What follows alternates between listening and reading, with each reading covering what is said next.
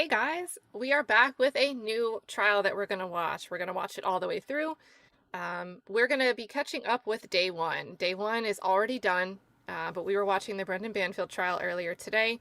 So tonight we're going to get caught up, and then throughout the rest of the week, during the day, we'll be watching this trial pretty much as it happens. We'll start a little bit late to skip some breaks, but we're going to watch the whole thing.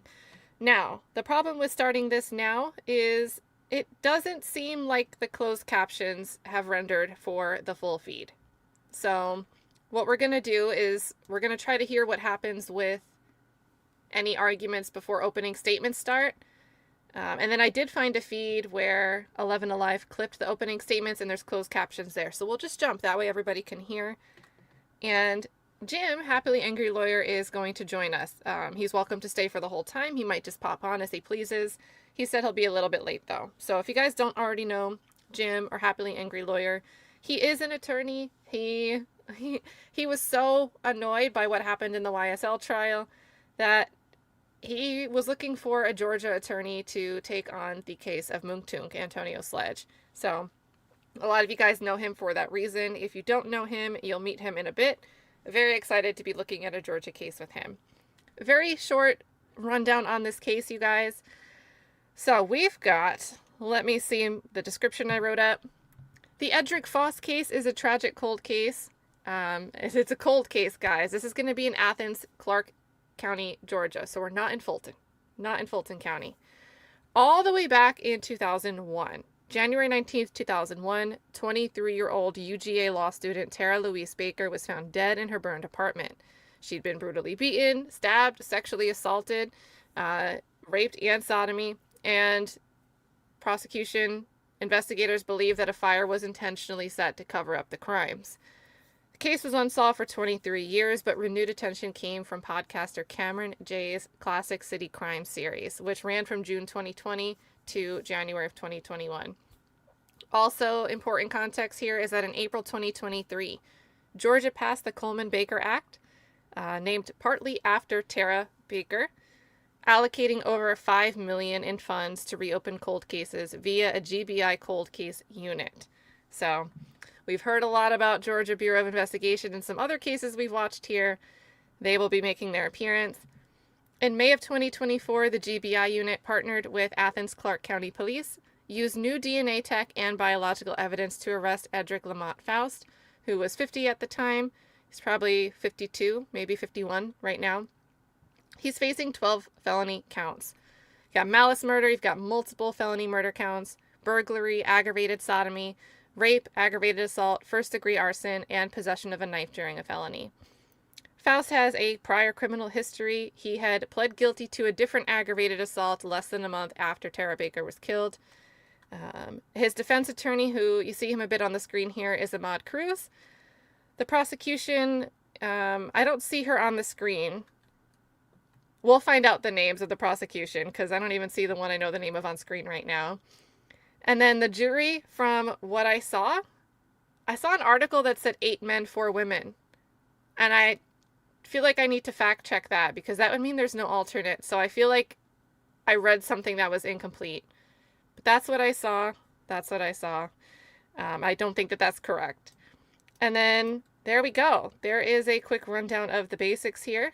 And perfect timing, Jim has just joined us. So give a big welcome here to Jim.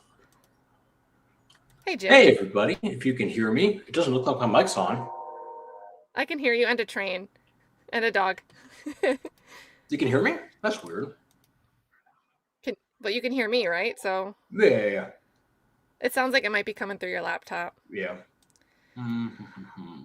So I just realized we don't have closed captions on the full feed, and the volume kind of sucks. So we're going to hear like the preliminary matters, and then I'm going to switch to a clip that has closed captions for the actual snippets of the opening statements.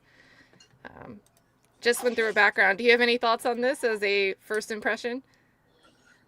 I know nothing about this other than that the openings were kind of spicy and that the seal says Damuis, but that is all I know. All right, so we're going to get into it, guys. I did boost the volume.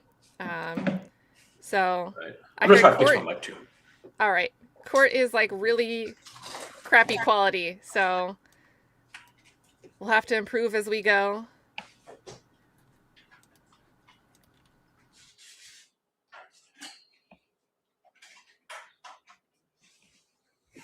This is the Dom list that Jim is talking about, by the way. This is kind of a funky looking seal placement. I muted you, Jim, while you figured out your mic, by the way. Why do they... Alright, they're having struggles with the feed.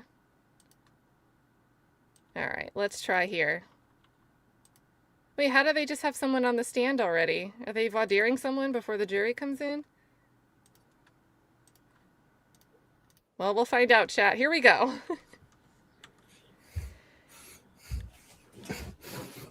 Based on proffer back on the 21st, we believe that he is referencing calls made to a number ending in 9554. So the motion is to exclude any evidence relating to 9554 because that wasn't her number. It's irrelevant, and it's also out under 403. That would be the same. All right, go ahead, Mr. Bolden. Thank you, Your Honor. Ms. Hall, can you raise your right hand, please, ma'am? Do you swear or affirm that your testimony in the matter pending? All right, it's still a bit quiet. There is one more level I can kick this booster up. Let me, because I'm at 9. Let's try a 10 volume boost.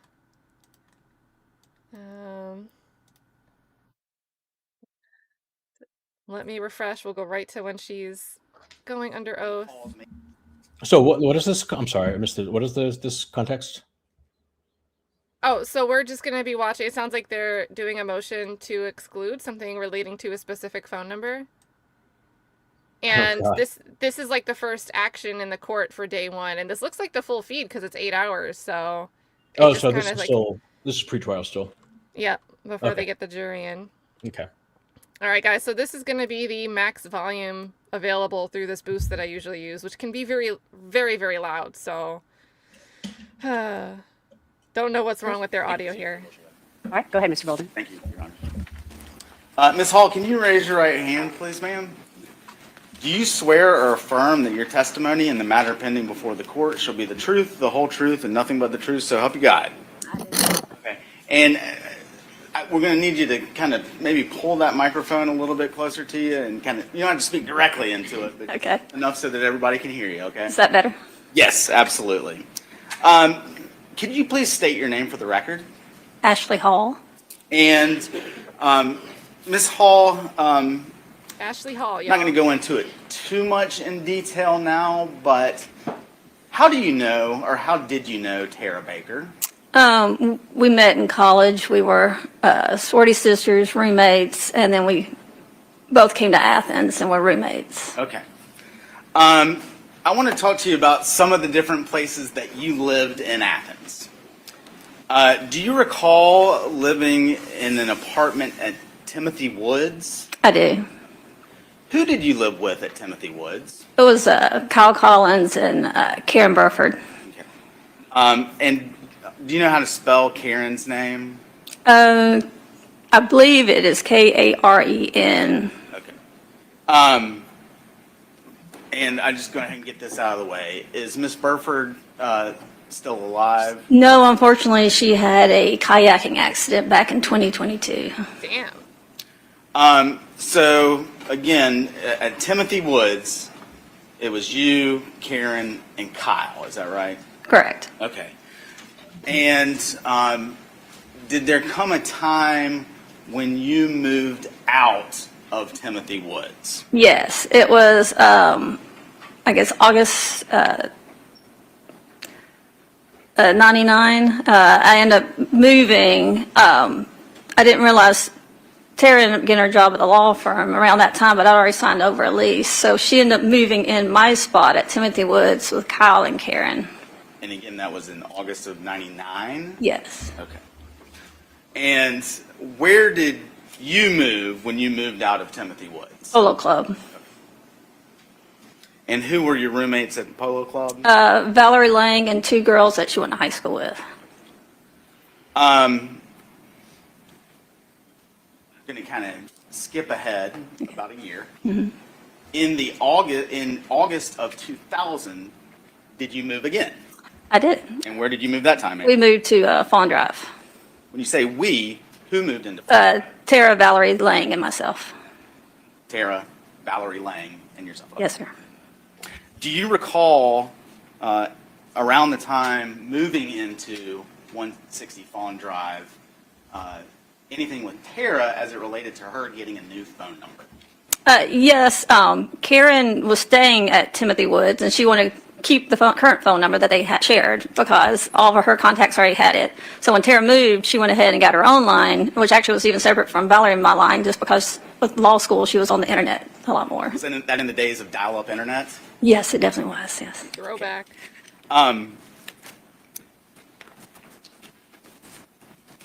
Ms. Hall, do you remember in the days following Ms. Baker's death talking to the police? Many times, yes.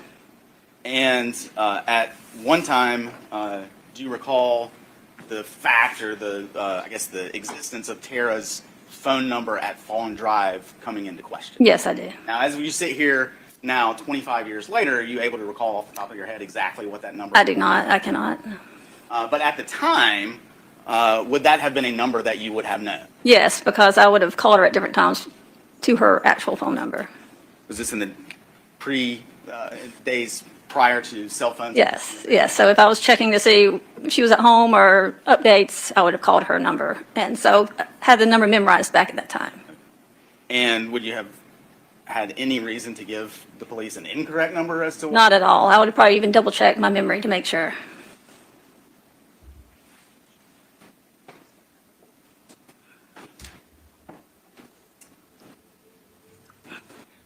You're trying to like exclude phone calls with a certain number as being like unverified or something?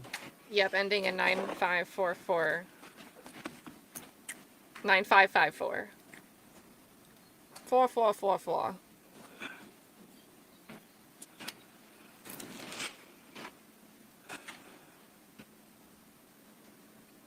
Yeah, first, May. so I'm going to show you what I marked as State's Exhibit 1. Have you had a chance to look over that prior to testifying? Yes, you sent me my statement. And does part of State's Exhibit 1 summarize a conversation that you had with the police, I believe, on is it January the 22nd? Yes. 2001, so Yes. would that have been 3 days after Tara's murder? Yes, And in that statement, did you provide Tara's landline phone number to the police? I did. And what was that number?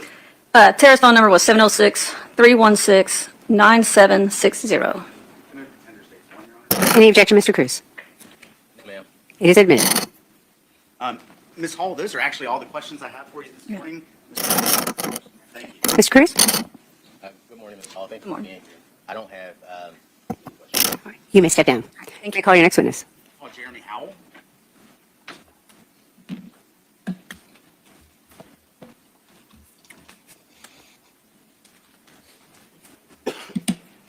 All right, that looks like a detective. Sir, if you could raise your right hand. You swear or affirm your testimony in the matter pending before the court should be the truth, the whole truth, and nothing but the truth, so help you God. Have a seat, sir.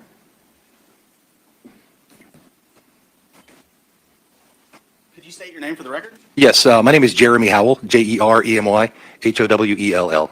How are you employed, sir? I'm currently employed as a special agent with the Georgia Bureau of Investigation. Oh, Lord. And what is your current role at the Georgia Bureau of Investigation? I'm currently assigned to the Office of Special Investigations Cold Case Unit.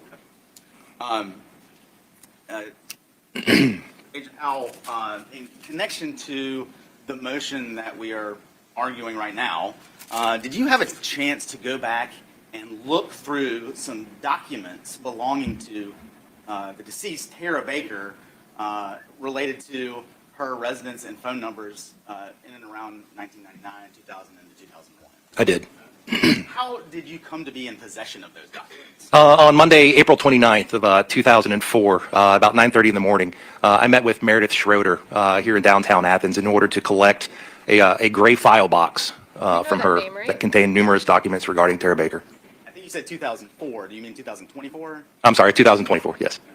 And we know that name. what was your understanding as to where those documents had been located at the time of the crime? That file box, to my understanding, was located at 160 Fawn Drive at the time of the incident. So at Tara's house? Yes. What was the condition of the box itself? It is slightly, it's got debris on it that may look like smoke damage and fire damage.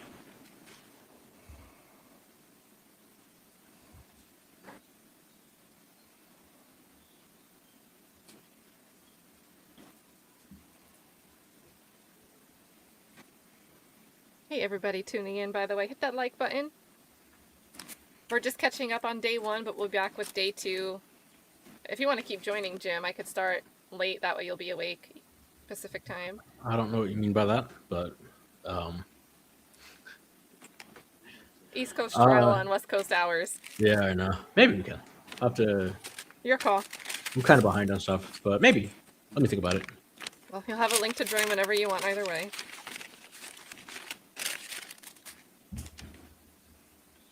Yeah, this is a motion to exclude something relating to a number ending in 9554.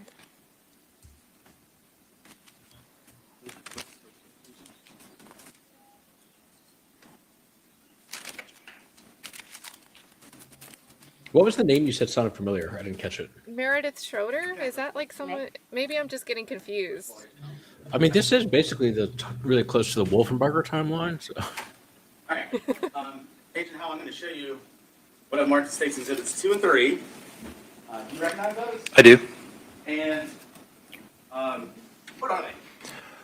It is an open envelope from Bell South, State's Exhibit number 2, and State's Exhibit number 3 is a communication, a letter from Bell South that was within that envelope. Okay, so just to clarify, State's Exhibit 3 was inside of State's Exhibit 2. Yes. Maybe over.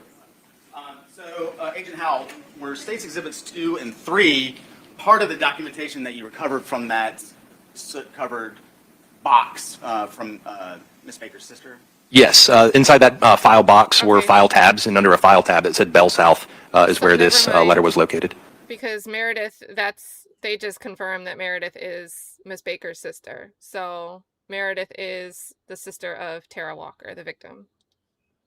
I moved to under Just State's has a Exhibit different 3. last name. Any objection?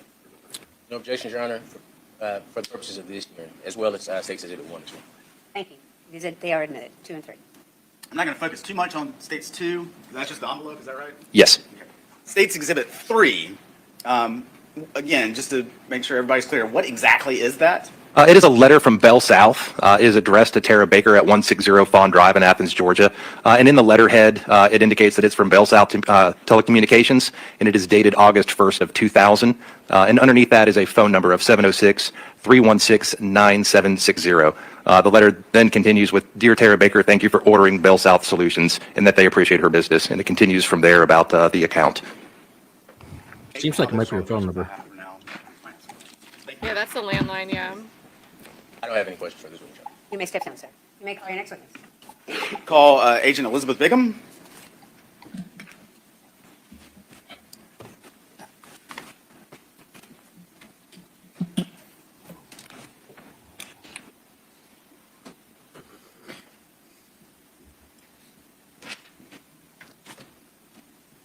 You can raise your right hand. Do you swear or affirm that your testimony in the matter pending before the court shall be the truth, the whole truth, and nothing but the truth, so help you God? We do. Okay, you Well, can I have a would say seat. it should be, not will be. The testimony should be true. Ma'am, if you I could agree. state your name and spell it for the record, please. Elizabeth Bigham, Elizabeth Bigham. And ma'am, how are you employed? I'm employed as a special agent with the Georgia Bureau of Investigation. And is that the GBI? Yes. I asked that because that's what I want to say. Okay. And what is your role at the GBI? I am assigned to our Office of Special Investigations Cold Case Unit.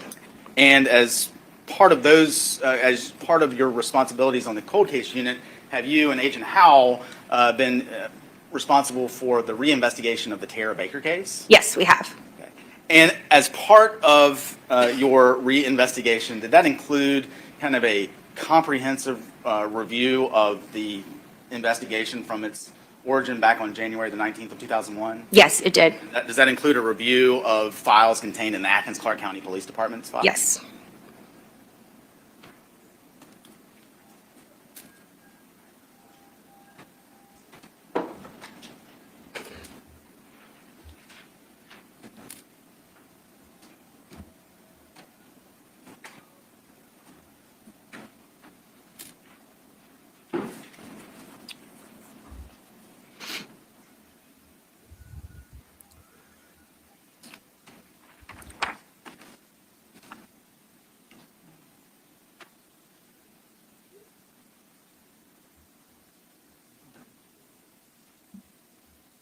Get your records together, guy.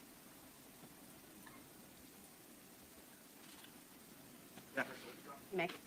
Agent Bigham, I'm going to show you what Martin States Exhibit 4. Do you recognize that document, ma'am?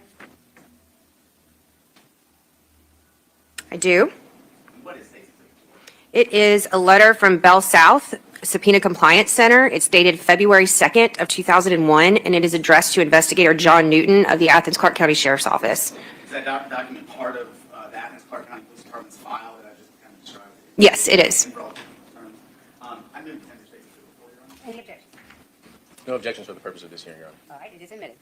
Agent Bigham, I think that the thing that might make the most sense is to just have you read that letter into the record. Sure. I'll start with what it's in regard to. It says Tara Baker, telephone, or it actually says Tara Barker, telephone number 706-316-9760. Dear Investigator Newton, as we discussed telephonically, I ran 11 jobs today in an attempt to create call detail records for telephone number 706-316-9760 for January 16th, 2001 through January 19th, 2001. I have reviewed all 11 jobs, and I did not find any incoming or outgoing calls for 706-316-9760. I have entered a request in our subcom system to search for call detail records for December 1st, 2000 through January 19th, 2000 for this, or I'm sorry, 2001 for this number. These records should be available on Monday morning.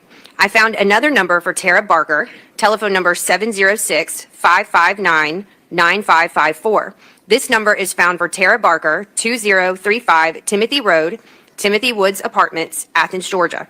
This number appears to be associated with the same Tara Barker that had telephone number 706-316-9760. Do you want to send a court order for call detail records on this number also? Please call me at 770-492-4561 to discuss further. Sincerely, Kathleen Mahoney. And just, I think now's a good time to talk a little bit about the Baker versus Barker. Can you Yes. do that just very, very briefly? Sure. Our understanding from the investigation and from her family was that her biological father's name was Barker, or last name was Barker. Her stepfather's last name was Baker, and she wanted to change her name to Baker and get rid of her biological father's last name.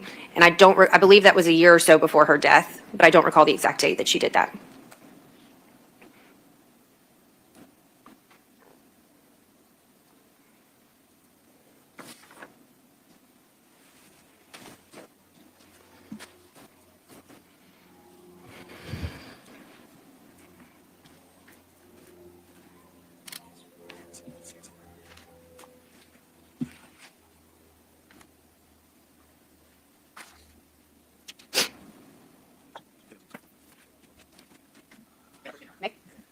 I'm going to hand you what I marked as States Exhibit 5 and States Exhibit 6.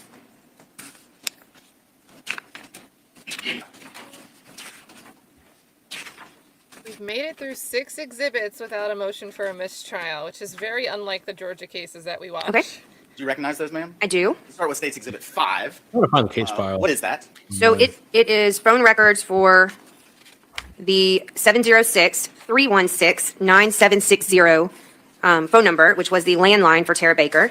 And the records appear to start on December 6th of 2000 and end on January 19th of 2001. And there's also a Bell South letter attached to it, an affidavit, and a copy of what appears to be a court order or subpoena for those records. Move to tender States 5, Your Honor. Any objection? Not for the purposes of this hearing, Your Honor. It is admitted. Before we get into States 5, let's talk about State 6. Okay. Do you recognize that? I do. What is States Exhibit 6? These are phone records for phone number 706-559-9554. And they begin on December 6th of 2000 and end on January 19th of 2001. Move to tender States Exhibit 6. Any objection? Good point, No objections for the psychodynamic. purposes of this hearing. All right, it is admitted. Agent Bigham, in preparation for the hearing this morning, did you have a chance to personally go and review all the calls associated with both States Exhibit 5 and States Exhibit 6? I did. Let's start again with States Exhibit 5. And again, just to be clear, those are the phone records associated with the number ending in 9760. Is that correct? That's correct. In your preparation of this case and in preparation in advance of particularly this hearing, have you been able to familiarize yourself with certain phone numbers that were, for lack of a better phrase, in Tara Baker's orbit? Yes. Would those phone numbers include the cell phone of Chris Melton? I would object, Your Honor. I think we've had 4 leading questions in a row. I didn't want to interrupt them, but I'll just object on the grounds without leading.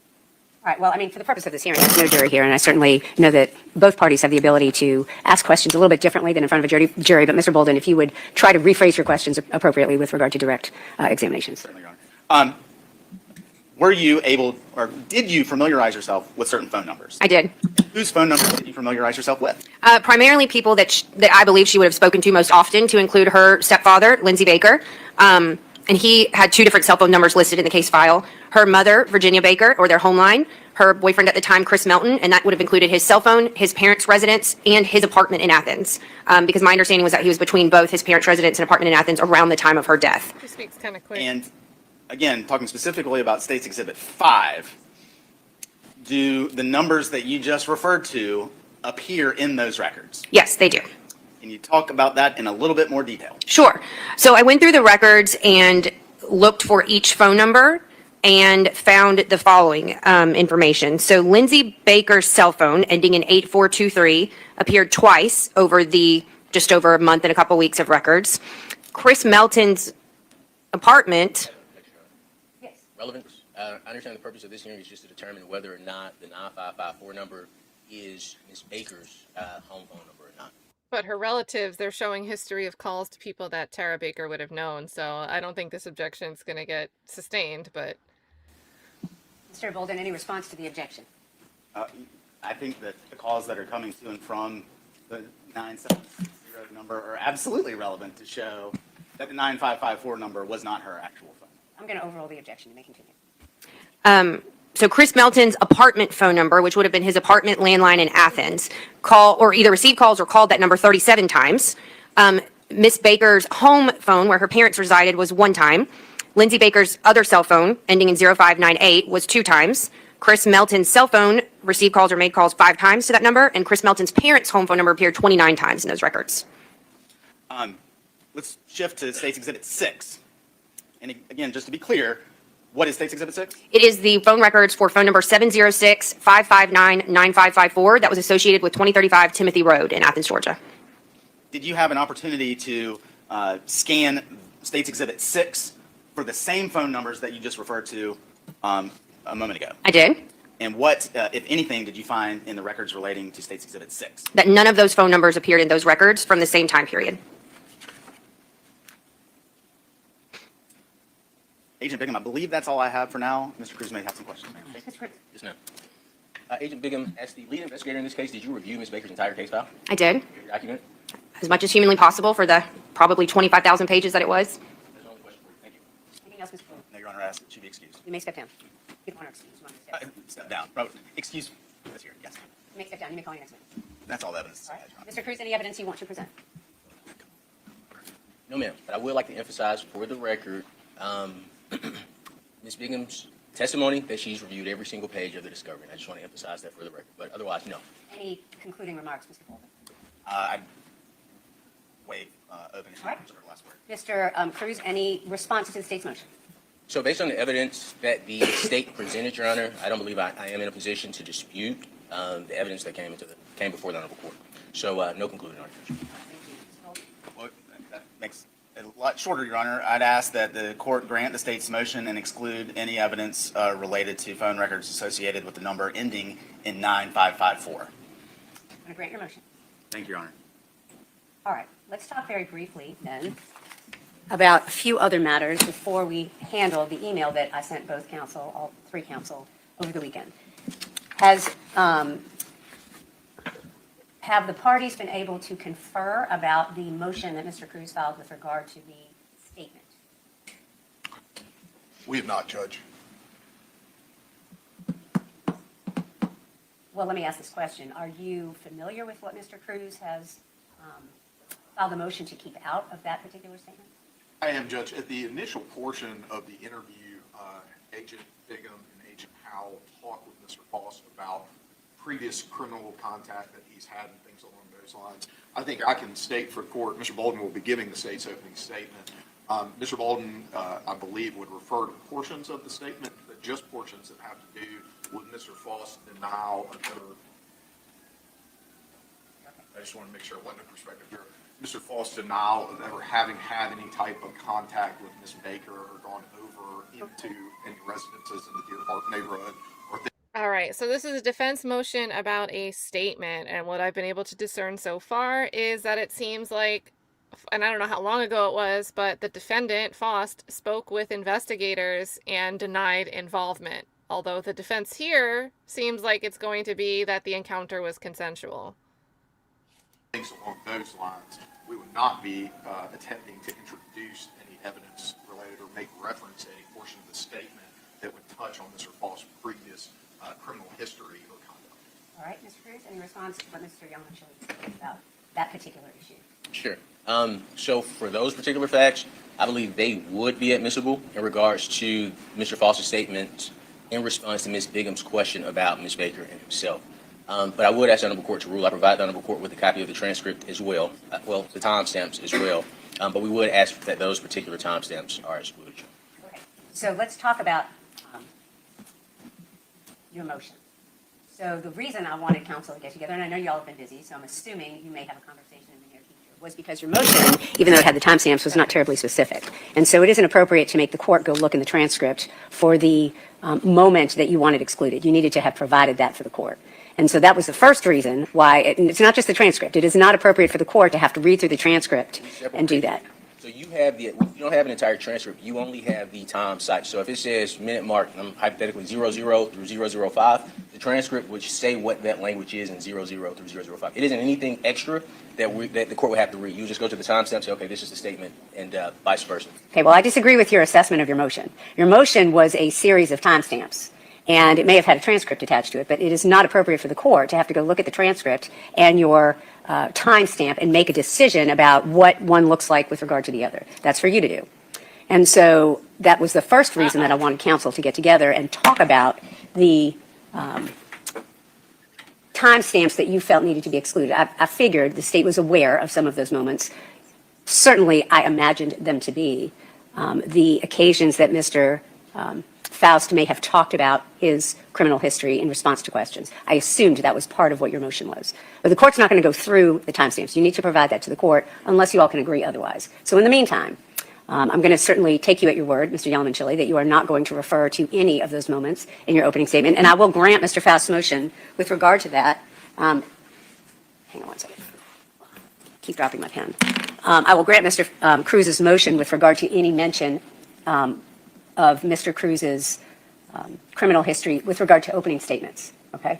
But I want you all to at least talk about what Mr. Cruz's motion was so you can at least be on the same page. If I need to make a ruling, we'll have a motion, right? A motion hearing outside the presence of the jury. So at the moment, you are forbidden, even though you've already stated this, from mentioning anything about Mr. Cruz's criminal history, even though it may have been in the statement.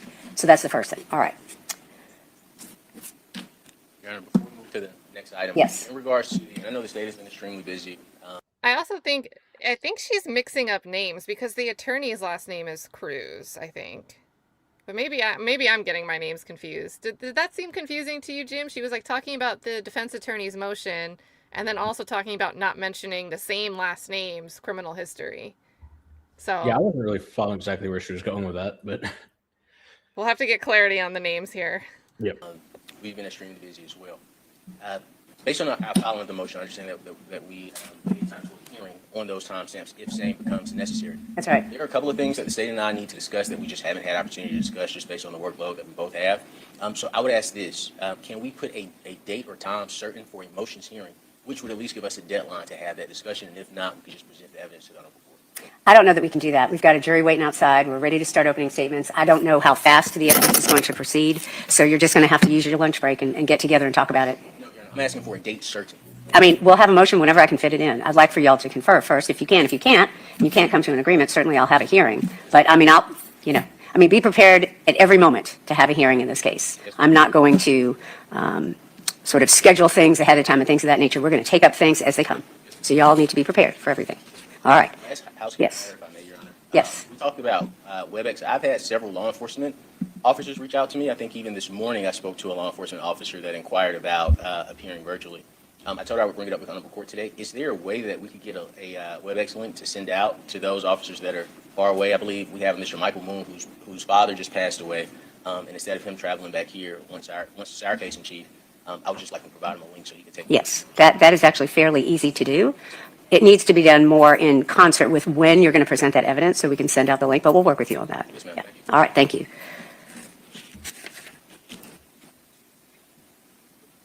We're already an hour. All right, into so this, I'm looking guys. through the list of things that we have gone through for the past week and a half. With regard to motions in limine, I've just granted the state's motion this morning. With regard to the telephone numbers that the state asked the court to exclude, which I have granted, I have granted the state's motion in limine for no mention of consent by the defense, no mention of anyone else committing the crime other than what has been previously ruled admissible, no mention of the legal punishment or sentencing or what the statute requires during opening or closing with regard to any of the charges. I am going to invoke the rule of sequestration. Oh, shit. We're going to have to handle the Daubert motions and maybe a Jackson-Deno issue. Let me ask the state first. Anything else we need to bring up before we get started? Okay, that was a lot. So we have state's Yep. motions in limine granted. Let's work backwards. So we have the Jackson-Deno, so there's going to be statements to police that we heard a little bit about, but the defense got admonished kind of lightly, kind of sternly by the judge about lacking specificity in what they were requesting about at least one police statement. Yep. Sequestration, that might be invoking any witnesses, now that this is going on. But I'm curious who that actually applies to. And then it seemed like 3 motions in limine. So for the purpose of opening arguments, there cannot be a mention of a third-party culprit. There cannot be a mention of Consent, I think? consent. Yep. And what was the other one? Oh, the elements required of the crime. So basically the attorney shouldn't be teaching the jury the law in their opening statement, I guess. So Yep. that's I think what we've got. Yeah. Do you have a copy of the indictment anywhere? I could have said that in chat so nobody sees me ask you that. I'm trying to find the I paperwork. haven't. I kind of just went into this. I pulled up a quick summary here, and that's it. But Okay. I've never been on the Athens-Clarke No. or wherever, or I've never even looked for a case from that area on the Georgia research portal. So that Yeah. might be a hot mess to navigate for the first time. Yeah. And it's certainly not today, but maybe tomorrow, you guys. Maybe I'll work on that overnight if I have some time. So unfortunately, I don't have the indictment, but it is a bunch of charges that he's facing here. And it'd be interesting to see the language because, again, those different felony murder counts, probably felony murder doing this underlying felony with this instrument. And we're going to have to see how it's actually worded. But yeah, so that's the constraints on opening statements. If you missed it earlier, the prosecutor, his last name's Bolden, he said he's going to waive his opening statement and only do a rebuttal opening statement. So we're going to hear from the defense first for opening and then the prosecution. I think that's pretty much everything so far, right? That's kind of strange. It would be funny if the defense could be like, no, I also waive mine. I'm going to rebut your rebuttal. And then they just kept going back and forth. No, you. I have a Yeah, apology for exactly. this moment. So let's see. And again, as soon as opening start for the defense, we're going to switch to a stream that has closed captions ready.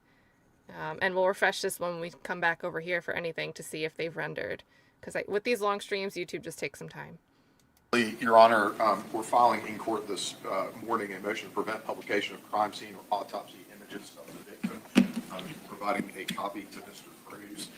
It is not a terribly long motion. I mean, the title contains everything that the state is asking the court to do. We would ask the court, understandably, there's media present, but as part of the Rule 22 order to include a portion that would prevent any outlet or any individual who's in the courtroom from publishing any crime scene images or autopsy images that contain Ms. Tara Baker's victim in this matter. All right, thank you. Mr. Cruz, any comment on the motion? No comments on the motion. The only thing I would ask, I've been receiving a lot of day before, same day motions. I would just ask the honorable court to advise the state to provide motions within a statutorily required timeline so we could address those motions. But for this one, no, ma'am. Thank you. The media is actually here, and I know that the media is pooled because that was what the order required. I know that's what the media typically does. Does anyone who is here from any media source want to comment on the motion? You have the right to do that. Anybody want to have a say in what they're asking? Does anybody who is here from the media have any problem with that particular motion? I see all heads saying no. All right, thank you very much. I'm going to grant your motion, Mr. Yamagelli. Thank you, Your Honor. All right, let's talk about the email that I sent you all. Dang, she's got a lot of housekeeping. Let's talk about the email that I sent you all. And it was the email that I received on Saturday evening directly from one of our jurors. And let me just find it. Expressing her desire to be relieved from her jury duty service. Does the state want to be heard with regard to that motion? And I have her outside. I asked her to report at 9:30. We're running a little bit behind, but. Your Honor, I think all the issues raised by the juror are issues that came up with many jurors during the course of the voir dire process.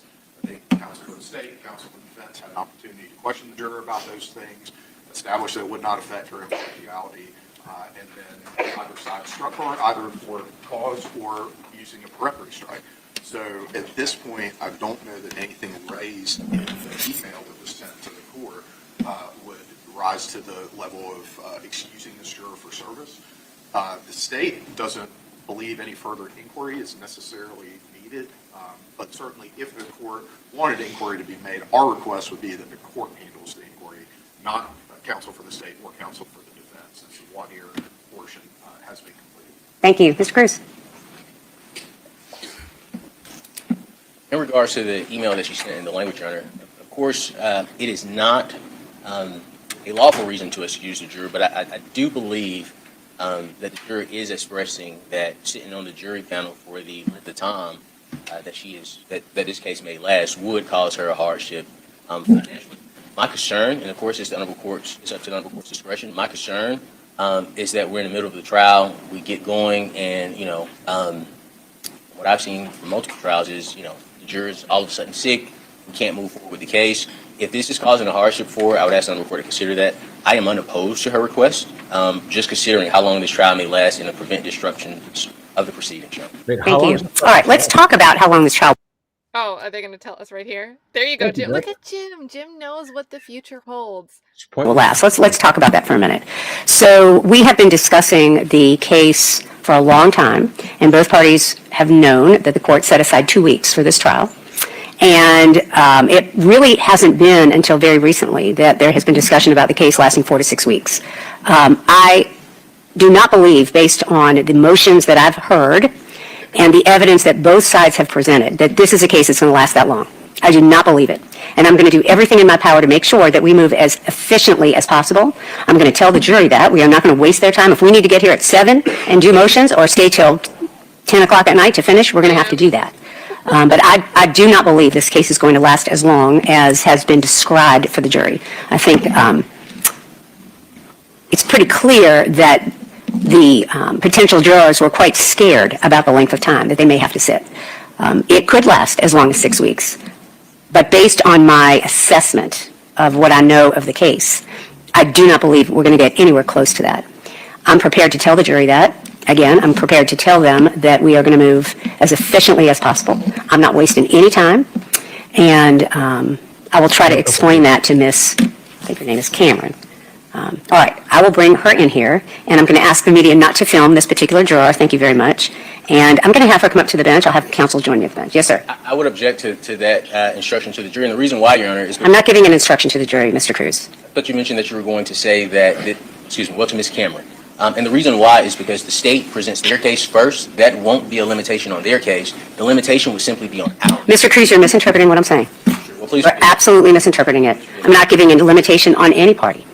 I'm just saying to both parties that I have heard many motions in this case. I have seen and heard. Hold on, let's sort this out, because I think EJF had mentioned that our volume is not balanced since we had to boost theirs. So chat, give us some feedback here. Let's see. Right now, it's on automatically adjust volume for both of us. Do you guys want me to boost my volume and Jim's volume? Or is it just one of us? And there's a bit of a delay, so I'm going to wait for the chat to answer. Let's see.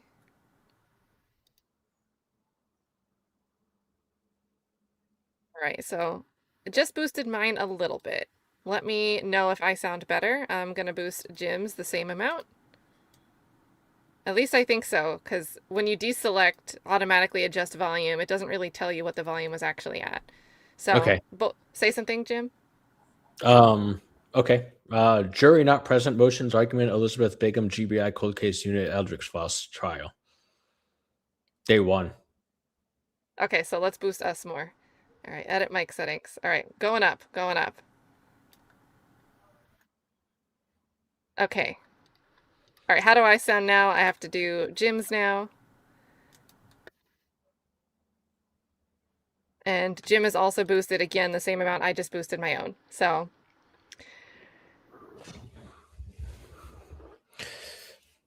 Should we talk something, about Jim. the thing now, or we still boosting? I'm gonna wait. Factual Lie is on it with the quick responses and how he sound. All right, we got a much better from Mary. All right, so if this is good, I think we can stick with that. And again, this is being caused, we have to boost the court volume so much because it's super quiet. So let's see how this continues. A lot of evidence that both counsel have presented, and I do not believe this case is going to take from 4 to 6 weeks. If it does, it does. I am not limiting either party, so you misunderstood me. And I'm not instructing the jury about anything regarding that. I'm simply going to tell them that we are going to progress as efficiently as possible, and we'll do whatever we can not to waste their time. All right, thank you. Could you bring in that juror, just the one juror that I asked to report at 9:30? Thank you. Hold on just a minute. All right, so they're cutting us out for this one. We don't get to see it. I feel like his point was more like, if you say, we told you 4 to 6 weeks, if you say it's 4 weeks and then we go to 6, it's going to be our fault because like jurors are going to blame us for it taking too long, even though we told you it could take up to 6 weeks, because the state's obviously going to be within the time limit because they go first. I don't know. Well, it's just the kind of thing where it just makes it put pressure on, can we put on a case in chief in our own defense? Should I testify? Should I take the stand in my own defense? Or is it going to piss the jury off just because of a matter of it taking longer than they were expecting this trial to go? Yeah. So it's like somewhat kind of a direct impact on the rights of the defendant here to for sure put on their defense. So and like I'm just going to mute this while you talk and find that way in case something blares in. Yeah, I kind of wish, I don't know.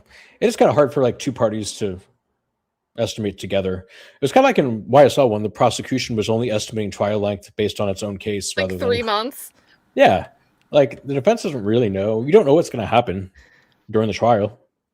Maybe you call people you didn't intend to call based on what happens and what witnesses say. Yeah, and the length of time, the issue was totally on the state in the YSL trial because the defense didn't even put on a case in chief. So, yeah, they just no one to blame but themselves. Just kind of, point everything. How long are they on this break? Usually there's like scrubbing this line here. I can see a little preview of when they come back, but it's not giving me a preview on this feed. Oh, God, there's that seal I missed so much. It looks wonky. Doesn't it look a little wonky? Wait, it kind of does, though. It's kind of like it's not really like symmetrical is not really the word, but it looks like it's more 3D than usual, too. Yeah. It kind of looks like it's on like a carpet. We've spent too much time looking at this seal to be even having this discussion. All right, so they're not back yet. This is a while that they're doing this. Like, it looks like the center, like the dude is standing on, like, it doesn't look like flat to me. It looks kind of slanted to the right. Maybe it's just my monitor. I don't know. I've probably spent hundreds of hours staring at that thing. So pathetic. As we all have. Okay, so let me just make sure they're not speaking here while the screen's off, because sometimes they do that. And then it looks like she was about to come on in the next, couple seconds on screen. Dang, we are breezing through this. This is at the 2 hour and 46 minute mark. Really speaking to the audience, of course. has their cell phones put away and that they're on silent or something like that. And I want to make sure that everyone who is here in the audience knows that there is to be no recording, no photographing or anything unless you've been granted permission by the court for Rule 22. Those of you who have know who you are, and I appreciate your cooperation. It's been great. But everybody else who is here who has not been granted a Rule 22 permission, you have to put your cell phones away. I just want to make that very clear. All right. And if there's nothing else, counsel, I'm going to bring the jury out. All right. Thank you. You can bring them all up.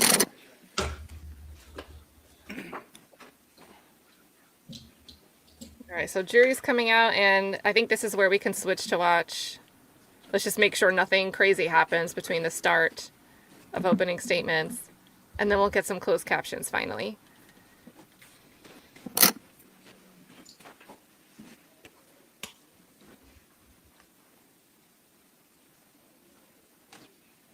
Thank you. You all may be seated. Everyone is standing for you, but you all may be seated. Thank you.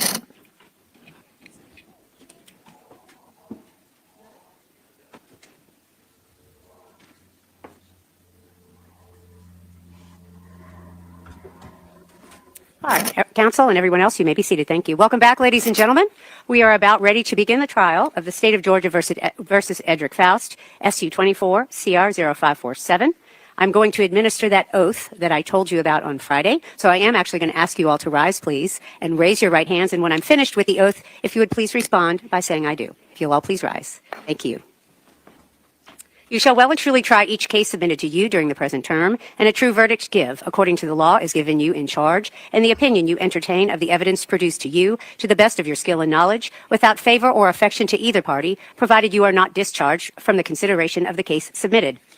You shall well and truly try the issue formed upon this bill of indictment between the State of Georgia and Edrick Lamont Faust, who is charged with malice murder, felony murder, felony murder, felony murder, felony murder, burglary, aggravated sodomy, rape, aggravated assault, aggravated sodomy, arson in the first degree, and possession of a knife during commission of a felony.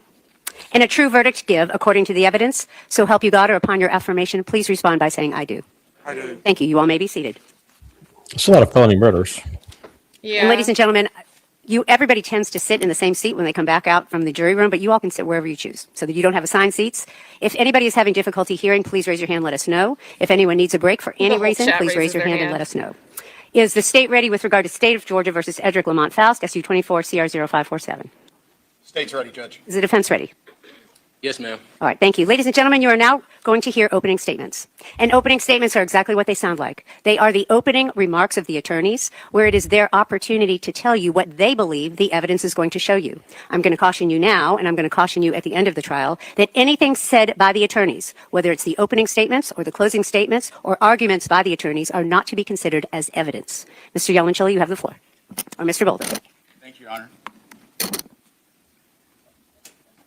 All right, and they're supposed to pass because she said both counsel's names.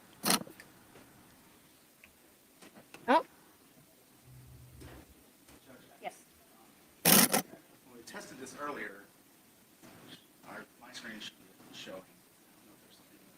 I don't know if there's something. I thought he said he was waving. I'm all the way confused already. Is that what you're looking for? Very good. You may proceed, sir. Okay, here we go.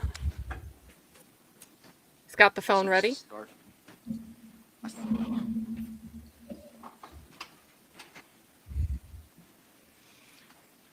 Who killed Tara Baker? Obviously, by now, ladies and gentlemen, you know that's what this case is about. But before we get to know An who awkward killed start. Tara, it's important to know a little bit more about her. Tara Louise Baker was a bright, young, 23-year-old. All right, let me see if this feed has captions. I wasn't expecting to look for his feed first because I swore he said he was only going to do a rebuttal opening earlier. So let me queue up in another, because the snippets that 11 Alive loaded have closed captions. A All question right, asked if it's disrespectful if the judge doesn't have her gown on during the trial. I don't really. Some judges just don't wear gowns. No, it's only, the only excuse is if you brandish it and show it to the defendant as they're walking in and out of the courtroom at the end of every day and on breaks. So, It looks like the clip that 11 Alive has starts in the middle of a sentence. So let me see if we hear that same sentence, and then we'll go get closed captions. From Lovejoy, Georgia. And when she woke up on the morning of January the 19th, 2001, she had her whole life in front of her. She was a first-year law student here at the University of Georgia, and she had a wonderful circle of family and friends. Ladies and gentlemen, the next day, Saturday, January the 20th, it actually would have been her 24th birthday. And in the early morning hours of January the 19th, 2001, Tara's promising future came to a violent and abrupt end. She was sexually assaulted, she was stabbed, she was strangled, and she was left for dead on her bedroom floor. Her bed was set on fire. A fire, ladies and gentlemen, that smoldered for a considerable amount of time before it finally erupted through the roof of the house that she shared with two friends at 160 Fawn Drive here in Athens-Clarke County. On that morning, All right, so we can switch and we'll have some closed captions. left for dead on her bedroom floor. All right, so boosting it a little. She was strangled, and she was left for dead on her bedroom floor. Her bed was set on fire. A fire, ladies and gentlemen, that smoldered for a considerable amount of time before it finally erupted through the roof of the house that she shared with two friends at 160 Fawn Drive here in Athens-Clarke County. On that morning, Tara's life ended, and what started was a 2.5-decade-long saga that has hung over the Baker family and hung over this entire Athens community like a specter. Ladies and gentlemen, this trial represents the final chapter in that tragic saga. The chapter where the state will prove to you, beyond a reasonable doubt, that the defendant, Edrick Faust, is guilty of extinguishing the bright light that was Tara Louise Baker 25 years ago, where the state will show that he is guilty as charged of the crimes in this indictment. So you've heard the indictment a few times by now. Judge Lott read it in its entirety at the beginning of jury selection. The judge also just went briefly over what the charges are again here this morning. I'm not going to spend too much time going through the indictment itself right now. There will be a time and a place for that at the end of the trial. That's so bad. But again, ladies and gentlemen, you know now that the defendant, Mr. Faust, is charged with 12 counts. Count 1, malice murder. Counts 2 through 5, felony murder. Count 6, burglary. Count 7, aggravated sodomy. Count 8, rape. Count 9, aggravated assault. Count 10, aggravated sodomy. Count 11, arson in the first degree. And count 12, possession of a knife during the commission of a felony. All those charges stem from the morning of January the 19th, 2001. And I expect that that's going to become clear over the course of this trial. I know you think it's going to become clear. That's why you said it. Ladies and gentlemen, these are obviously heinous crimes. And in order to prove them, and to prove that the defendant is the person who committed them, the state is going to have to present some very grisly evidence. And that's going to come in the form of both testimony and photos. Ladies and gentlemen, some of this trial is going to be difficult. But it's unfortunate, but it's necessary. I just wanted to give you a heads up. On January the 19th of 2001 at 11:22 a.m., Athens 911 started receiving telephone calls in the area of Deer Park regarding a fire at 160 Fawn Drive. Now, if you're not familiar with Deer Park, just to give you a little bit of reference, if we head, make sure I've got my orientation right, down Lexington Road, away from downtown, heading out towards Oglethorpe County, when you get past, Gaines School, Tuxton United Methodist Church is there on the left, right off Lexington, and the road immediately past Tuxton United Methodist Church, before you get to the Walmart, is Cooper Road. So again, heading that direction from downtown, left on Cooper Road, past the church. And then actually Deer Park, which is where Fawn Drive is located, is just on the right. And so when they get this call at 11:22 in the morning, the fire department is immediately en route. The firefighters actually kick in the door, the front door to Tara's house, because it was locked. And when they did so, they encountered smoke in the main living room area of the house. And I'm going to, in just a few minutes, not yet, going to be able to show you what the inside of that house looked like. I can't stop So these doing firefighters kick in the door, and the first thing that they notice, apart from the smoke, is back in the right corner, which is where the kitchen is located. Through the smoke, they can actually see the eyes of the stove. It's one of those old school stoves that has the circular heating element. They can see those glowing red. And so through the smoke, they go over there to the stove. They realize that the knobs that would turn on and off those eyes have actually been removed from the stove itself. And so the firefighters put those knobs back on and turn the stove off. They open the back door to the house to ventilate, to help start getting the smoke out of the room. To this point, I don't think they've completely ascertained exactly where the fire was coming from. The back left bedroom of the house, and there's actually a bathroom door right next to it, it'll make sense in a few minutes, are closed. And so they go over there and they kick those doors in as well. And when they kick open that bedroom door, they are immediately met with flames rushing out over their heads. Firefighters enter and extinguish that fire. And in that moment, ladies and gentlemen, they discover Tara. She's naked. She's in between the mattress and the footboard to her bed. The footboard had been ripped away from the bed frame itself. So she's in that little V-shaped space in between. They notice a computer cord, what appears to be a computer cord, is wrapped around her neck.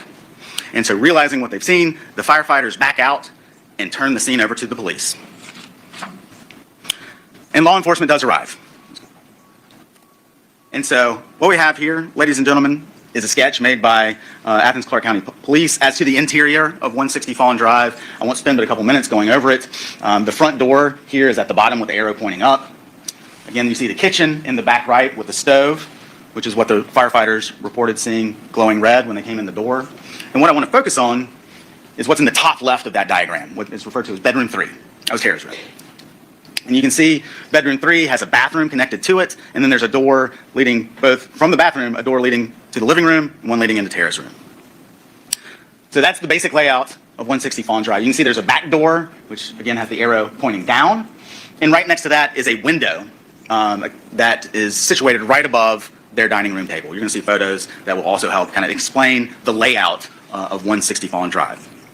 So that's the house as a whole, and this is Tara's room as the police encounter it. And again, I've tried to explain, but I think this does a better job showing exactly the orientation of her body inside that bedroom in the back left of 160 Fawn Drive.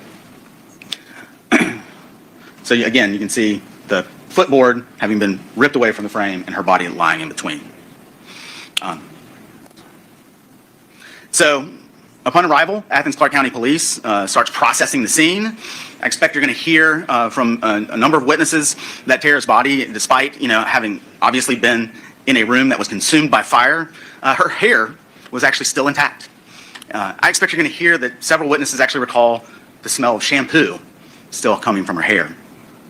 Again, there was a printer cord wrapped around her neck. I believe the printer itself was there in the room. And there's one thing that the police noticed that firefighters hadn't, was that Tara actually had a stab wound to the right side of her neck. And I think it was on the diagram, the knife was right underneath her body with blood on it. Officers also noticed a clock on the wall in Tara's room. That clock had stopped at 9:32. In processing the scene, officers noted that it appeared as if the doors and windows had been wiped clean. All right, does anybody, and I know that might seem like it could fit the possible timeline, but does anybody here right now have a clock that might be wrong because of a recent power outage and you didn't reset it, or a clock that you just never changed the batteries for? I'm not sure how reliable I would say that a clock in a room having a certain time on it means necessarily it was stopped that night because the house was on fire. Look, I'm gonna buy a battery. I actually had 2 that I was supposed to buy a battery for today, so thanks for pointing that out. Yeah, no, it doesn't seem super convincing. I was also kind of not convinced by the windows and doors were wiped clean. I don't know what that really means in this context. Like, yeah, and I guess we're gonna hear that her hair didn't burn because it was sopping wet, like either she was in the shower or just got out of the shower. I mean, you'd assume if it still smelled like shampoo, which is kind of like an interesting thing. Like, I don't know, if a house is filled with smoke, I don't know if I'd be able to smell somebody smelling like shampoo, even if that were the case, but I can't wait to hear that detail. Yeah. This is kind of something so far. Psychodynamics says, who has clogs? Oh. There. Yeah, that was kind of weird. It was detailed to include. Like, I'm assuming this shampoo scent is relevant in some way. I kind of wish they'd explained why he thinks it's going to be relevant.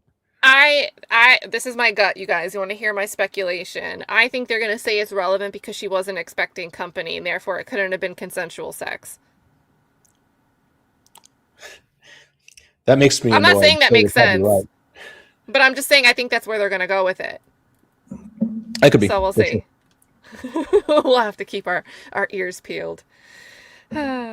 Yeah, that's what I was thinking, Sheriff Chuck. You're not going to smell anything but the smoke. So how would you, even if someone did have shampoo in their hair, how would you even smell it at that point? But maybe they mean like after, but we'll just have to see. There's a screen to the back, that back window, the one that's right next to the back door, that showed signs of having been tampered with. And I expect there's probably going to be some confusion about exactly where that screen was when the firefighters arrived and when law enforcement arrived, but we'll get to that. Ladies and gentlemen, at 160 Fawn Drive, I submit that the evidence is going to show that any physical evidence that could have conceivably been helpful was collected. As an example, I think you're going to hear they even took the drain assembly out of her bathtub. A little bit more about the fire. I expect you're going to hear evidence that the bed, Tara's bed, was the source of that fire. And a little bit more, actually, I expect you're going to hear that there was a blanket that had been in the living room on the back of a recliner. Well, so I think they're going to try to say it was an intentional thing. So fire department goes in and as a precaution, they take the initiative to put out the pilot light or the eye or whatever we're calling it. But he described, according to him, because his opening statements, that the flames, like, as soon as they opened the door, the flames were, like, billowing out of her bedroom, which had been closed. So it seems to me like the stove doesn't really have anything to do with the fire. It's just a procedural thing that the fire department did as they were going in. Okay, I'm glad to make sure like a gas line wouldn't catch or whatever. Yeah. That blanket had been removed from the recliner, taken over to the stove, set on fire, and then thrown on Tara's bed. I expect you're going to hear there's actually still some remnants of that blanket on the stove itself. In learning about the processing of the scene, I expect you're also going to hear that there were no fingerprints of any evidentiary value that were taken in the house or off of Tara's body. I expect you're going to hear that hairs were collected from her body and from her room. And I also expect you're going to hear that her laptop was missing. The next thing I want to talk a little bit about, ladies and gentlemen, is the canvass of the neighborhood. By canvass, I mean police getting out and knocking on doors and seeing what if anything, people had seen that morning. That was obviously done in this case to a significant degree. I expect you'll hear one witness recalled seeing a white male running in the area, open area behind Tara's house and near Tara's house around 7:45 that morning. All right, he's breezing. So we do have it sped up, but did he not speed up on his own right there for that bit? Let's run that part back. I expect you're going to hear that no fingerprints. You're going to hear that there was hair recovered. You're going to hear somebody said there was a white guy running at 7 in the morning. Psh. Is that how it sounded to anybody else? A little bit about, ladies and gentlemen, is the canvass of the neighborhood. By canvass, I mean police getting out and knocking. Talk about the defendant. That's always a good sign.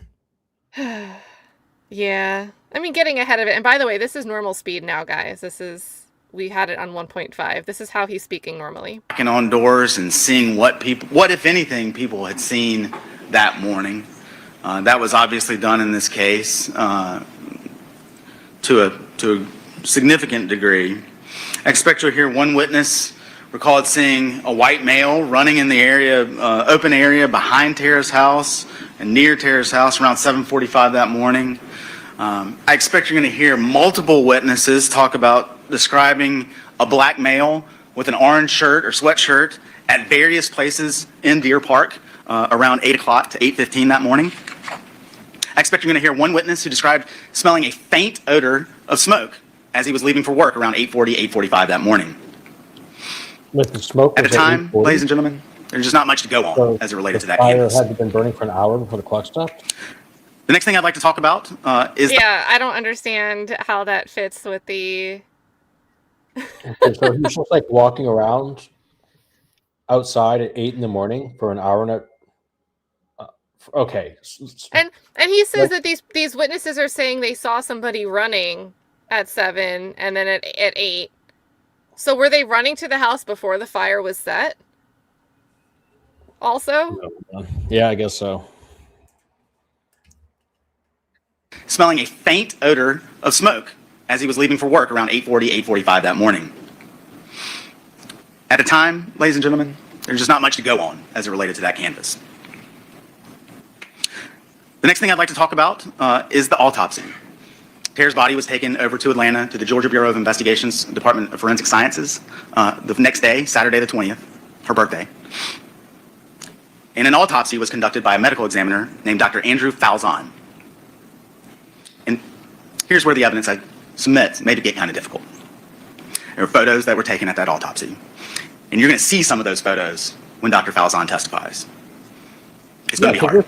Because you're submitting them. You're going to see and hear about contusions surrounding Tara's vagina and anus. You're going to hear that stab wound that the officers noted when they got in to her bedroom had actually severed her jugular vein. You're going to hear about the ligature mark that was encircling her neck, and that her hyoid bone, which is a bone in your neck, had been broken. You'll hear about a subarachnoid hemorrhage to her head, which is indicative of blunt force trauma. You're going to hear about defensive type wounds to her hands. Dr. Faust, after conducting the autopsy of Tara Baker, listed her cause of death as ligature strangulation and a stab wound, with another significant condition being blunt force trauma to the head. He ruled the manner of death, obviously, a homicide. As part of the autopsy, a sexual assault kit was taken, based on the way Tara's body was found, based on Dr. Faust's observations. So a sexual assault kit involved oral, vaginal, and rectal swabs of Tara, and smears that were created based on those swabs. And I expect over the course of this trial, there's going to be a great deal made about how one of those swabs was mislabeled. I expect the state's going to be able to clear that up as this trial unfolds. Do we have our bingo cards ready for Georgia cases?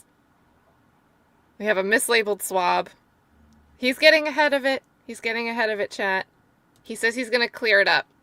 So that's a promise I want to see if the state keeps. As part of the autopsy, head hair and pubic hair was retained, and fingernail and toenail clippings were taken. The next thing of significance that I'd like to talk about is some of the early forensics that were done in connection with this case. You're going to hear from Jennifer Corsi. At the time, back in 2001, Ms. Corsi was a forensic biologist at the GBI Crime Lab. She actually now works at the U.S. Army's Criminal Investigation Laboratory. She made a career out of this type of work.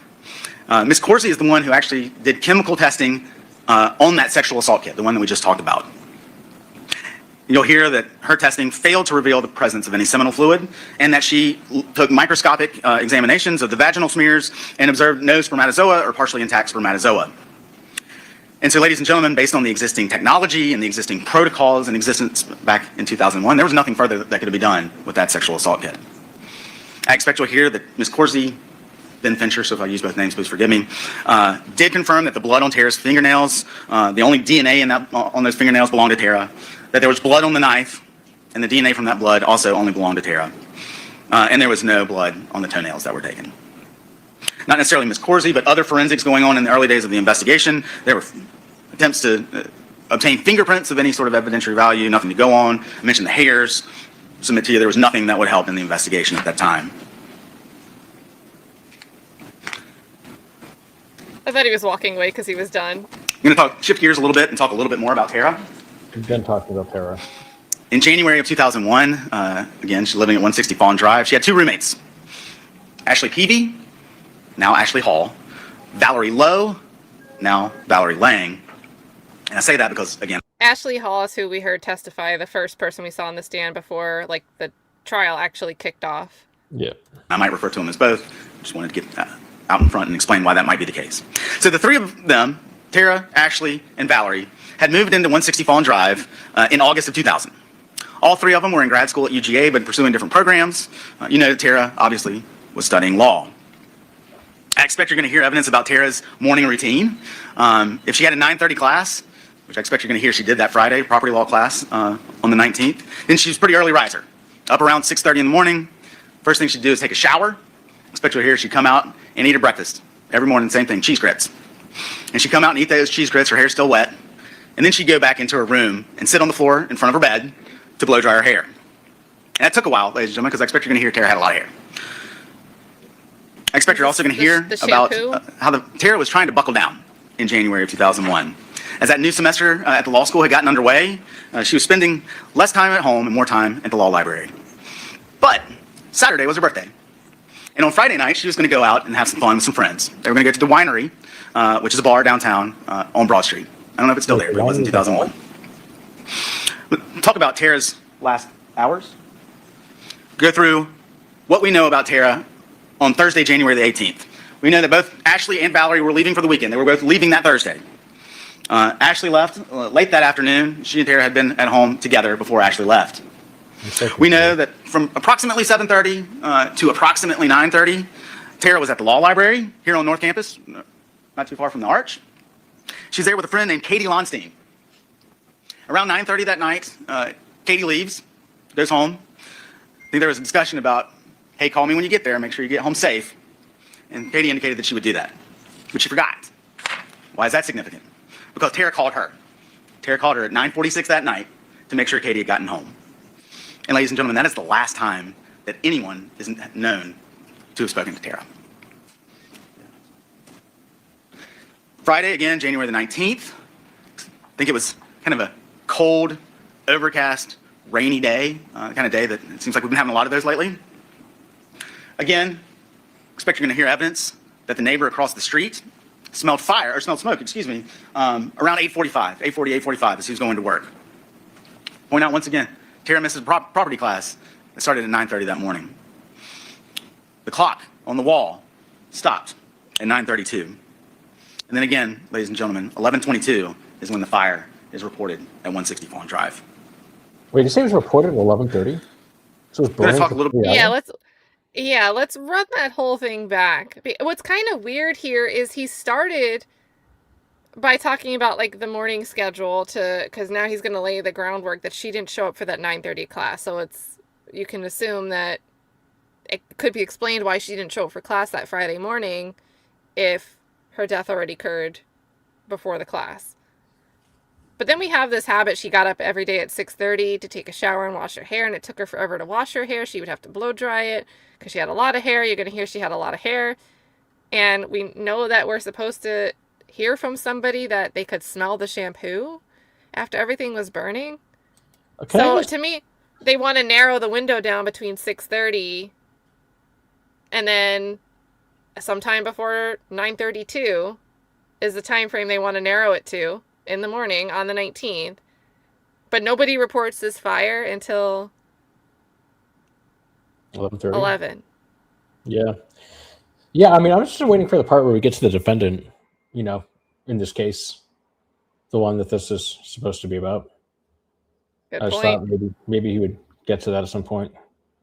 I'm so like, I don't understand the timeline. And I'm not even thinking about that. That is a great point. Oh, chat. I mean, let's see if they can pull it off. I mean, I don't know. And what if the roommates, like, what time did they go to class? Did they always leave earlier on Fridays to get to their classes that they wouldn't have been there if a fire started? Like, something just seems odd. And Aaron's like, well, did you ever consider that property class is just not fun? Like, maybe he just wanted to skip. Also, Krista Pro say what? Thank you for the 10 gifted memberships. Party time in the chat, guys. Let's show some love to Krista. Property was my best grade in 1L, so I retroactively loved property. Really? Yeah. I mean, not really at the time, but once I got a good grade, I decided I loved it. So now it's your bragging right? It's your niche claim to fame. Yeah. I mean, I hope that's not my claim to fame.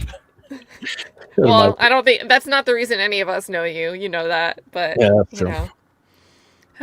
Also, thank you to Positive QB for becoming a member and MLS for the 2 to remind the whole chat that I ghost MLS. Love you, David. I didn't hear something when everyone was like, "Oh my God, here we go." What did he say about the evidence from 25 years ago? Did he say it was missing or something? Oh, so there he said, and I forget exactly how he worded it, but he's like, you're gonna hear that there was a swab that was mislabeled, and I expect that we'll be able to clear that up for you. But this is a case that's being tried now because of new DNA testing. So Is it like mitochondrial? You know what? I'm not even going to ask that because he didn't say it. It's not that time. I've told the story on here before, but the time that Tiffany was doing a rape case, and there was a rape kit that was produced in discovery, but no rape kit had ever been taken in that case, and so it was just they just gave her some the wrong rape kit from like a completely different case. So when I hear like, oh, there was just a swab was mislabeled, it's like, yeah, we're doing that a lot. And again, yeah, it's like another instance of why we don't have confidence in what goes on. Yeah, I mean, there's a reason we have statute of limitations. It's not because we want people to get away with stuff. It's because things get unreliable by nature after time goes on and on and on. And it's like, maybe it was correctly labeled 25 years ago, but now 25 years have passed, and, you know, I mean, it kind of reminds me of like the Wolfenbarger case, where ideally, like, the passage of time should make it harder to try a case. But in that case, there were just so many holes. And I think the state was trying to hope the jury would just say, oh, it's been so long, we can't expect them to have a clear timeline. And kind but of if it wasn't him, we wouldn't be here. Yeah. And they did kind of self-bolster with that. I think they had like, hey, we ruled out other suspects, but we're here because we just couldn't get him earlier, but we've always known it was him. Like, there was a lot of hinting, strong leaning towards that from several, like the retired officers that would come in and say, oh, I handed my notes off to the new lead. Because they went through like 3 lead investigators. So, because it was 2 decades. So, Prince of Wales here with the reminder that all Zacks are innocent. Say it loud. Say it loud. Oh, am I always saying your name wrong? I'm sorry, Brienne. Brienne. I'm going to have to like get that reprogrammed. My bad. Let's see. But now about where Chris we go. Melton. Chris Melton. Some of you have heard his name already in jury selection. Chris Melton was Tara's boyfriend. You're going to hear a lot about the relationship between Tara and Chris leading up to January the 19th of 2001. What I expect that you're going to hear is this was a relatively typical relationship between 2 very busy people in their early 20s. Tara and Chris met when they both attended college at Georgia College in Milledgeville, it's now Georgia College and State University, in the late 90s. Tara and Chris were introduced through mutual acquaintances and hit it off, and they began to date. When Tara graduated from Georgia College, she went back home to the Lovejoy area. And for those of you who don't know, Lovejoy is off I-75 south of Atlanta, and she got a job at a law firm there. Chris didn't finish school. He also moved back home, in with his parents as well. That's in Covington. When Chris moved home, his mom told him he had to get a job. And so he got one. Chris became a plumber.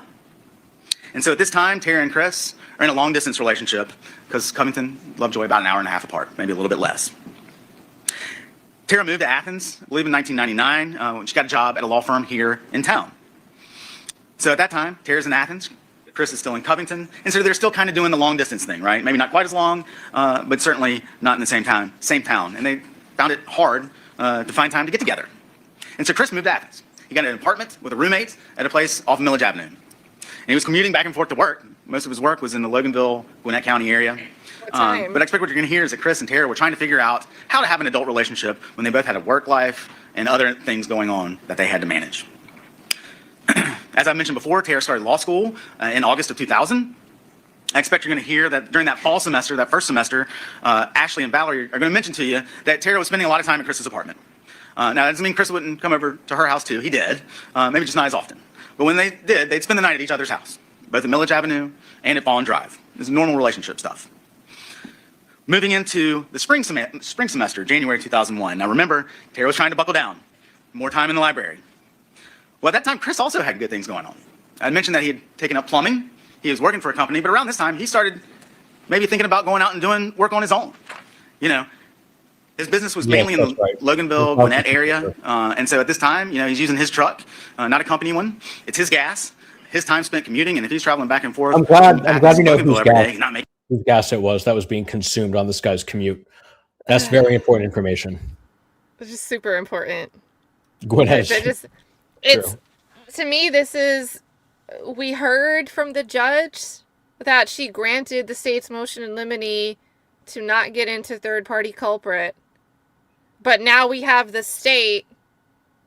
Look at what a good guy Chris Melton is. He's hardworking. He's busy. He's not making money. His gas is being burned. He's expending money to be a hardworking man. kind of door opener. And yeah. But okay. Money. And the reason why I point all that out, ladies and gentlemen, because I expect the evidence is going to... Oh, sorry, go ahead. I was going to say, Tree 90 said it was from Jim's story, not this case. Yeah, and he was right. It was from the same victim, but it was just from years before. It was from a different case. I just kind of told a shorter version of the story. But that's incredible cool. Recall there from, I always say his name wrong too, Tree 90 Official. Yeah, so there's a streamer from, like, you played games. Remember Age of Empires 2? There's a streamer named T90 Official, and I assume that that's a play on his name. Oh, couldn't it just be like is it TEE or is it just like tier 90, like the letter T and then 90, but we're making it into a tree? Letter T. Because that could be like any game with like tiered levels like that. Speaking of tier 90, would you be interested in looking at shout out to our friends over in the UK. This is the game RuneScape, particularly the old school version. And it's rulings relating to, I think it was a staff member, some dev that worked with Jagex, a company that makes RuneScape. They were sifting player currency, like currency in the game, stealing their fake currency, digital currency, but then selling the currency in real life for cash money. And now there's like a ruling where they're like reevaluating property, and it's going to be UK, so you can't really shine with your, great grades in your property law class. But the judges are arguing that is a consideration. It's a theft of property because you're depriving someone of something that you're then using to sell somewhere else. So I didn't look at it, I just saw a headline, but if you want to do something on that, I thought it'd be pretty interesting. There's always some kind of OSRS drama going on. Always. And it'd be nice. I think it'd be nice for our friends in the UK. We can talk about their laws for a while and their courts. So, all right. So let's see. Let me run this back because I cut it off in the middle of like a sentence. He's like using gas. He's working for a company. But around this time, he started. Oh, sorry. What? No, I was just making fun of him again. That's fine. It's just such a random, talk about the defendant. Just say something. Yep. RX Tech says, waiting for the accused to be introduced. Maybe thinking about going out and doing work on his own. His business was mainly in the Loganville, Gwinnett area. And so at this time, he's using his truck, not a company one. It's his gas, his time spent commuting. And if he's traveling back and forth from Athens to Loganville every day, he's not making money. And the reason why I point all that out, ladies and gentlemen, because I expect the evidence is going to show that at that time, Chris moved back in with his parents in Covington. So he could spend more time working and less time traveling to and from. Now, ladies and gentlemen, I expect that others might have thought that the relationship between Chris and Tara was starting to fizzle. Again, I think the evidence is going to show that this was just a relationship between two young people whose presence and whose futures were still being figured out, with some highs and some lows, but nothing out of the ordinary. In fact, I expect you're going to hear that Chris had gotten Tara a very sentimental Christmas present just a few weeks prior to her death, and it made her really happy. I'm sorry. It's so interesting to hear a prosecutor argue he bought her a gift so he couldn't be a suspect in some violent and sexual behavior that was inflicted upon her. Yeah, it's also kind of consistent with the cycle of abuse. So this is like the role reversal of what we usually hear prosecutors argue when they're trying to prosecute an abusive partner in a relationship. Like they have a fight and so they get a gift. I say her because that's usually the way it goes, but there's a fight or like some kind of confrontation, there's a gift purchase, you get back together, then there's another fight. So yeah, exactly, Lacan. So let's see. He's great because he drives around, he works, and he bought a gift. And this is all, mind you, while, the defense is supposed to not talk about a third-party culprit. But we're just bolstering who seems like is going to be the star third-party culprit. Yeah, this is getting awfully close to door opening. Like, I think it is door opening. If I'm a juror, I want to know. yeah, Why does this guy get to make arguments and anchor the case on, you're going to hear about this guy, but he's great. We ruled him out. This is essentially him saying, Yeah, exactly. we ruled it out. And then if the defense isn't able to say, hey, we're going to argue that he's not ruled out, like, what is this? Yeah. Just crazy. Yeah, Matt Hawk, she did rule against the third-party culprit. I assume as to the boyfriend. Yeah, that's what I would think, too. That just reminds me of, like, I was going to say, there's a case that I have now where, like, there was a third party who was ruled out on the basis of an alibi, but then it turns out now 20 years later, I've looked at his alibi, and his alibi is that he was at the crime scene. And, like, I really don't like these ruling out these third-party exclusions. I mean, jurors are smart. They can walk and chew gum. I mean, that seems like what we try to prevent with stuff like this, but I mean, Adventure Erin says, so her and her boyfriend were about to break up, but don't even worry about it, because guys, they were just two cutie pie kids, and he brought her a present, and he lives with his parents, so who cares? They were both just busy. Yeah, no tensional relationship where you have one of the two that's struggling and trying to find their footing, and the other one's a high achiever. Not that, being a plumber's not, but they live apart. They have very different, like, career paths. I mean, I don't know. I'm not exactly buying this. I wish I'd been a plumber instead of going to law school, to be honest. I think about that sometimes. Really? Yeah. Remember when I was a bartender, the plumbers were like the richest people in the industry. I'd like talk to them about like what they're doing. They'd be like, I'm gonna go to the boat, and I'm like, oh, the one on the coast? They're like, no, the one on the lake. And nice. talk about the different boats. Plumbers and elevator technicians, man, they got it made. I don't think I would enjoy like doing that type of work specifically for the nature of like just having to make house calls and just like go to people's houses on a whim. Like I could be settled down for the evening. I could be live streaming with Jim and someone could be like, I have an emergency, I need a plumber. And I'd be like, dang, I can't do this, Jim. Like I just don't think that would work for me. Yeah, but it's so much money. It's so much money. It weighs itself. I know, good points. Good points. Slim and Bones is encouraging it. I've already let's see. too many times. Yeah, let's see how many Georgia cases we can, or streamed cases in general, we can get through without like a glaring deficiency.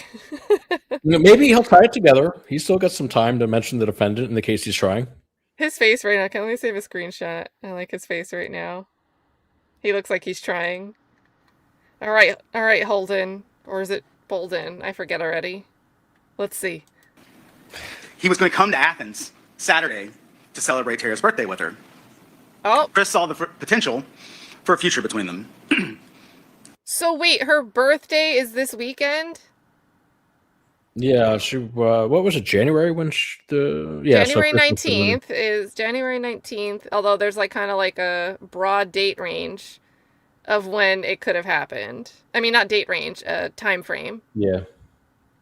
Okay, that makes sense. It's like 2 weeks after, or 3 weeks. And it would have been Friday. Well, no, this is so the Friday is when they're thinking this happened, and then he was supposed to be there by the Saturday to celebrate her birthday. This kind of reminds me of the case I just mentioned, where the third party's alibi was just being at the crime scene. And like maybe I'm just not tracking because of the way he's like spelling us out, but Yeah, I don't probably. know. I don't know. Yeah, Dizzy. Yes, this actually is like eerily similar to my case, where like his alibi is he was on the way to the crime scene. He just wasn't there yet, supposedly. Let's go. We made it like 2 seconds, and then I had to pause again. My bad. Others may have made assumptions otherwise. But the bottom line, ladies and gentlemen, is the evidence will show you that there is nothing to suggest their relationship was in a bad place. That's why we just talked about it for 10 minutes. Let's The talk lady about what got- Chris got was some- doing on January the 19th of 2001. As I just got done explaining, he spent the night before, Thursday night into Friday, at his parents' house in Covington. And from 7:15 that morning until long after Tara's body is discovered, his whereabouts are accounted for. Oh. How? At 7:15 or thereabouts, a coworker named Josh McCurdy came over to Chris's house, or Chris's parents' house, to be clear. And Josh was with Chris all day. There's a brief period of time at around lunch, 1:30 to 2:30-ish, where they were not together. 1:30, obviously, after the fire at Long Drive. But other than that, they were together all day. So Made he's a numerous friend? stops throughout the day. All We're going right. to hear a little bit about some. So let's Okay. look at this slide, you guys. We have a slide. So January 19th, 2001. All right. Apparently his alibi is that he spent the night January 18th into the 19th at his parents'. 7:15 a.m. His coworker Josh says he arrives at Chris's parents' house and that he's with Chris all day except for lunch. I wonder when they interviewed him. Numerous stops throughout the day. At 9:08, he arrives at a Wachovia, which is now a Wells Fargo. At 9:12, withdraws $480 from the teller. So we're going to have, this is supposed to be Chris Melton making these withdrawals. And then makes 2 visits to Truck Customs to get his truck fitted for pipe racks. First visit's around 10 a.m. and then the second visit's later in the afternoon. And we don't have the fire reported until 11:22, right? That was when they said the fire was reported. Yep. So, to me, this isn't really alibying. Unless we just assume that because the clock stopped at 9:32, or, Wait, that, so or how- that the clock was at 9:32. We don't. I should be careful how I word that because I'm not saying it stopped at 9:32 necessarily that day. It was just at 9:32. Truck customs, that's a crime. Agreed. Did I ever tell you about the time I had a case? This is when I was doing civil law, but it was a Ponzi scheme case. And there are these 2 guys that were running the Ponzi scheme, and they used to go Harley shopping together on the weekends. They'd go and like each buy a Harley. And truck customs kind of reminded me of that. Like, but that was part of, like, was that how they just like moved their money? Or that's a lot of Harleys to buy. No, they just stole like $40 million and just lit it on fire. It was not a smart Ponzi scheme. It was a very dumb Ponzi scheme. But it was something like that. It was something like customs. Customs was in the name. This just reminded me of that. Well, yeah, it was the truck damage in the fire. So 7:15, Josh gets to the house. How far? He lived like an hour from the scene, right? I don't think that they've like actually spelled that out because Oh. I have questions about their representations. I have questions about the state's representations on anything involving time at this point. Yeah. So, and then he gets back there later in the afternoon. So we'll see. We'll see if he can actually be excluded from the expanse of time where this could have occurred. Yeah. Because it seems like right now maybe they're able to exclude him if they say that this is the time that the fire started when these crimes occurred. But I think they're going to end up overrepresenting their narrowing of the window. Yeah, And I that agree. maybe it Especially on can't be time. narrowed that way. Because he was saying 7:15 or thereabouts when he was speaking, but in writing it's exactly 7:15. And if he's just off by 45 minutes, you're starting to get really close to it not being an alibi. Especially because we don't know exactly when the fire started. It's like somewhere like 8:30, 8:45. There's like fuzziness on both ends of the timeline, 7:15 and the start of the fire. So I'm curious to see if they can tighten that up. Well, and then they don't have, like, they're going to have to say, like, the roommates are going to have to come in and say, we left the house that morning and everything was fine, right? Because we read a summary article and it kind of seemed like the last time someone had heard from her was like 9:46 p.m. when she was at the library studying and said she Yeah. was going to head home at 10 the night Yeah. before. Yeah, that's right. So I don't even think, unless that article is wrong, I'm not even sure we can start by saying, like, all right, in the morning, the 3 roommates are all together. People knew that she was there. The house hadn't been set on fire quite yet. Yeah, he definitely said the So- last time anyone spoke to her was the night before. The prosecutor did. So I'm going to be cares? awake tonight, like, trying to figure it out. All right, let's see how he does it this PowerPoint and if he makes it make sense. Some of those stops. What I expect the evidence is going to show is that at 9:08 that morning, Chris went into a Wachovia in Loganville. Wachovia, for those of you who don't know, now Wells Fargo. And at 9:12 that morning, Let us know. he withdrew $480 from the teller. I expect you're going to hear about some visits that he made to a place called Truck Customs. Remember, Chris is starting to do his own thing. He's got a truck. He's in the plumbing business. He needs a pipe rack. He needs a ladder rack. So he'd gone to this place called Truck Customs. First stop time, I think maybe around 10 o'clock. Second time, later in the afternoon. And it's at that second trip to Truck Customs, ladies and gentlemen, where Chris gets a call from Tara's mother. Something's happened in Athens. You need to come over. Just say back, exactly. Oh, they spelled his name right. There we go. Ladies and gentlemen, all those facts were established Embrace fairly it. early in the investigation. Now, you're going to hear about Chris's reaction when he got the call from Tara's mom about something happening in Athens, how Josh actually had to drive him in his own truck to Athens.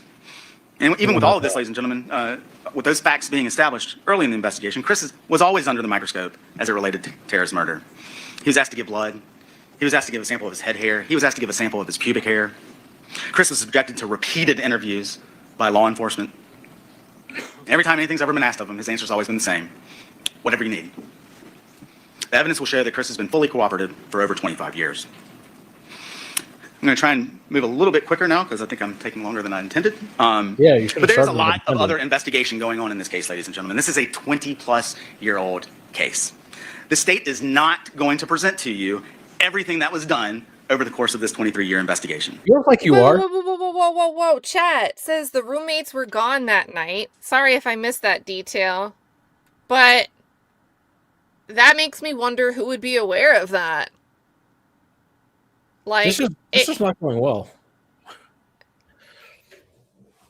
and I mean, it could be, if the defendant was like, the Tara was like, hey, come over. I have the home free tonight. My roommates won't know I'm calling someone over that's not my boyfriend. Come on over. And then they're there and it's either consensual or it's not, depending on however you want to look at it. We don't know. Or it could be that somebody who would know the plans, hey, I'm supposed to be come visiting you on Saturday. What time? Well, the girls are going to be out of time anyway. I'm going to be studying at the library. Why don't you just show up whenever? But that's a way that you could find out that nobody's going to be there. So, No. I don't know. Aaron's funny. Both Aarons are funny. I don't know. They're so good. The Aaron gang is like unmatched.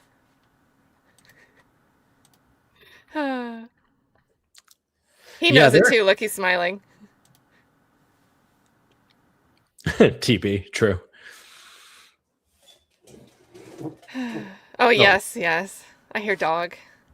So while Jim takes care of that. From a period of time, several months after Tara's death in 2001 until 2024, we're going to talk more about that soon, there was a lot of work being done on this case. So much. But there was nothing that would point the police in the direction of Tara's killer. There are tens of thousands of pages of police reports, records. There are hundreds of hours of interviews. It would take Nobody months cared. to So why did you need to wait until now to bring this case forward? Like, this is the type of thing that just doesn't help when we're this far removed from the initial case. Because all of that paperwork wasn't enough. Yeah, I'm curious to see where this goes. Aaron Gang's the funniest around. Aaron Gang's funniest gang around, and that's a real fact, not one that Viverito made up and put in an affidavit. Somebody But sent if she me. did, I hope she does it again. I hope she puts it in an affidavit twice. Somebody sent me a document. I don't think they're here. This is just completely relevant to everything. But there was a case in 2018 where the state said that Shannon Stillwell was a member of IF Gang. So we're now up to like 4 different gangs that Shannon's been a part of, which is kind of funny. Maybe they just got confused because he has different nicknames that he goes by. True. Shannon Jackson was in this one, but Stillwell was in that one. Don't even talk about that because it's probably true. Oh, Nancy. That's right. That's right. Shout out to Nancy New. Nancy New is like encyclopedia brain. Yeah, but her Twitter name is different, so I didn't know that. It gets confusing. Yeah, guys, it's especially since like YouTube has changed some of the handles. Like some people have the same display name and the handle, but for those that don't, it's like extra confusing to try to keep track of certain like faces and names. Even switches that I've gotten used to, I'll forget after I learn that someone's name is switched. So it's a whole time. So we've got, and then Nancy New says the only difference in her name is there's an extra one, Jim. No, it doesn't show up as not in the DMs though. It's I don't want to like it shows up as knickknack in the chat. Oh, it does, because the display name for messages on X isn't the user handle either. There we go. Okay, that makes sense. This had me cracking up though. She just said it was different by one thing. Kind of threw me under the bus there, but it's true. I was making it up. It reminds me of Nick Nack, the Patty's back, or whatever they said in SpongeBob. Oh my goodness. Okay, this guy. Let's get through him because otherwise it's going to be our fault. 50 seconds without talking. Present all that in court, and we're not going to do it. And in so doing, we're not trying to hide anything. We're being mindful that it is an absolute impossibility to show you every lead that was chased down and every lead that became a dead end. About the dozens of persons of interest who were identified but ultimately ruled out. Hard work, frankly, just didn't result in any relevant evidence. Is it lazy One work example, then? in 2010, the ligature, the printer cord, and the knife were retested for DNA. Not just the blood, so there was any touch DNA on those items. And once again, only Tara's DNA was found. I expect over the course of this trial, you're going to hear about some Were they testing for that in 2000 anyway? I don't think they're testing for that by that point. It's like he's trying to play, like, because earlier he's like, in case you don't know what dial-up is, or, you know, stoves used to have the little eyes, the eyelet burner thingies, the pilot starters. He's like, you guys don't know anything, but now it's in the reverse direction that he's going to be like, it's not like it was touch DNA or anything. We obviously ruled that out without qualifying that the approach contemporaneously would be different than what they're able to try to look at and test now, 20 years later. But I don't know. Yeah. Oh, man. My dog just knocked over my notes. Oh no. There's another, somebody said, Nancy said, looking at another gang case in Fulton. There's a YSL prosecution coming up in like 2 weeks. Excited about that. Oh. Well, that'll be a time. I think Aaron's the specialist on that one. Reunion right in time for who's prosecuting it? I don't know, actually. What is dial-up? Oh my God. I'm so old. Man. Should I explain or do you want to explain? Oh, no, I don't think he's being serious. I'll take off the screen. Okay. Yeah, and the retested word was interesting too. We retested it because the results were different from the first time and then the second time, and we already heard about a mislabeled swab that we're going to have to clear up. Like, this is going great. Cassie Hall is the prosecutor for the 2-week trial coming up in 2 weeks. Thank you. So there we go. Let's see if we can make this. Steps and some unanswered questions. Remember that window frame I talked about earlier? Well, the window frame was obviously taken into evidence back in 2001, but now, 25 years later, it's missing. And that's unfortunate. But what is fortunate is that you're still going to hear about the processing of that Windows frame that was done back in 2001 and how, again, there were no prints recovered.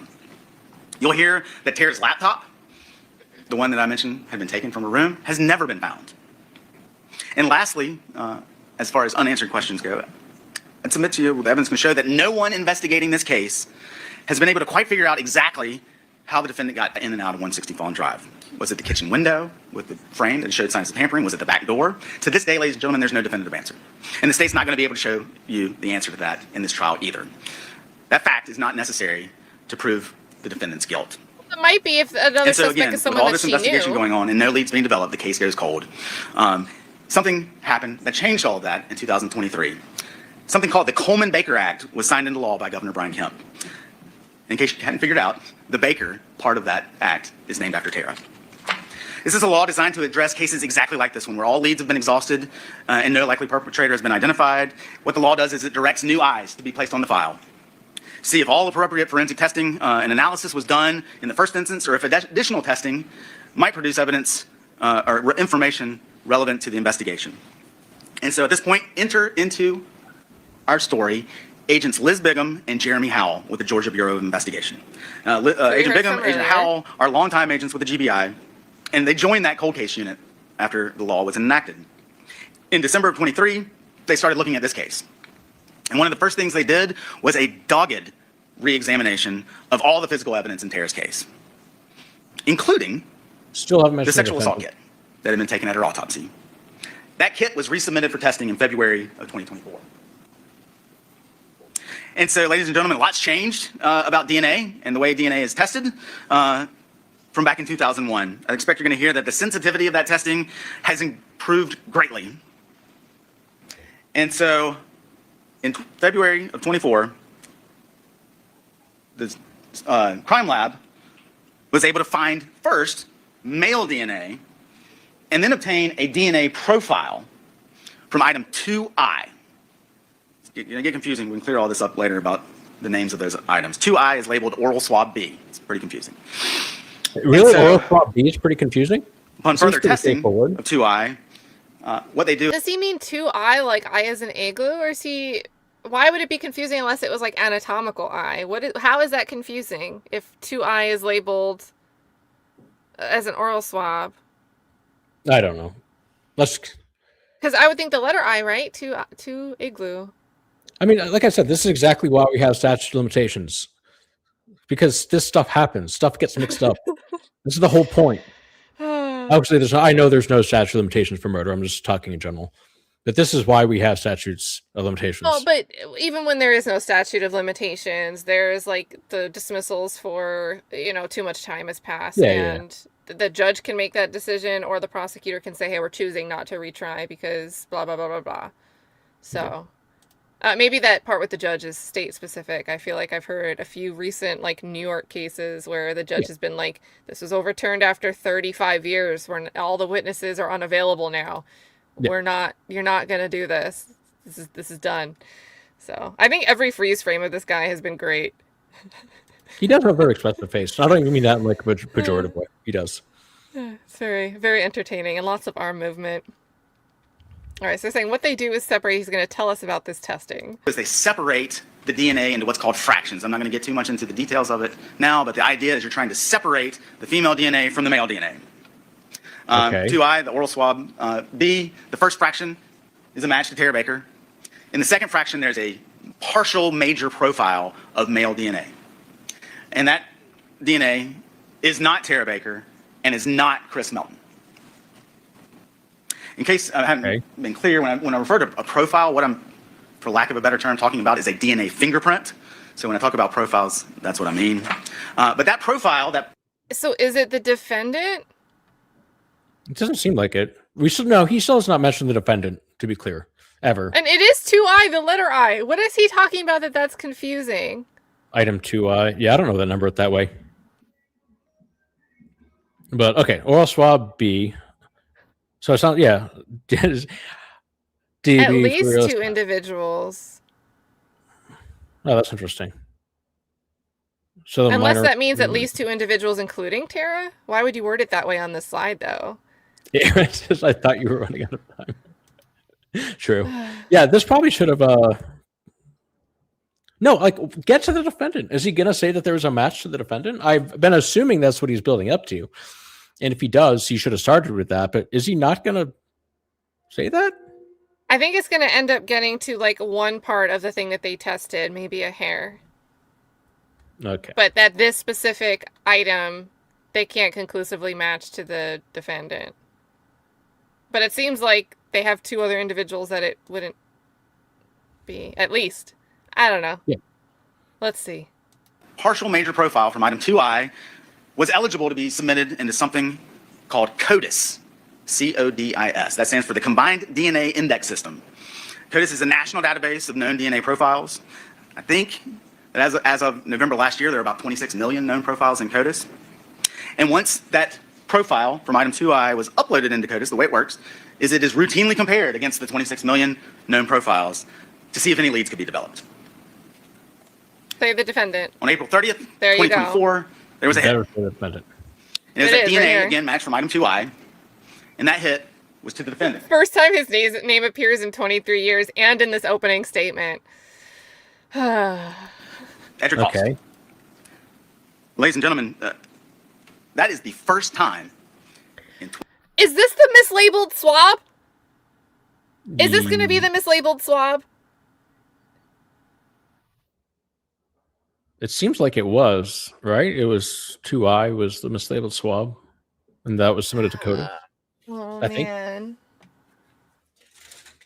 Well, this is going to be a time chat. We'll have to see, because he said he's going to explain a mislabeled swab. We heard about it earlier. Now he's talking about a swab, and it's what matched. Yeah. The other thing is, like, when he says first time his name appears in 23 years and tens of thousands of pages, that makes me think it's more likely to be an error, because his name should have shown up somewhere, you would think, if he's guilty.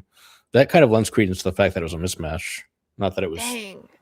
like, And you are have they gonna nothing to end up- corroborate the swab. You have no contemporaneous evidence to corroborate the swab. This Jackson Deno stuff, is this going to be something that after April 30th, 2024, that's the first time? That would mean that they didn't interview him after the fact, and he's like, I had nothing to do with that. That would mean that they've never interviewed him, talked to him. So in 2024, if they decide to go talk to him and he says, I don't even know, I was never over that, I don't even know who this is, then you have a plausible reason that somebody might not remember having an encounter with somebody because it was 24 years ago. And there's no way to say that he must have been interviewed early on and said that to police, which might be kind of damning. It could be explained by you just don't want to talk to the police. Yeah, and like that's the other. It's like, if you know, this is something that comes up in a lot of trials where there's a murder that happens and then somebody denies being involved or denies knowing the person, even though they do, and it comes out that they did know the person. Like, yes, it's a little incriminating, but also people just don't want to be in trouble. Like, innocent people also don't want to be in trouble. Innocent people also don't want to be involved. It's not, to me, the strongest evidence of guilt. What innocent people do for fun is they talk to police. That's how prosecutors like to think. Oh my goodness. Yeah, Also, a lot of the consequence of guilt stuff, like, it's like, oh, a person said they didn't want somebody to testify, like, well, or they tried to talk to a witness, like, yeah, well, innocent people really don't want to go to prison. I know. I really think we're going to hear that the first time they ever speak to this guy, even though they're trying to make a big deal about his denial to the police, even though they have a track of DNA. The first time this is happening is in 2024. Yeah. This is going to be a roller coaster. I'm like really waiting for like the great evidence to come down. This is what it's going to be. This is what it's going to be right here. This I will say, this is already better than the Wolfenbarger case. They actually have. They have a cause of death. They have some autopsy stuff that's informative, which is a major difference. So it's crazy. It's crazy. This is the first time it's been mentioned. That it really is wild, and like, they're like bragging about it. Yeah, I will be clear that even if it turns out that he does have a lot of evidence, I want to be clear, I still think this is a terrible opening argument or opening statement. Well, and we've had it sped up, but this is 40 minutes into it. Oh, and this started a little late, so it's probably like 42 minutes. But yeah. All right, Guy. I wish he would wrap it up and hammer on this point, but he's got another, He's got another, like, 25 minutes to go. Oh my goodness. 23 years and tens of thousands of pages of this law enforcement file that Mr. Faust's name shows up. So what do we know about Mr. Faust? He lived at 350 Cooper Road. I don't We care. talked about Cooper Road earlier. You can see it there. It's actually at the top of this picture. So he The lives star nearby. represents 160 Fawn Drive. The I'll star get is more at the into it. top. Why you say the top? It's in the middle. So they're saying... I'm sorry. I talked too No, much. that face wasn't to you, but remember there's like that guy in Georgia that has like a 90-something close rate on his cases with working with the cold case unit and this DNA testing? Yes. What if someone just realized that there was somebody on this No, I know what you're talking about. address? Talk about that. I can't use the name I usually name for him because we're on camera. what's his name? Scott DeMeester. DeMeester. Yes. What if somebody just realized there was somebody with a prior charge that lived in this area where the roommates had their house and went, oh, he's in CODIS. Yeah. And that's how we suddenly find a perfect way to close this case 20 years later. That's just conspiracy theory cat speaking. But I'm on high alert. I say Scott DeMeester, the 9% close rate. He was prominently involved in the Darren Mills case that I've talked about some. That was recently vacated. He was also involved in the what's his name? The case that Rachel Kaufman got overturned with Andrew Fleischman. So he's been overturned twice in the last 6 months. Cortez White isn't that who they represented for the appeal? There's actually 4. There was the 3 White, Mills, and Carter got overturned, and then what's his name? It's like one of those guys where you always say all 3 names. It was the case that Rachel was going to argue, but she was pregnant. Oh man, I'm gonna look it up. It's gonna drive me crazy if I can't think of it. I like that they put a gold star. Yeah. What's the name? Adams argued the case at trial. Oh, this is gonna drive me crazy. I need to look this up. EJF's is Lee Harvey Oswald. No. Well, let's see. We found this guy. He was a CODIS hit in 2024. April 30th, 2024, we have a CODIS hit. We never heard his name before, and he lived on the same road. Cooper Road, again at the very top, going horizontally in the picture. If you were to go left on Cooper Road, that's where you're going to run into Lexington Road, just to give you some orientation. Mr. Faust is living at 350 Cooper Road. 350 Cooper Road, ladies and gentlemen, is literally 585 feet from... Does he live on Cooper Road or Fawn Drive? How would you label the street address for this house, Jim? That's Fawn Drive, right? Or is he saying that this is Tara's house and this is Faust's? Yeah, I think the star is where what's his face lives, and this rectangle is the... Wait, no, that's not right, because the roommates lived on Fawn Drive, so they must put the star must be for Tara's house with the roommates, and then this must be where they're saying. I see. So they just put a star at the place they weren't talking about in the last slide. I get it. Yeah. Oh my goodness. 25 years ago, he would have been about 26, I think, because he's like 51, 52 right now. So I see. Yeah. Okay. I think they just put the star here, exactly like you said. They had the star in the thing that they weren't talking about. So there's that. I see. That's why you put the top. So, next, what happens? Agents Bigham and Howell obtain a warrant to get Mr. Faust's buccal swabs, cheek swabs. And the purpose of that is to get a known sample of his DNA. CODIS, only lead, you got to confirm it. And again, the first fraction from oral swab B, Tara's profile, it's always Tara's profile, vaginal, oral A, oral B, we'll clear that up later. Always Tara's DNA in that first fraction. And in that second fraction, you're going to hear about there being two profiles, but the major profile, the partial major profile from item 2I was a match to Edrick Faust.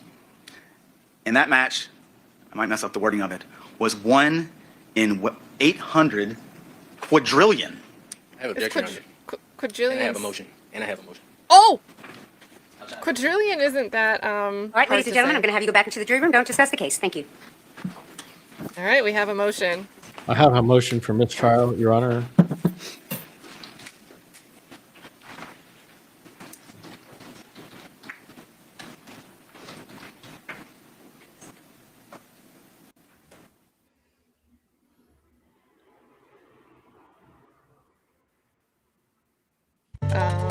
No, do we not get to hear it? Oh. All right. If we don't get to hear it, do they even come back? Let me double check and see if Law and Crime also blinked out the screen for this part. All right, law and crime. Give me a second.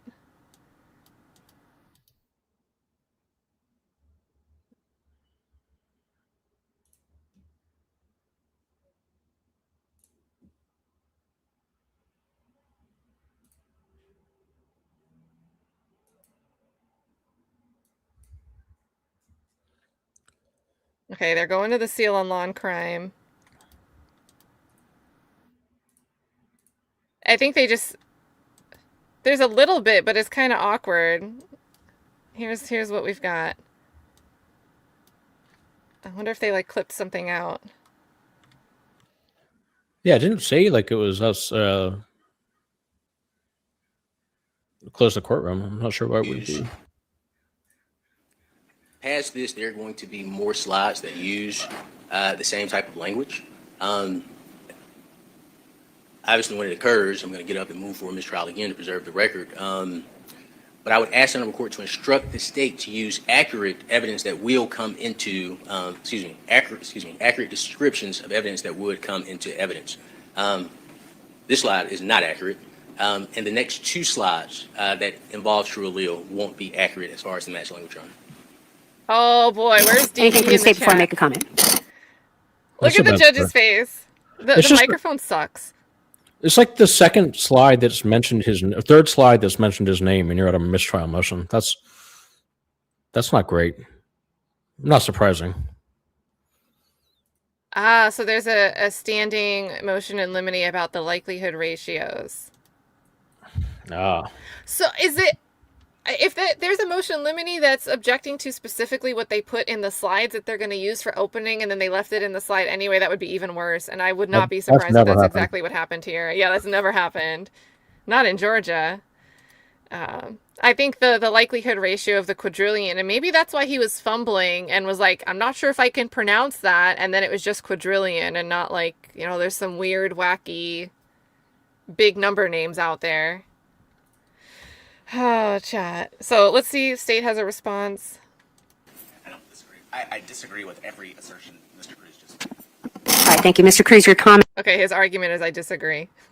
that's is I respect it. he used the word evidence. And I've already instructed the jury that anything said by the attorneys, including opening and closings and arguments by the attorneys, are not to be considered as evidence. This is not to be considered as evidence. It is part of the opening statement. I'm going to deny your motion. Yeah, but it's still inaccurate. Have you That's not Heard that's from not them? an answer. oh, Well, and especially if there's an unanswered motion in limine addressing this specific issue. Yeah, and it doesn't like. Of course, it's not evidence. That's not really the point. The point is that the evidence that will come out is inconsistent with the slide. They're two separate things.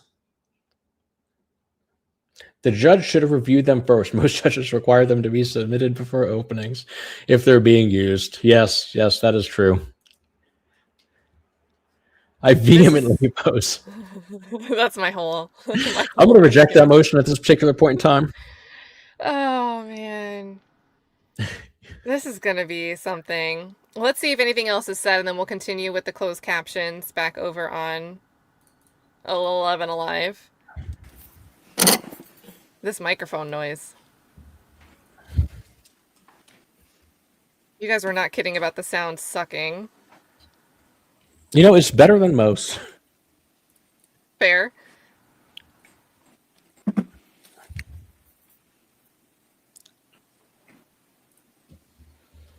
Whisper, whisper, whisper.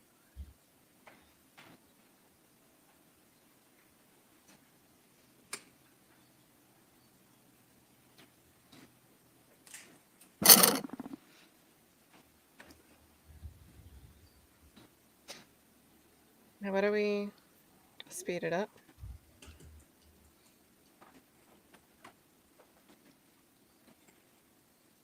What are they doing? Just waiting for the judge? you can bring the jury on. Thank you very much.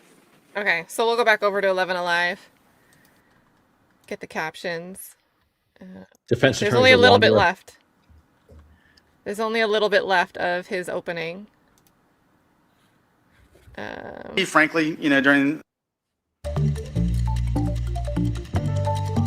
And you're going to Okay, see, so- frankly, during this interview, the evidence is going to show that this is pretty conversational nature between the defendant and Agents Bigham and Howell. And then at the end, they tell him what the charges were for. Agent Howell actually says, and he's referring to Tara here, "Don't you remember? It was kind of a big deal." Agent Howell offers, "If you can help us understand why your DNA is in that house, help us. I'm here to exonerate just as much as I am to hunt." And you'll hear the defendant's reaction. Ladies and gentlemen, at the beginning of What my was it? opening remarks, I talked about What how was this the trial reaction? represents the final chapter in a long, sad saga for both the Baker family and for the Athens community. For decades, everyone who loved Tara wanted to know, who killed Tara Baker? Ladies and gentlemen, Edrick Faust killed Tara Baker. This Edrick is what we Faust have. sexually assaulted Tara Baker. Edrick Faust set her house on fire. And now, the final chapter begins today. But the last few pages of this story haven't been written. Well, yeah, because you haven't read the chapter At the end of the yet. trial, we're going to hand you the pen, and you, the jury, You decide will the write those story. last few pages. And when you do, This is like you'll an have F. the evidence to write the correct ending to this horrible saga. Ladies and gentlemen, I didn't say the happy ending. That's not possible. The correct one. You'll have everything you need to know to write You the had ending 25 years to that write the this. and fact it's important. supports. Hold on, Jim. What did you say? Like, it particularly irks exactly. Aw. It particularly irks me, like when there are terrible openings in cold cases, because like you had literally decades to write this. Literally. Like, what are you? And also, like, you're going to write a terrible story. Well, and then Which is- listen to what he says here. I don't know if you just heard what he said when we paused it. Let me run it back. He's saying you'll have everything you need to know. But he just told them earlier they're not going to be able to tell them everything they need to know. How is this how you're bringing your opening to a close? Yeah, I don't know. This is pretty bad. Like, so what they have is a match, but it's not even the only match, and it was a mislabeled swab, and there were like multiple matches. This is kind of messy. The 90% whatever cold case close rate is the goal. You shouldn't have a cold case close rate that high. That's a red flag. That's not, nobody has a 90% close rate of cold cases and is doing their job correctly. That's just not realistic. There's other people that have 100% case close rates for like special victims units and trafficking cases. Maybe they're just trying to compete with Fulton County here. Yeah. He's almost there, Chet. Look at this end right here, and then we'll hear the defense's opening. Thing you need to know to write the ending that the facts support and that justice demands. What facts? An ending that finds, beyond a reasonable doubt, the defendant, Edrick Faust, is guilty as charged. Thank you. Oh, what He did I said he will click? do everything. That's true. Oh, yay. It took Here we us right go. to the right next video. Okay, captions. Aaron. True. Hogan Let me make might be my least favorite detective. He's top 5 anyway. Ugh, I thought I had least favorite detectives until I watched the Zach Adams PCR hearings. True. got a whole new squad of detectives I don't like. All right, so we've got defense opening, you guys. This actually looks kind of long, so this is 2 hours. Maybe there's a break in the middle. Maybe not. I knew it was a long one. I know he ends up a little poorer by the end of it, so I'm looking forward to that. So what we might do, chat, is do the the openings today, and then maybe tomorrow for the day 2 stream, we'll start off by finishing any witnesses that they called from day one, and we'll skip the lunch break for tomorrow if that works for you. Because if this is about 2 hours and we're sped up a little bit, this is still going to take some time to get through. So you're on board with that, Jim? Yeah. I mean, you can bounce whenever you want to, sure. but just saying. Yeah, I got too much. 2 hour opening. That's yeah. We'll see how he speaks. But if 1.5 is okay for him, it won't be that bad. And let me do a volume check. My name is Attorney Ahmad Cruz, and I have the privilege and the honor of standing beside Mr. Edrick Faust during this case. First and foremost, I want to thank you all for your sacrifice and taking time away from your families, your jobs, and your very important matters to sit and listen to the evidence the state presents in this case. We intend to get you all home as quickly as possible. Once you have all the evidence that you need to make a decision, and not a moment before. First off, you can see on your screens, I'd like to tell you what happened. You all sat through 5 days of jury service, and no one ever explained to you what happened. Then we're going to talk about how this is a crime of opportunity, the evidence that you were here supporting that this is not, let me put it this way, you'll hear evidence supporting that this is a crime of opportunity. Then we'll get into Chris Melton's and Tara Baker's relationship and what the evidence will show there. That is going to be very important in this case to understand what was going on with Miss Baker and Mr. Melton before she passed. Then we're going to talk about then I'd like to talk about with you the initial investigation in this case. This investigation, when it came to Mr. Faust, that isn't the initial investigation, but this investigation, when it came to Mr. Faust, you may decide that this is one of the most thorough investigations in Georgia history. In fact, you will learn that this investigation reached a level of desperation. And at the end of this trial, you are going to have questions that the state is not going to be able to answer. And I believe during the state's opening, they admitted one, which is they cannot present evidence to you, or they cannot answer the question of how Mr. Faust would have gotten into Miss Baker's home. They also can't answer the question of when did Mr. Faust's DNA get in Miss Baker's body. They don't know. They won't be able to answer the question, how would Mr. Faust get away from Miss Baker's home unseen at the time of the morning that they said he committed this crime? The evidence will show that in Deer Park, black people simply walking were reported. In fact, on January 19, 2001, the day Miss Baker passed away, there were 3 individuals reported, 2, but one person was reported twice. It was a black male, he had a afro, and he was wearing a bright orange shirt. And the witnesses say, hey, he's just walking normally through the neighborhood. Is he looking around suspicious? No. Is there anything unique about him? No. Actually, when I pulled out my car to get out the driveway, he stopped for me. So the state won't be able to answer if they're reporting individuals walking through the neighborhood. How did Mr. Faust get away unseen in the middle of the morning? And the last question that the state won't be able to answer for you. If Mr. Faust killed Miss Baker, why was the hair that was found on her body, around her body, in her hand, and on the murder weapon of Caucasian origin? You will hear evidence in this case that there is not a shred of evidence that puts Mr. Faust, let alone a black person, in Miss Baker's home. All of the evidence, including the gift Miss Baker left in her hand, for police, it's Caucasian hair. Now, I've got to say, I think this is a much stronger opening so far than what we had from the state. Just my opinion. Yeah, I don't know. Did his client go to Wachovia, which is now known as Wells Fargo? Yeah, if we don't have a Wells Fargo excuse. Are there any bank name changes that we need to know about, Mr. Cruz? Tell us everything. I mean, generally you'd think that if there's a fistful of hair in the victim's hand and you have defense wounds that the state talks about in its opening, that you would generally, expect the hair to match the defendant. I know I'm just kind of stating the obvious and talking out loud for myself. I think everyone picked up on that, but it's still hard to internalize that. Hey, everybody. These questions have to be answered with evidence. Yes, they do. Not speculation, not with sensationalized media coverage, and not with unsupported conclusions. These are questions the state must answer for you with evidence and proof.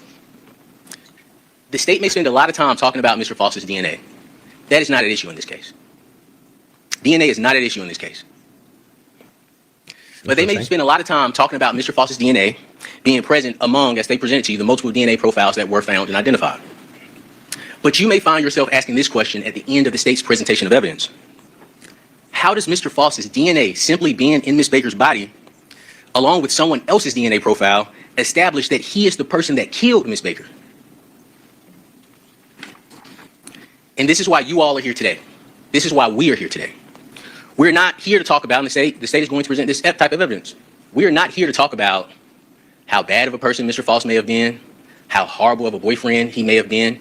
That's not evidence in regards to what they must present to you to prove that Mr. Faust is the individual that committed these acts that they've chosen to charge him with in the indictment.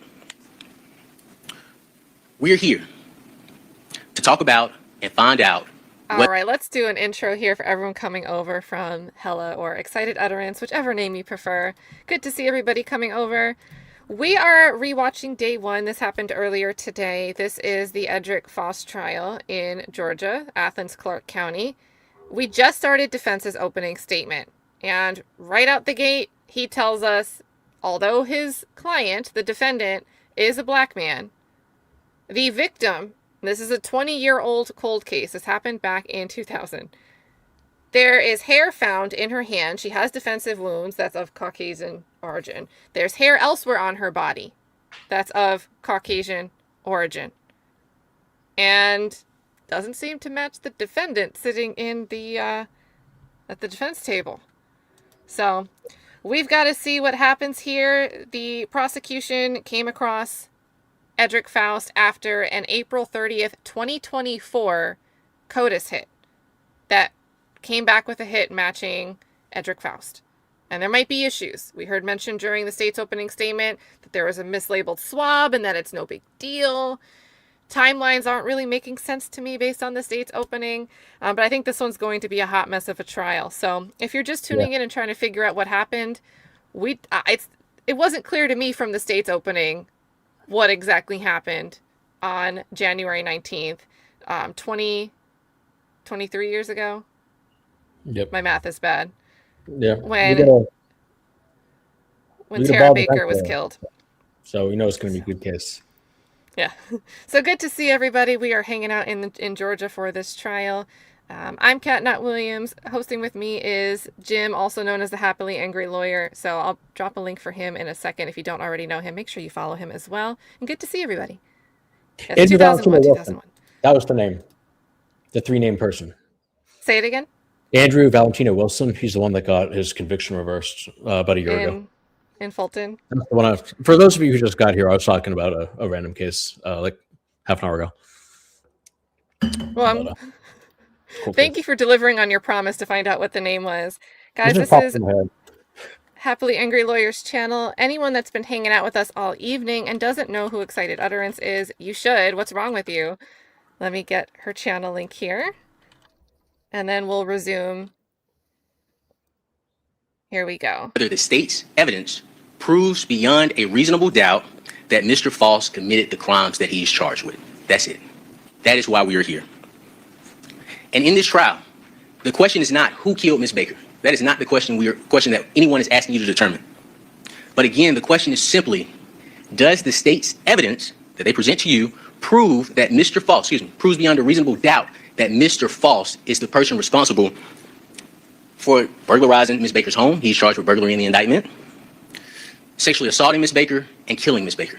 That's the sole question you have to answer. Not who did it, just does the state's evidence support beyond a reasonable doubt that Mr. Faust is the person that committed this crime? And that's the key issue in this entire case. And you may get distracted by emotion in this case. You may get distracted by your dislike of Mr. Faust's life choices. But you cannot lose focus, and you cannot forget why we are here today. You are here on a murder, a rape, an aggravated sodomy, and a burglary case. You're going to learn that this is not a case of stranger-on-stranger violence, but rather a case of interpersonal violence. Interpersonal relationship violence. But you cannot be distracted. You can't be distracted. The reason we all chose you is because we thought you were the best jurors to sit on this case. You would not be distracted by emotion, and you would let the law guide you and come to a just decision. The death of a person is a horrible, horrible tragedy. and no one in this courtroom would tell you otherwise. We are not the media. We don't have the opportunity to speculate and draw in viewers. We don't have the opportunity to sensationalize this case of Ms. Baker's life. And that's what we're going to talk about during this trial, is Ms. Baker's life. We're going to show you what Mr. Faust looked like in the year 2000. This is Mr. Faust in the year 2000. He looks completely different than he looks now. What we put emphasis on, and what you'll hear in evidence, is this is how Mr. Faust carried himself. He was a very well-dressed, clean-cut individual. He wore jewelry. He drove nice cars. We expect the evidence to, we expect the evidence to show that. We're also going to show you a picture of Mr. Faust on February 8th, 2001, which is about 2 or 3 weeks after Ms. Baker's death. This is Mr. Faust about 3 weeks after Ms. Baker's death. Without a haircut, obviously, without his jury in, but this is a picture of Mr. Faust. And the evidence will show this is how Mr. Faust looked after Ms. Baker's death. In 2001, the evidence will show that Mr. Faust was a 25-year-old bar-hopping playboy.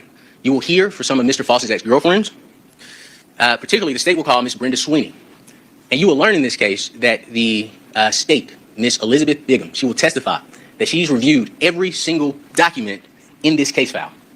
And based on her review of that information, what you will learn is that Mr. Faust did not stay at 350 Cooper Road. Mr. Faust actually stayed in Knollwood Apartments with his girlfriend, Ms. Brenda Sweeney, at the time. Oh. And this is information that the state has had before today and during the entire pendency of this case. So what happened? That's the question that we're here to figure out. What happened with Ms. Baker? This is Ms. Baker shortly before she passed. This is her law school photo that she took while she was a student at the University of Georgia. And these are Chris Melton's hands after Ms. Baker's death. So Ms. Baker was killed on January 19th, 2001. These photos were taken on January 21st, 2001. This is Mr. Melton's left hand. These are Mr. Melton's right hand.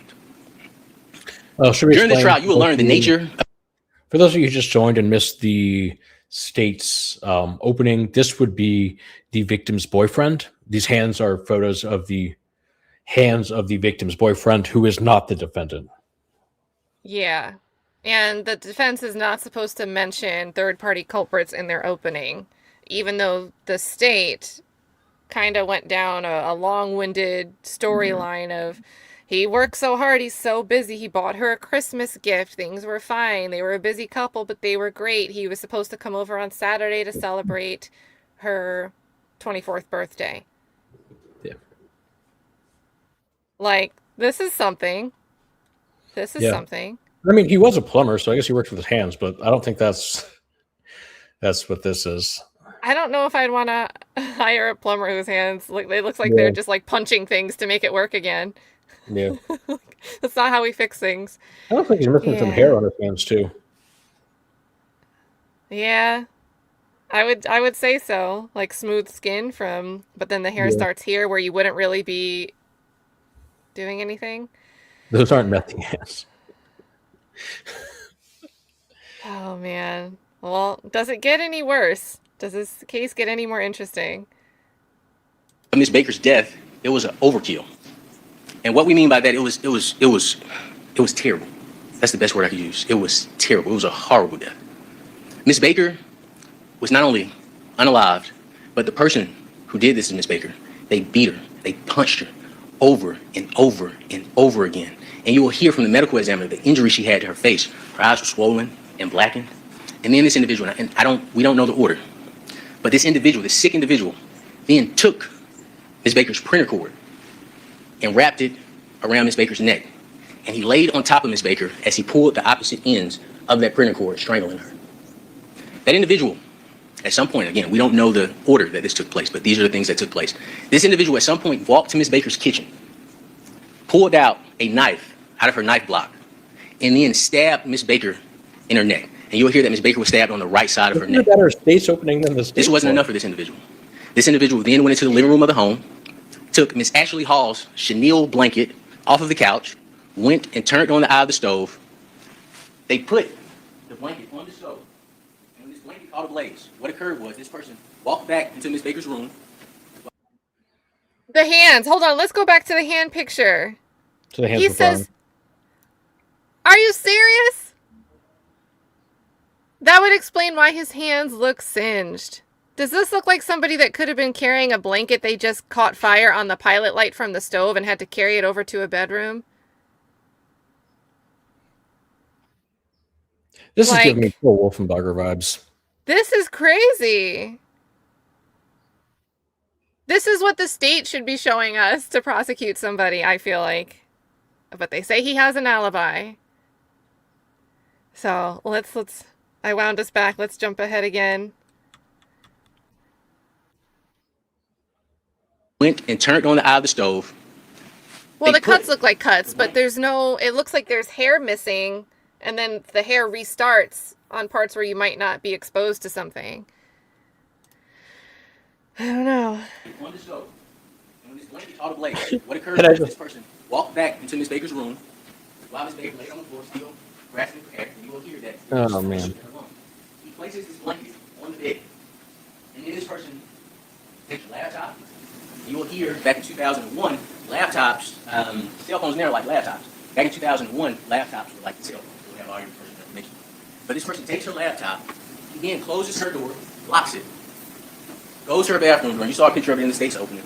Closes the bathroom door, locks it, and takes his time to clean up Miss Baker's house. As the state mentioned in their opening, this person wiped down the door. This person wiped down the stove handles. This person wiped down the back door. This person wiped down the window sill. And when firefighters, obviously fired a couple hours later, fire burst through the roof, you will hear from firefighters that in order to get in this home, they had to kick in the door. And it was deadbolt locked. And the type of doors you'll learn that Miss Baker had, the top lock has a key that you can put in. You have to unlock it to unlock the deadbolt. The bottom lock from the inside, you can just twist it. They had to kick in the front door. It's deadbolt locked. And the back door. There's so much smoke, and the state said it's in their open. There's so much smoke in the house, the firefighter goes to the back door to unlock the door, and the deadbolt is locked on the back door. But what you will hear is that when firefighters found Miss Baker, the individual that did this to her, this was somebody she was comfortable being naked with. The state is not going to present any evidence that clothes were ripped off of her. The state is not going to present any evidence that clothes were found near her. The state is not going to present any evidence that a towel was around her. She was completely nude, no clothing around her body at all.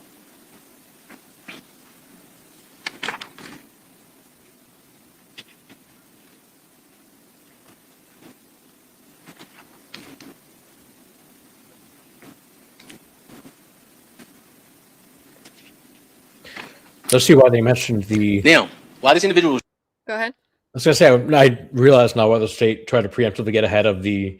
There's no. They can't. We can't explain why he left.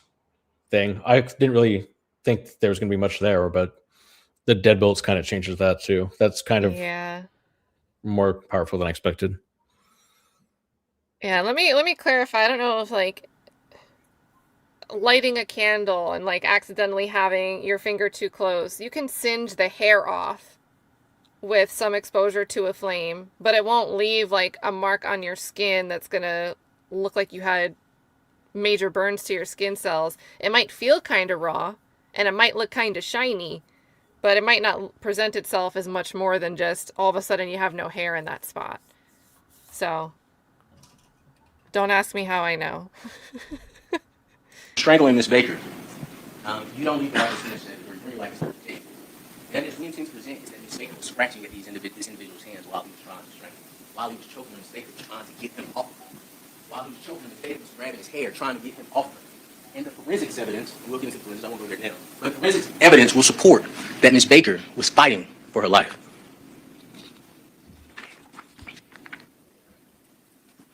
Now, I mentioned the back door, that the back door was deadbolt locked. You will hear from a young lady by the name of Miss Kishana Armstrong. She is Miss Baker's neighbor. Okay? Miss Baker stayed at 160 Bond Drive. Miss Armstrong stayed at 140 Bond Drive.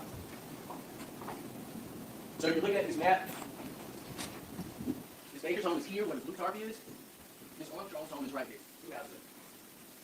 And what Miss Armstrong can tell you, and this is the same thing she told law enforcement 20 plus years ago that they ignored, was that, hey, it was 7:45 in the morning. I was going to my car because I had classes. I was getting ready to go to school. And to my surprise, I found it odd that a white guy was running through my backyard with a white t-shirt on and light blue jeans. And Ms. Armstrong is going to tell you.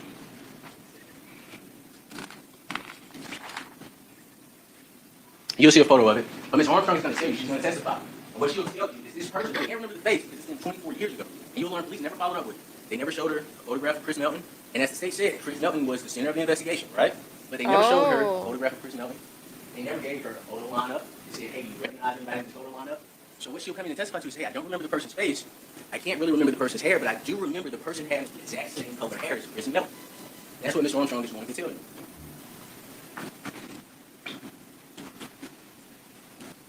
This is Chris Melton, back in 2001.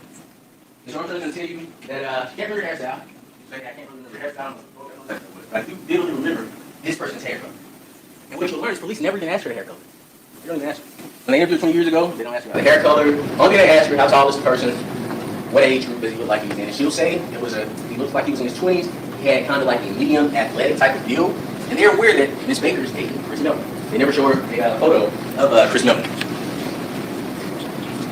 You will learn in this case that law enforcement ignored Miss Armstrong for 25 years. We had to reach out to Miss Armstrong. Once Mr. Faust was arrested, Miss Armstrong was no longer needed. Crime of opportunity. I told you that I would talk about how this crime is a crime of opportunity. During this trial, one of the most important facts that you all will learn is that Miss Baker did indeed have two roommates. One of her roommates is Dr. Lowe. I believe you heard about her say. Then she went by Mrs. So she can miss out her name. She was in school. And also Mrs. Ashley P.D. Hall. At the time of this case, in 2001, she went by Miss Hall. You will learn that each girl had a boyfriend. And we were counting Miss Baker and Mr. Melton. So at any given time, you will learn that you have 6 people in the house. And it was very rare, your testimony, it was very rare that someone would be at the house alone. This is so critical to me, you guys, personally, because you heard me before he even started his opening statements. I was opining about, well, who would know that nobody else would be home to carry this thing out? And I think it gets more and more difficult to reconcile that a random would be aware of the perfect opportunity to come and do such a thing when there's regularly the 3 girls that live there and their boyfriends that come and go. So to me, this is a pretty important point. And the state didn't give us an explanation for this. Like, were the girls all out of the house because they were planning for some birthday party and were coordinating together? No. Like, I don't know. And sorry about the volume, you guys. I'm trying to like predict when he speaks into the microphone and have it down every time he walks to it and walks away. It's not a fun time.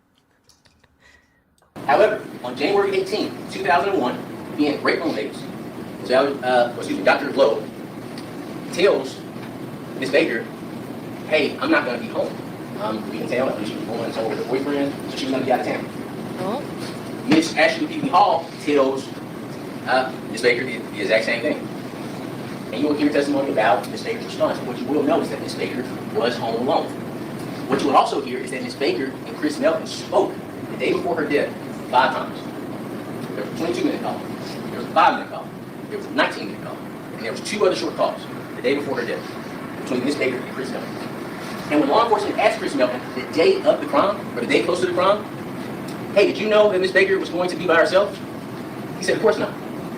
He said, of course not. I didn't know that. She wouldn't have told me anything like that. But I do remember me telling her that I wouldn't be able to come down to Athens to spend the night with her. A couple of years go by. And police do this as part of their investigation tactics.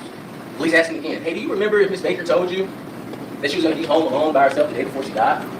Chris Melton then tells law enforcement, I don't remember.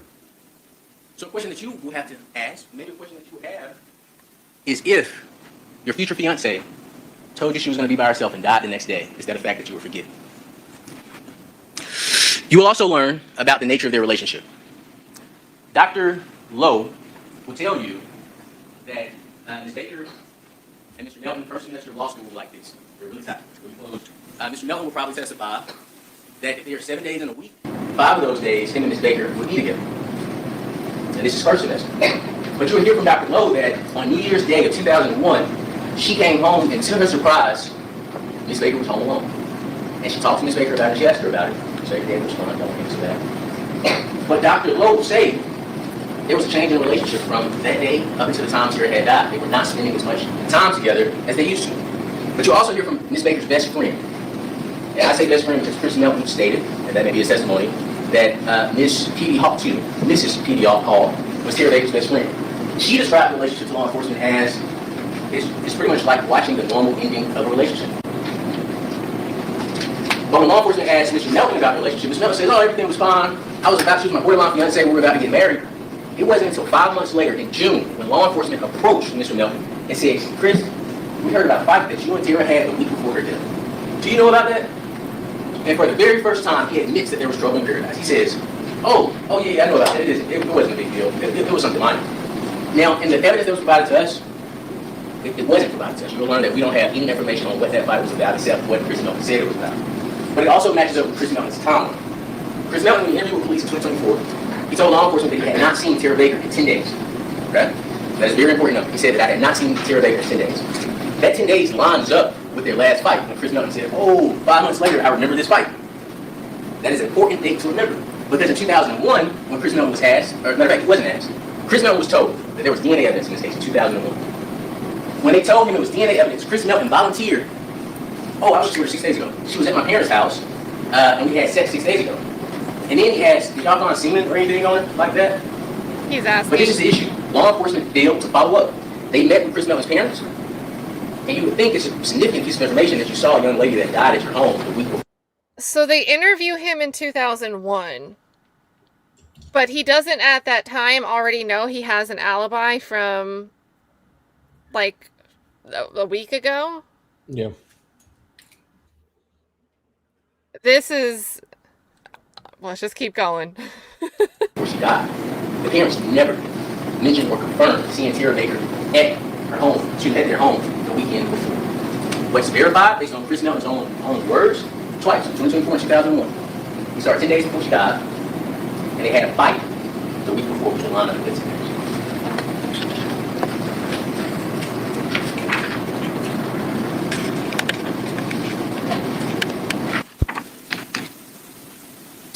I promised you that I would talk to you about Chris and Tara's relationship.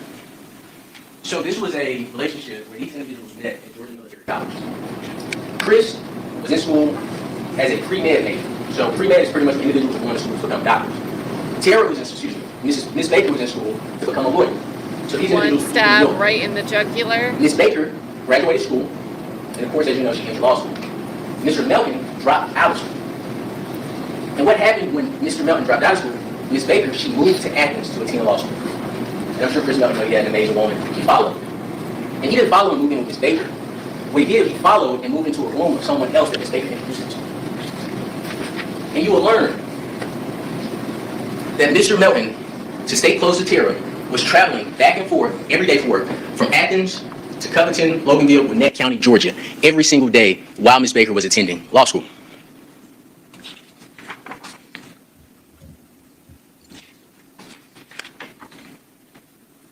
You will hear that towards the end of 2000, as I mentioned, that Ms. Baker was distancing herself from Mr. Melton, and she was developing a friendship with another individual, an individual that was in her profession. Her roommates will also tell you that the relationship with Mr. Melton was coming to an end. Now, this is the biggest thing I want you to focus on during the closing. During the evidence. Is Chris Melton's behavior after Ms. Baker died. This is going to be extremely telling evidence. Ms. Baker dies on January 19th. On January 25th, Mr. Melton goes to actually Miss P.D. Hall's home to spend the weekend with her and her boyfriend, the family. On the 25th, he calls a girl by the name of Lisa Tucker and invites her on a lunch. He goes on a lunch with her. I'll say that. He goes on a lunch. I don't want to mistake anything. We're talking within a week of his borderline fiancé dying. Then on this next day, after he set up a lunch with Miss Lisa Tucker, he then calls a woman by the name of Holly Hufford and sets up a lunch with her as well. And Miss P.D. Hall went to this lunch with Chris and Miss Holly Hufford. She took her boyfriend at the time, Chris Hall. And what she'll tell you, or what the evidence will show, is that during that lunch, Miss P.D. Hall witnessed Mr. Melton flirting with Holly Hufford and even rubbing Miss Holly Hufford's back a week after his girlfriend just died. And when Miss Ashley P.D. Hall says, all right, me and Chris are leaving, Chris Hall, her boyfriend is Chris Hall. Me and Chris are leaving, Mr. Melton explained to them that he was going to stay and hang out with Miss Hubbard. And this, again, is within a week of his borderline fiance being brutally murdered. Sounds like the type of person that always needs somebody. You'll learn on January 27th, after hanging out with Miss Hufford, he called her around 10 o'clock that night and told her if she was out on the town to give him a call. Again, this was a week after his girlfriend was just brutally murdered. Miss Hufford did not give Mr. Melton a call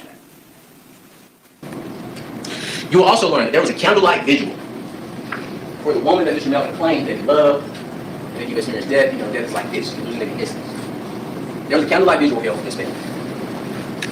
And instead of going to that candlelight visual for Miss Baker, for his girlfriend, Mr. Melton told law enforcement, because they had to confront him with this information. This is nothing that he told law enforcement, they confronted him with this information. Mr. Melton told law enforcement that, yeah, I knew about the candlelight visual, I knew about it for about 4 days, but Lauren, she already had these tickets to this country concert at Turner Field, and she told me that, she talked me out of going, she said that, Chris, that isn't somewhere you need to be.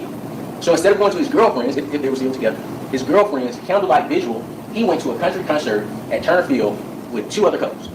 It was him and Laura Sherling. It was Laura Sherling's mom and dad, and it was also another guy and gal couple.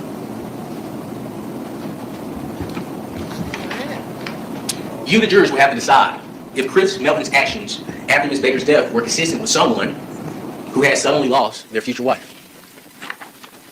Next, I'd like to talk to you about law enforcement's failures. And there was a lot of failures in this case.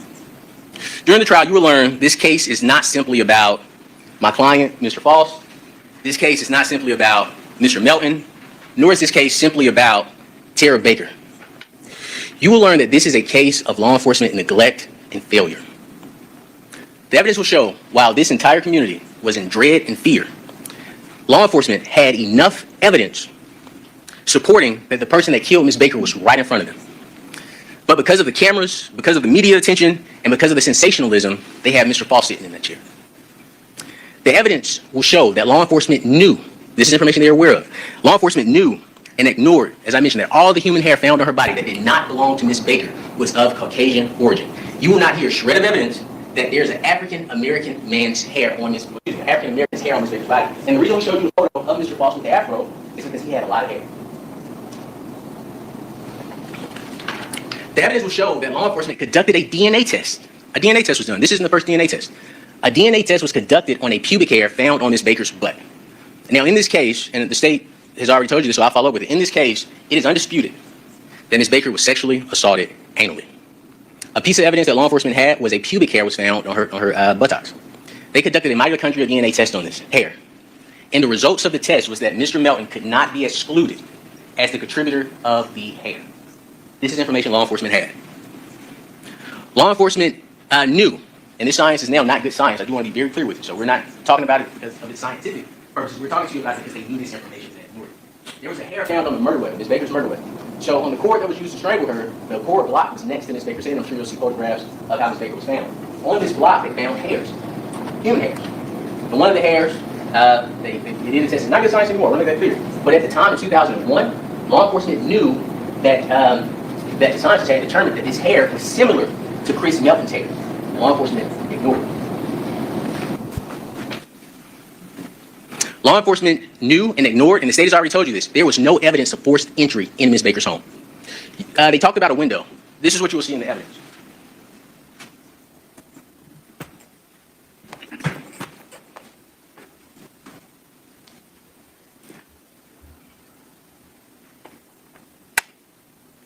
Can we? Sure.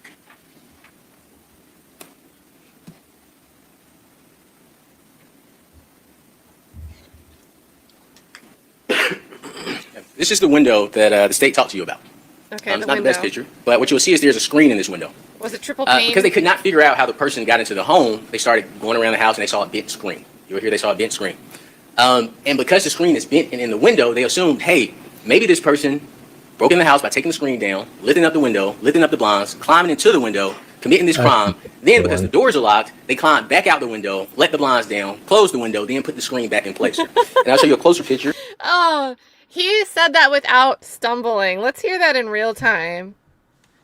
I'm liking the delivery, personally. He went through that whole what this would take without stuttering. They started going around the house and they saw a bent screen. You will hear they saw a bent screen. And because the screen is bent and in the window, they assumed, hey, maybe this person broke in the house by taking the screen down, lifting up the window, lifting up the blinds, climbing into the window, committing this crime. Then, because the doors are locked, they climbed back out the window, let the blinds down, closed the window, then put the screen back in place. And I'll show you a closer picture of what you'll receive in evidence of that screen. That's a closer image of it.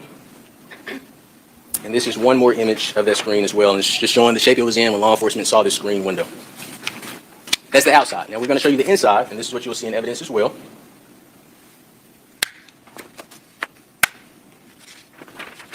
This is the inside of that window. Chair in front of the window, blinds down, unruffled, but this is how they're alleging Mr. Faust entered into Ms. Baker's home and exited Ms. Baker's home to commit this crime.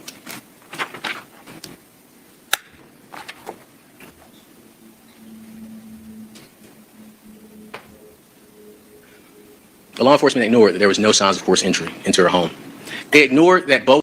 I'm a little confused by, like, that house didn't seem to be fire damaged. So the fire legitimately stayed contained within that room?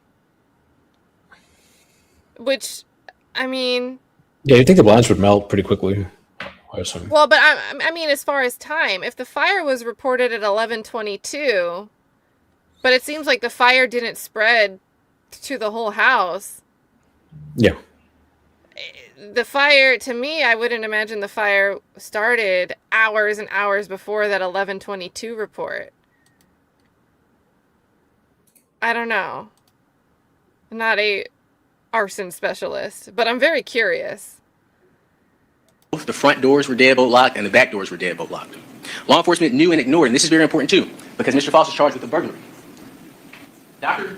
Lowe will tell you that in her room, and she had a change room. Started on the bed. Juror in her room. She had electronics in her room, and nothing was touched. Nobody had any ground in her room. You would also hear from Miss Ashley P.B. Hall, who will tell you, maybe you see images, but you will learn that she had jewelry in her room, and she had electronics in her room, and nothing was touched or taken. Nothing was rambled through. Then you will hear about Miss Baker's room.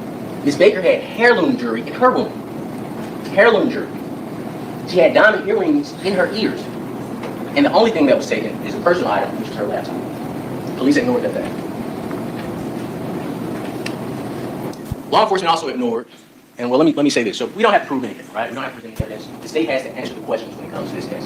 There are no questions that we have to answer. But something that law enforcement knew and ignored was after Miss Baker's death. A young lady volunteered. She called in to law enforcement and said, hey, I believe Miss Baker was out at a Mexican restaurant with me the night before her death.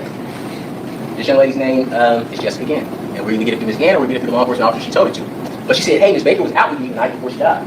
She said, we're at a Mexican grill, and, I don't know if it's her, but I believe it was her. One girl, she was talking about law school. I think I heard her. Law enforcement never followed up on this information. Law enforcement never showed Ms. Gann any type of photo of Ms. Baker.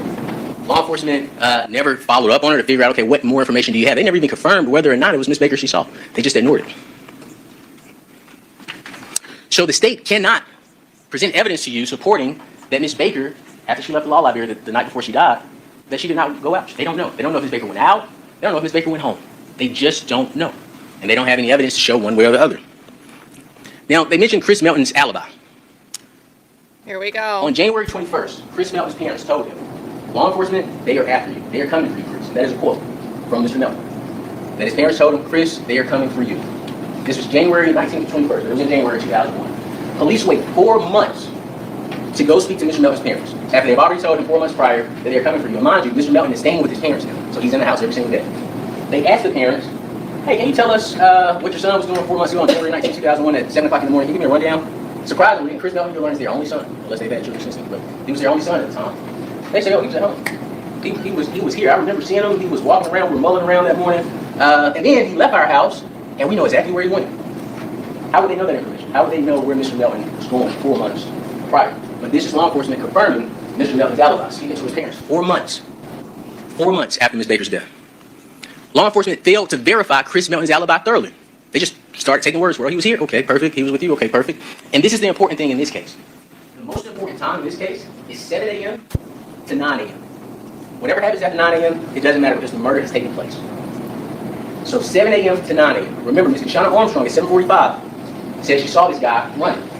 7 a.m. to 9 a.m. is the most important window in this case. Law enforcement also waited 4 months to try and get Mr. Melton's phone records.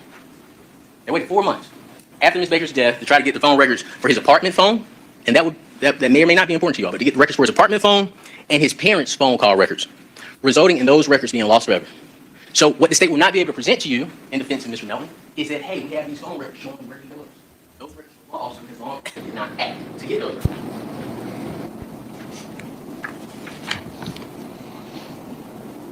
This is the most important thing. So they showed you all a map of Miss Baker's home and Cooper Road, and they showed you where Mr. Faust's home is located. Do y'all remember that scene with the box? Okay. Good question, Nancy. This is what law enforcement, this is what you want here. They did a neighborhood canvas. They had roadblock, all this great stuff. Things you want here. One, they did not talk to the residents on the other side of your park. They could have simply went to 350 Cooper Road and knocked on the door. And they would have had all the information they needed about Mr. Faust because, as they mentioned, 350 Cooper Road was his stepmother's home. So she could have gave them all the information they needed. Two, law enforcement was aware, because you would hear Ms. Baker say that, hey, I've looked at every document in this case. They were aware that Mr. Faust or his grandmother, if they notated, I don't know how good their notes were, but those were not two individuals that were notated as individuals that they spoke to around the time of Ms. Baker's death. But this is a fear of theirs, because if they're saying that Mr. Faust stayed a block away, they're basing that on him saying, hey, I stayed at this address for a year.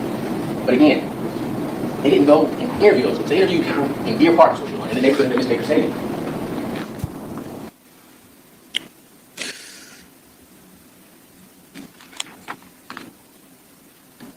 Chris Melton, another important fact.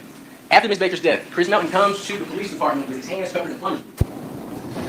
You will hear from law enforcement that there was a shirt that Miss Ashley P.B. Hall, she's an amazing friend, she did everything she could to try to figure out what's going on with Ms. Baker.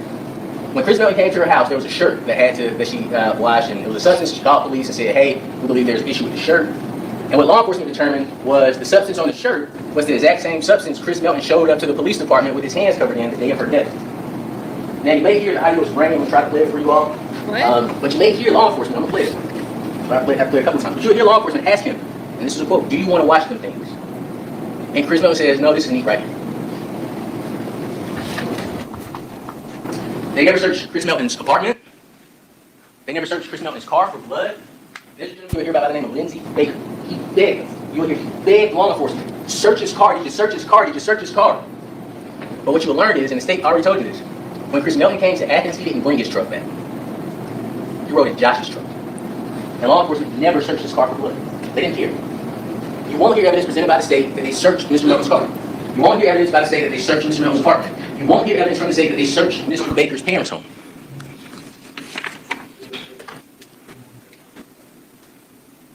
In regards to the claim that Mr. Melton made that he saw Ms. Baker 6 days before her death, law enforcement never attempted to confirm that. They just took his word for it. Parents didn't confirm it. No one confirmed it. They just simply, well, Chris said it, so it must mean it's true. And that's Let's talk about pretty common. I've already talked to you about the hair. There's no, and I'm going to talk about this twice. When law enforcement met with, and the state told you this, when law enforcement met with Mr. Faust in the interview, what they told Mr. Faust was that your DNA was found in the house in Deer Park. You will hear no evidence that Mr. Faust's DNA was found in any place other than Ms. Baker's body. His DNA was not in the house unless you're saying in the house because it's in Ms. Baker's body. There's no DNA of Mr. Faust ever being present in that house. And you will hear he's adamant. I have never been to, I don't know anybody over there. He's going to say this. What law enforcement did not do, matter of fact, before I get to that, there are no handprints belonging to Mr. Faust. There are no fingerprints that the state will present to you belonging to Mr. Faust. There is nothing inside of the house that the state will be able to present to you to connect Mr. Faust with Miss Baker's house. The state wants you to believe that Mr. Faust is smart enough to enter Miss Baker's home, fight with Miss Baker, kill Miss Baker without leaving a trace of evidence behind, sexually assault her, right? Because they're charging him with aggravated sodomy based on the allegation that he sexually assaulted Miss Baker anally, but sexually assaulted her without leaving any identifiable DNA behind, then escaped Deer Park just unseen. But he is dumb enough to leave his DNA in her body and commit the charged crimes at the busiest time of the morning. And I don't think the state ever told you what time they're alleging that Mr. Faust committed this crime. Their window is between 8 a.m. and probably around 8:45. And you don't leave your common sense at home. You know what's going on at 8 in the morning and 8:45 outside your neighborhoods. But you have to decide as the jurors, does that make sense? That's the question you have to answer. The DNA. I think this is the most important part of this case that I would like to talk about. We talked about the DNA test conducted on the pubic hair found on Miss Baker's butt. But I would like to talk about the sexual assault kit that the state talks to you about. Oh boy. So the sexual assault kit, as the state explained to you, came back with multiple DNA profiles. Mr. Faust was one of the identifiable profiles. Mr. Melton was one of the identifiable profiles. Mr. Faust's DNA. If I understand the DNA correctly, and I may not, the testimony will be much clearer than me, was found in her vagina and her mouth. Chris Melton will tell you that Ms. Baker engaged in vaginal and oral sex. That is a very important fact in this case. However, as you know from the charges written in the indictment, Mr. Faust is charged with aggravated sodomy. All right, so I think that's important. If you are having trouble hearing it, it seems like the defense is establishing that there could be a possibility of consent to oral sex because it's not something that Tara wouldn't normally do. We're going to hear from Chris Melton or from some statement he gave to police that normally that's something that she would do. And that could explain, you know, if there's going to be the oral swab connecting back to Faust, it could have been consensual. Oral sex. That is a very important thing in this case. Not to be gross, However, I'm just saying. as you know from the charges written in the indictment, Mr. Faust is charged with aggravated sodomy for anal sexual assault. Chris Melton told law enforcement when they asked him, do you all engage in anal sex? No, never. She doesn't do anything like that. You know, we just have normal sex. Well, lo and behold, when they get the DNA results back, the only identifiable profile in Ms. Baker's anus is Chris Melton's profile. Now, something the state mentioned, they told you in opening that gravity could make the DNA go into that area. Well, what the state says is an evidence, but what Dr. Falzone says, We have gravity entering the chat. What?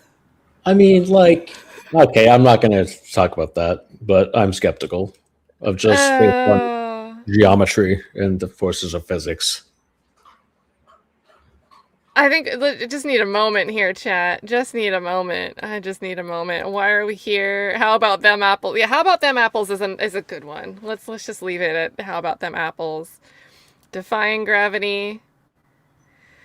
Well, that was a time. Also, I'm seeing a thank you to Sheriff, and I see a thank you, Chuck. So I'm scrolling up. Sorry I missed this. Thank you, Sheriff Chuck, for gifting 5 memberships. He's been gifting for like 12 hours today, so big thank you. We've been here a while. Oh, man. Thank you guys for saying, yes, let's look at this case, because this is definitely going to be a crazy one. Like, I mean, maybe it's just opening statements and it'll suddenly get really uninteresting and weird. But Sheriff Chuck's already convinced of Chris's guilt. Yeah, and we could, you know what? When someone isn't on trial, I feel like my commentary about them would be different than if this was that person's trial, right? You know, here the question is, can the state prove their case against this defendant that they're charging here? But yeah, speaking freely, it seems like there's a lot of compelling stuff against Chris. Oh. I can't hear it. Let me, Jim. I messaged Jim that I can hear him. I can hear him. He shut us out. Look at Jim struggling. Everybody cross your fingers for Jim. Yeah, we definitely were not taught this in high school. Oh, wait. Hold on, let me tell him. And come back in. Can you hear me now? Okay. He's going to leave the studio and come back. So we'll see. But thank you again, Sheriff Chuck. Yeah, I don't know. I don't know what is going on with this trial. Oh. And I don't know. What do you guys think about the alibi? Like, state said it's alibi, checks out. Are you feeling right now, based on at least what we're being told, it's just argument from counsel, it's not evidence, we have a chair back. I think the defense is countering the notion asserted by the prosecution that Chris Melton can actually be ruled out. I'm open to hearing how they can say that they knew where he was that day, but can you hear us, Jim? He's just gonna sit in the sound of silence here with the dog. Well, I'm gonna keep playing. Maybe he can hear the audio. Let's see. He'll be evidence. He is the medical examiner. He's the person that did the autopsy. And what he's going to tell you is that it is clear that Ms. Baker was sexually assaulted anally. Based on the injuries, well, let me use the right language. He's going to say it's consistent. That's the proper language. That her injuries to her anus are consistent with sexual assault anally. And the only identifiable DNA profile is Chris Melton.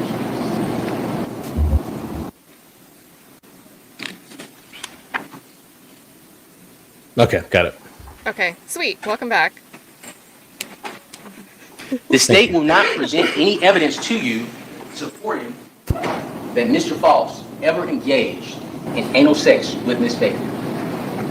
It is important that you focus on the evidence that is presented. He is charged with aggravated sodomy, and his DNA is not even identified.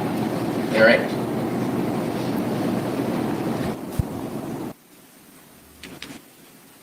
There's no evidence supporting that Mr. Faust had anal sex with Ms. Baker anytime or anywhere. The state will not be able to present evidence supporting that Mr. Faust and Ms. Baker engaged in that act. Now I would like to talk to you about what I call directing the investigation.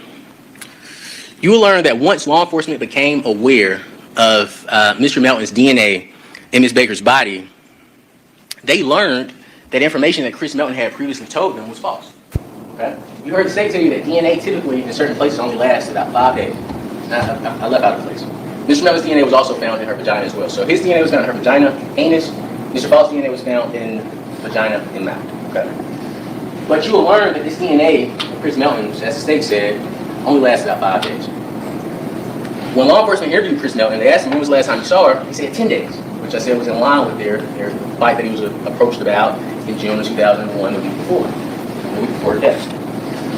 Law enforcement says, well, look, and I'm going to make sure I say this correctly. Instead of interrogating Chris Melton and confronting him and saying, hey, you've been dishonest with us, something's not right here, we've seen the picture of your hands, what law enforcement tells Mr. Melton is they sit down and meet with him.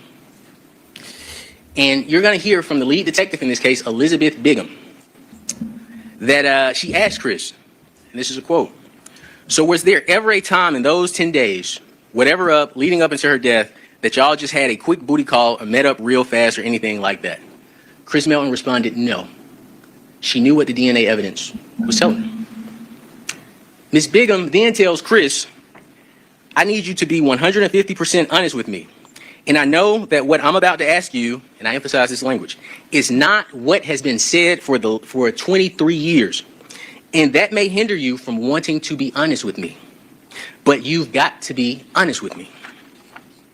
She then tells Chris Melton, look, your DNA would only last in her body 2 to 3 days. And that she needs to, and you'll hear this, she needs to separate Chris Melton's DNA from bad guy's DNA. She says this.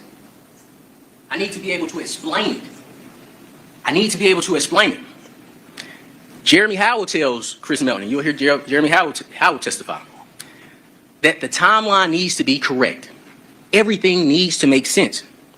And if we know that this window is here, and you're over here, I can't explain this gap. You need to be here. But Chris Melton, and you have to decide if he sticks to his story because you know he's lied before, continuously denies being with Ms. Baker the week of her death. They asked Mr. Melton, well, you know, were you with her the night before? You had a booty call with her at 12 o'clock? He says no. They said, well, how about 2 days before? No. Well, how about 3 days, Mr. Melton? Were you with her 3 days before? No. And eventually they get Mr. Melton for the first time to say in this interview, for 23 years, he changes his story to, you know what? Well, we maybe did it on Sunday. We might have did it on Sunday. It used to be And then that it had Elizabeth been 10 Bigham days. tells Chris Melton in this interview, not an interrogation, in an interview, I think we just have to be able to explain it. I think we just have to be able to explain it. And that is our job, is to explain it. So we can then go after the one that we think did this. Laughs, she laughs. I mean, you know, and evidence will show Mr. Faust is the individual that she was referring to. My client. When Chris continues to refuse to put himself and Miss Baker together, Miss Bigham, she says, if you're like, you know what, I effing lied about it 23 years ago because I was a scared, terrified kid, and you're right. I had a booty call with her that night. I left at midnight, and I don't know what happened after that, it'll be, thank you, have a nice day, we'll let you know what happens. Like, that's it. We just want to be able to explain it and make it make sense so we can focus on this, you know? So they can focus on this. So they can focus on this. You'll Such learn the bad lead police work. investigator in this case, Elizabeth Bigham. Sorry, what? It's such bad police work. You don't suggest answers to people you're interviewing ever. Well, and this is 23 years later too. It's not like this Yeah. is excusable because 20 years ago they didn't have better sense. This is literally a detective that we're going to hear from saying, I need to have the state have an opportunity to explain why just because your DNA is there, we can still prosecute somebody else. That's what's happening here. Told Yeah, I Chris think we're all Melton hooked. it was okay if he changed his story or changed his timeline of when he was with Miss Baker. And if he admitted to lying to police for 23 years so that she could explain away his DNA and put the focus on Mr. Faust and the responsibility for Miss Baker's murder on Mr. Faust, everything would be okay. She would explain it away. When Mr. Melton would not help Miss Bigham explain away his DNA, despite the 23 years of conflicting statements from Mr. Melton, and evidence, and you have to decide, but evidence pointing away from Mr. Faust's involvement in this case, the allure of being a hero, the allure of being on TV, Good point, being Slim. the officer to solve the 23-year-old Tara Baker case became too strong.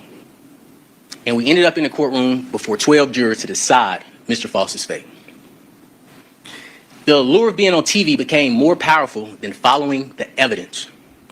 And on May 9th, 2024, while Mr. Faust had just finished working, May 9th. he's So at is May Walmart 9th. buying a Simply Lemonade Ooh, police Simply car, Lemonade. swoop in on him, and put him in handcuffs and arrest him. Solely because, and this is very important, and follow the state's timeline, solely because his DNA was present in Miss Baker's life. At the time of Mr. Faust's arrest, what you will learn is not, and this is, we told you, this is not a DNA case. We didn't come here to fight with DNA. You will learn Chris Melton's DNA is present, unidentified DNA is present, Mr. Faust's DNA is present, and based on his DNA being identified, he was arrested and charged with burglary, based on DNA alone. He was arrested and charged with aggravated sodomy in the anus, even though his DNA isn't present. He was charged with 4 counts of felony murder. Yeah, that's puzzling. He was charged That with particular malice count. murder. Say that again. That particular count is puzzling. The sodomy count, given that there's no DNA there. It's all puzzling, but that one in particular. Well, because they're going to say it, they're going to explain it by the contusions. Yep. So I don't know. I think this is a great point to go through, and like he's charged with all of these things, yet the only thing they have is something from this one swab, item 2I. Every other count in this indictment solely based on his DNA being present, along with Chris Melton's DNA. Let's discuss the state's evidence against Mr. Faust, and I thank you for your patience. Do you all need a break? Let's They wanna discuss the hear state's more. evidence against Mr. Faust. To meet its burden of proof to establish beyond a reasonable doubt that Mr. Faust killed Ms. Baker, the state is going to rely on, they're going to present evidence of Mr. Faust's DNA being present. Okay? That isn't anything we're fighting with. As I told you, Mr. Faust's DNA profile was not the only DNA profile present, but these are the questions you have to answer, or the state has to answer. Mr. Faust's DNA profile being present does not tell you why this crime occurred or how this crime occurred. And you have to ask for that evidence. It does not tell you when the contact happened. And we don't know. It's been 24 years, 25 years. They've charged him with rape. They have to present evidence that it was rape. The only thing that we could possibly say that you're here in the testimony in this case is that maybe when she was out at the Mexican restaurant, we don't know because they never followed up on it, they came into contact. We don't know. But that's the question the state has to answer. If you're saying it's rape, explain to us why his DNA is there. If you're saying it's rape, prove it. It does not tell us how the contact between Miss Baker and Miss Baker and Mr. Faust took place. I am going to object. If we can approach. See if we get to hear anything. 11 Live might kick us out. Oh no, they kept us in for this. So I'm gathering this is the first conference about consent. But I don't understand. I don't think he said it was consensual, though. He said you can't prove one way or the other, which is not the same as saying it was consensual. I don't know. I mean, I have a broad issue with the state being able to say that somebody's alibied and the defense not being able to say why they have reason to believe that the jury should hear that this alibi is not what it sounds like. Yeah. And that's I'm not going to move off that horse. Right? It might come into play that there is a piece of an alibi evidence that shows that this Chris Melton could not have been there in that time frame. Yeah. But I say just present it then. Yeah. And I know it's a shield law. I don't think he was arguing that it was consensual. Oh, so specifically with the notice. But I still think he's saying, because I get what you're saying. He's just making it in the context of what the state's going to have to argue and show. Yeah. I don't know. Maybe. So it's not a suggestion that it was consensual. It's a suggestion that the state's going to have to explain that it was actually rape. Yeah. That's how I heard it. I mean, I guess I could be wrong. So, but I mean, I'm sure you could argue it both ways and. Yeah. And I mean, the first time he's not getting sanctioned anyway, so. She's like, yeah, oh, I know. She's over it. Look at the faces. All right, so here we go. Looks like the jury's out. Our ruling as to 412 evidence, which I just think Mr. Yes, there Cruz you go. violated in a manner that borders on placing him in contempt, quite frankly. Mr. Cruz just intimated about the possibility of prior consensual contact that resulted in Mr. Faust's DNA being present in Ms. Baker's body outside of the complained of contact, which would be previous sexual contact that requires 412 notice, Your Honor. So I think Mr. Cruz has quite intentionally actually violated the court's order, which court has made clear to him after multiple hearings on the issue. And so I'd like the court to instruct Mr. Cruz that that's, again, I guess for the third time now, that that's a wholly inappropriate suggestion to raise in any manner before the jury without having even noticed, which he has repeatedly failed to do during the. Yeah, I didn't hear. I mean, if anything, raising sexual history might be referencing Chris Melton's statements that it wasn't unusual, like oral was not off limits for Tara, but that anal was. He didn't even say they had a sexual history. In any manner before the jury without having given notice, which he has repeatedly failed to do during the deadline set by the court, or from the point at which the court reiterated the fact that he had failed to procedurally give notice prior to today's date, which would be, well late of the time period in which he would have to do it. It would be 10 days late if he gave it today, but he has not. I would say further to the court that Mr. Cruz has represented to the court that he has no evidence other than what's in the state's file. Now, I guess he's making reference to this random tip that was received that Ms. Baker may or may not have been in a Mexican restaurant, which again doesn't say anything about her alleged contact with Mr. Faust. So there is no evidence supporting this, which is a finding the court would have to make, even if Mr. Cruz had provided proper notice, which he has not done, and now in opening statements after a week of jury selections has intentionally violated the court's order. So I'm asking the court to instruct. Isn't that contradictory to the point of the shield law, though? Like, he didn't mention beyond this idea of a Mexican restaurant, which isn't getting into a suggestion about the sexual history of the victim. So doesn't that point kind of defeat the argument you could make under this? Did I hear that right? Contact with Mr. Faust. So there is no evidence supporting this, which is a finding the court would have to make, even if Mr. Cruz had provided proper notice, which he has not done, and now in opening statements after a week of jury selections has intentionally violated the court's order. I'm asking the court to instruct Mr. Cruz not to engage in any further statements regarding that type of allegation, as the court has already instructed him, and to refrain from engaging in any questioning after opening statements, as is prohibited by Rule 412. So that's the state's objection, that Mr. Cruz has intentionally violated the rape shield law, and the instructions of the state is asking the court to give Mr. Cruz again for the third time. In just a moment, sir. Yes, of course. Ms. Satterfield, are you able to read back the question prior to the objection? There was no question. There's no questioning. The sirens.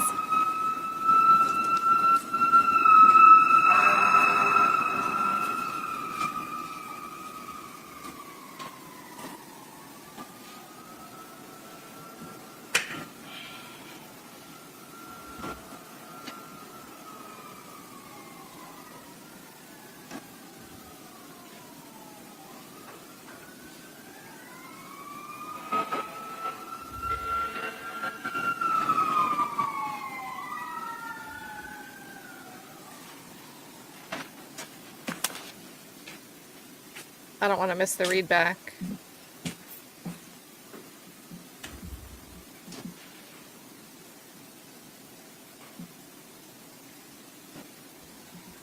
Yeah, I'm just looking at the statute now. I'm just not seeing it. But Would you mind reading that to the court? Thank you. Let's make sure she's not going to eat the mic. yeah.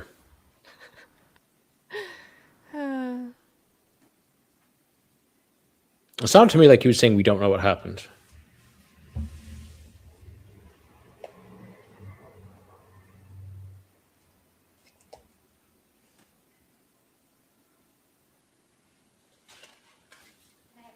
Of course.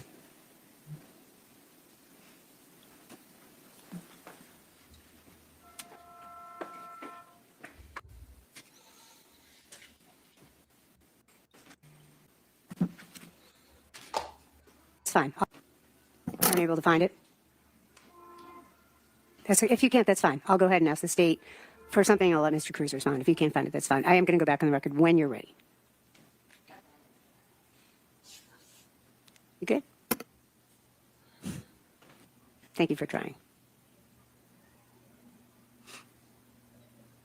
Okay, thank you. Mr. Yalamanchili, please tell the court exactly what you feel, the words that you feel Mr. Cruz deliberately Oh boy. said to violate the order that the court gave. Yes, Your Honor. So Mr. Cruz initially said the state can't prove when it is that Mr. Faust's DNA entered Miss Baker's body. Okay. Mr. Cruz then said the police didn't follow up on this tip about the Mexican restaurant. Mr. Cruz then said it's the state's burden to prove that, and then said something to the effect of, And now we it get could have gotten there when they had contact at that That's Mexican not what he restaurant said. the night before the incident. and notice how he gets didn't say they had wishy-washy. contact. He didn't say that. He And didn't notice say how they he had gets contact. wishy-washy. He even said gets they could've. wishy-washy on that point. Want to rewatch what he said? Well, let's That's finish not what he his said. Not what he explanation. But listen to his explanation. He's like, point 1, point 2, point 3, he clearly explains it. It has nothing to do with sexual history. But then when he has to explain what might have been the mention, it's just like this vague thing. Burden to prove that, and then said something to the effect of, it could have gotten there when they had contact at that Mexican restaurant the night before the incident, essentially. Now, that's paraphrasing, but Mr. Cruz stated that there was a separate time when Mr. Faust could have had contact with Miss Baker in a manner in which DNA would have been found in her Holy mouth and stretch, in her Batman. vagina that is a match to Mr. Faust, which they are not contesting, Your Honor. So I think that is pretty clearly a violation of 24-4-412 when no prior notice has Not been at all what made he and said. no showing of competent evidence showing that would pass 403 examination has been presented to the court as required by 412. So that's the actions that I think that Mr. Cruz has taken in order to intentionally violate the court's previous instructions. All right, thank you. Mr. Cruz. So part of the state's case, Your Honor, is that Mr. Faust and Ms. Baker doesn't know each other at all. Like I was telling him, that only time two, they could have had contact with each other at this restaurant. The court officially told me, or explained to me already, that I could not make an argument about consent. So I did not make an argument about consent. A big part of their case is there's no way possible that these should be a random teacher. I'm just addressing that fact. Nothing in regards to the honorable court's order regarding 412 or in regards to argument of consent. Now, I am arguing as the court's heard that it's the state's burden to prove that a rape occurred. That's as far as I understand that I can lawfully go, considering the honorable court's order beyond arguments. Mr. Cruz, what would be the purpose of even mentioning the possibility of prior contact if it wasn't to violate the court's order? Because the state's position is simply that these two would have never run into each other. We're dismissing that. Obviously. True. All right, thank you. Yes, sir. And Your Honor, since it is my motion, that is a complete and total misrepresentation of what just happened. Mr. Cruz was talking about the DNA and the fact that the state's contention is that the DNA came into Miss Baker's body when his client was raping, sodomizing, and then murdering Miss Baker.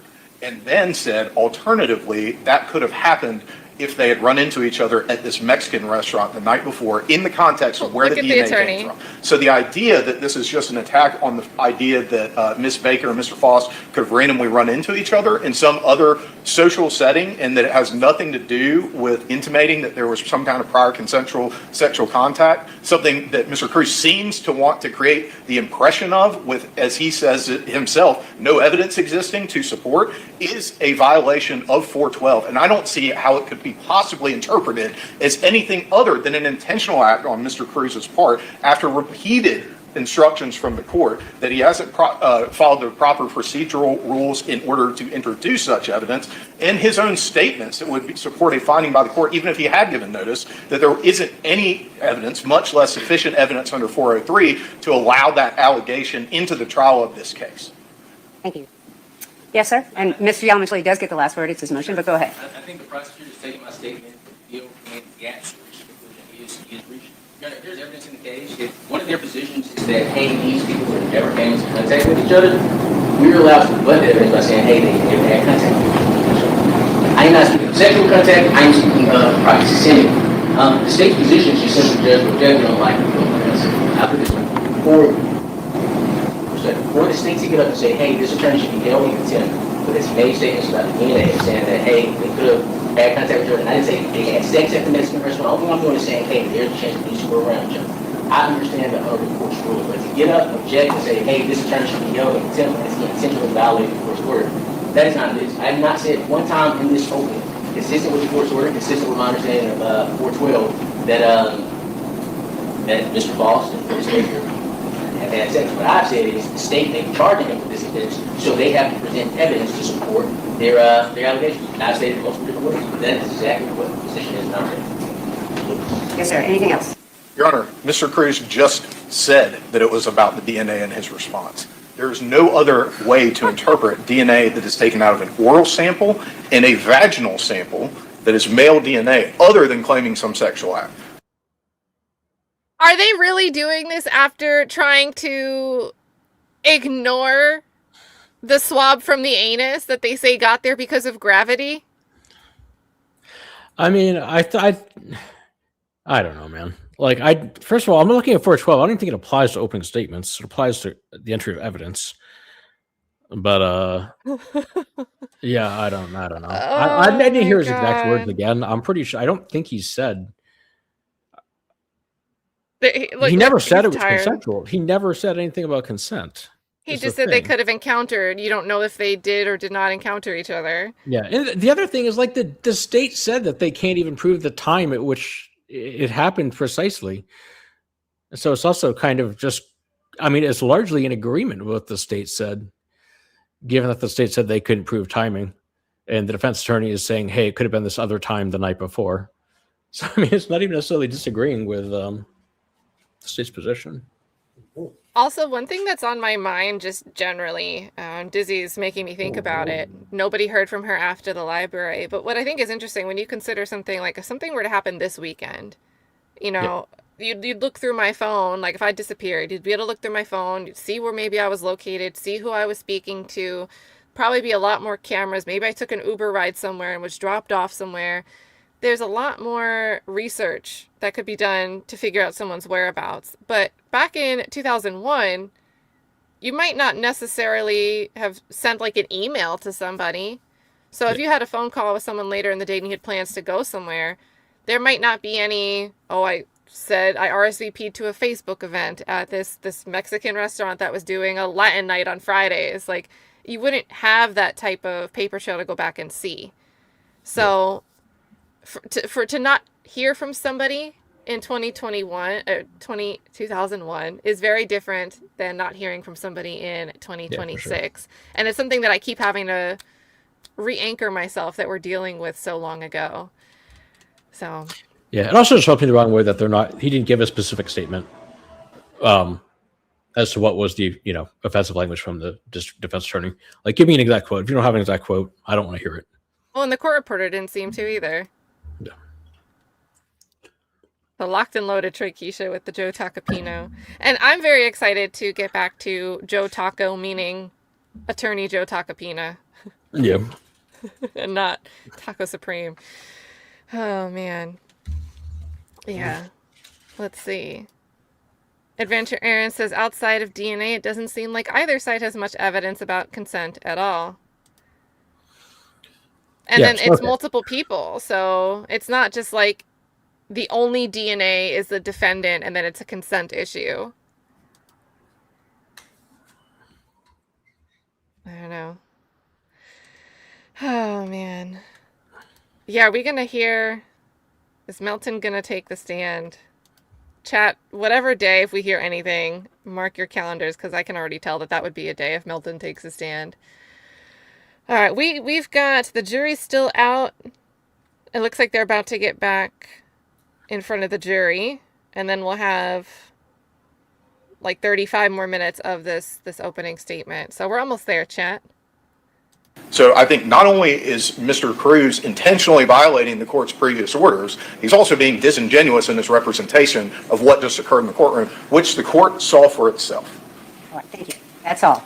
All right, with regard to this particular moment, Mr. Cruz, we have had discussions about this issue. And I am finding that your comments were deliberate, that you are deliberately trying to circumvent 412. I'm not going to find you in contempt because this moment is very similar to an argument you made about the state's comments about a word that you did not agree was appropriate. Attorneys' comments, attorneys' arguments, openings and closings are not to be considered as evidence. But I am offering this to you, Mr. Cruz, as a warning that it is imperative that you follow the court's order. I've made several rulings with regard to this case. You are not allowed to talk about any issues of consent. You are not allowed to circumvent 412 without a proper motion. You have not filed a proper motion with regard to 412. If you do, the court will hear it. The state is correct. Even if we do hear a 412 motion, you have to have evidence supporting your motion. It can't just be something that you throw out there and assume that is something that could be properly admitted. But until a motion has been filed by the defense regarding 412, my order stands, and you are not allowed to go down that road. Am I clear about that, Mr. Cruz? All right, thank you. You may bring the jury back in. Thank you.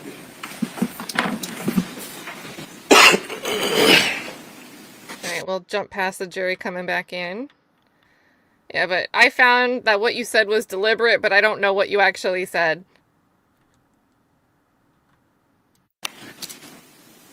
The state's evidence includes, we mentioned the DNA, but what they also intend to introduce, and this is the question you have to ask yourself with anything they introduce, how does this support that Mr. Faust is responsible for death, burglary, rape, and mistake?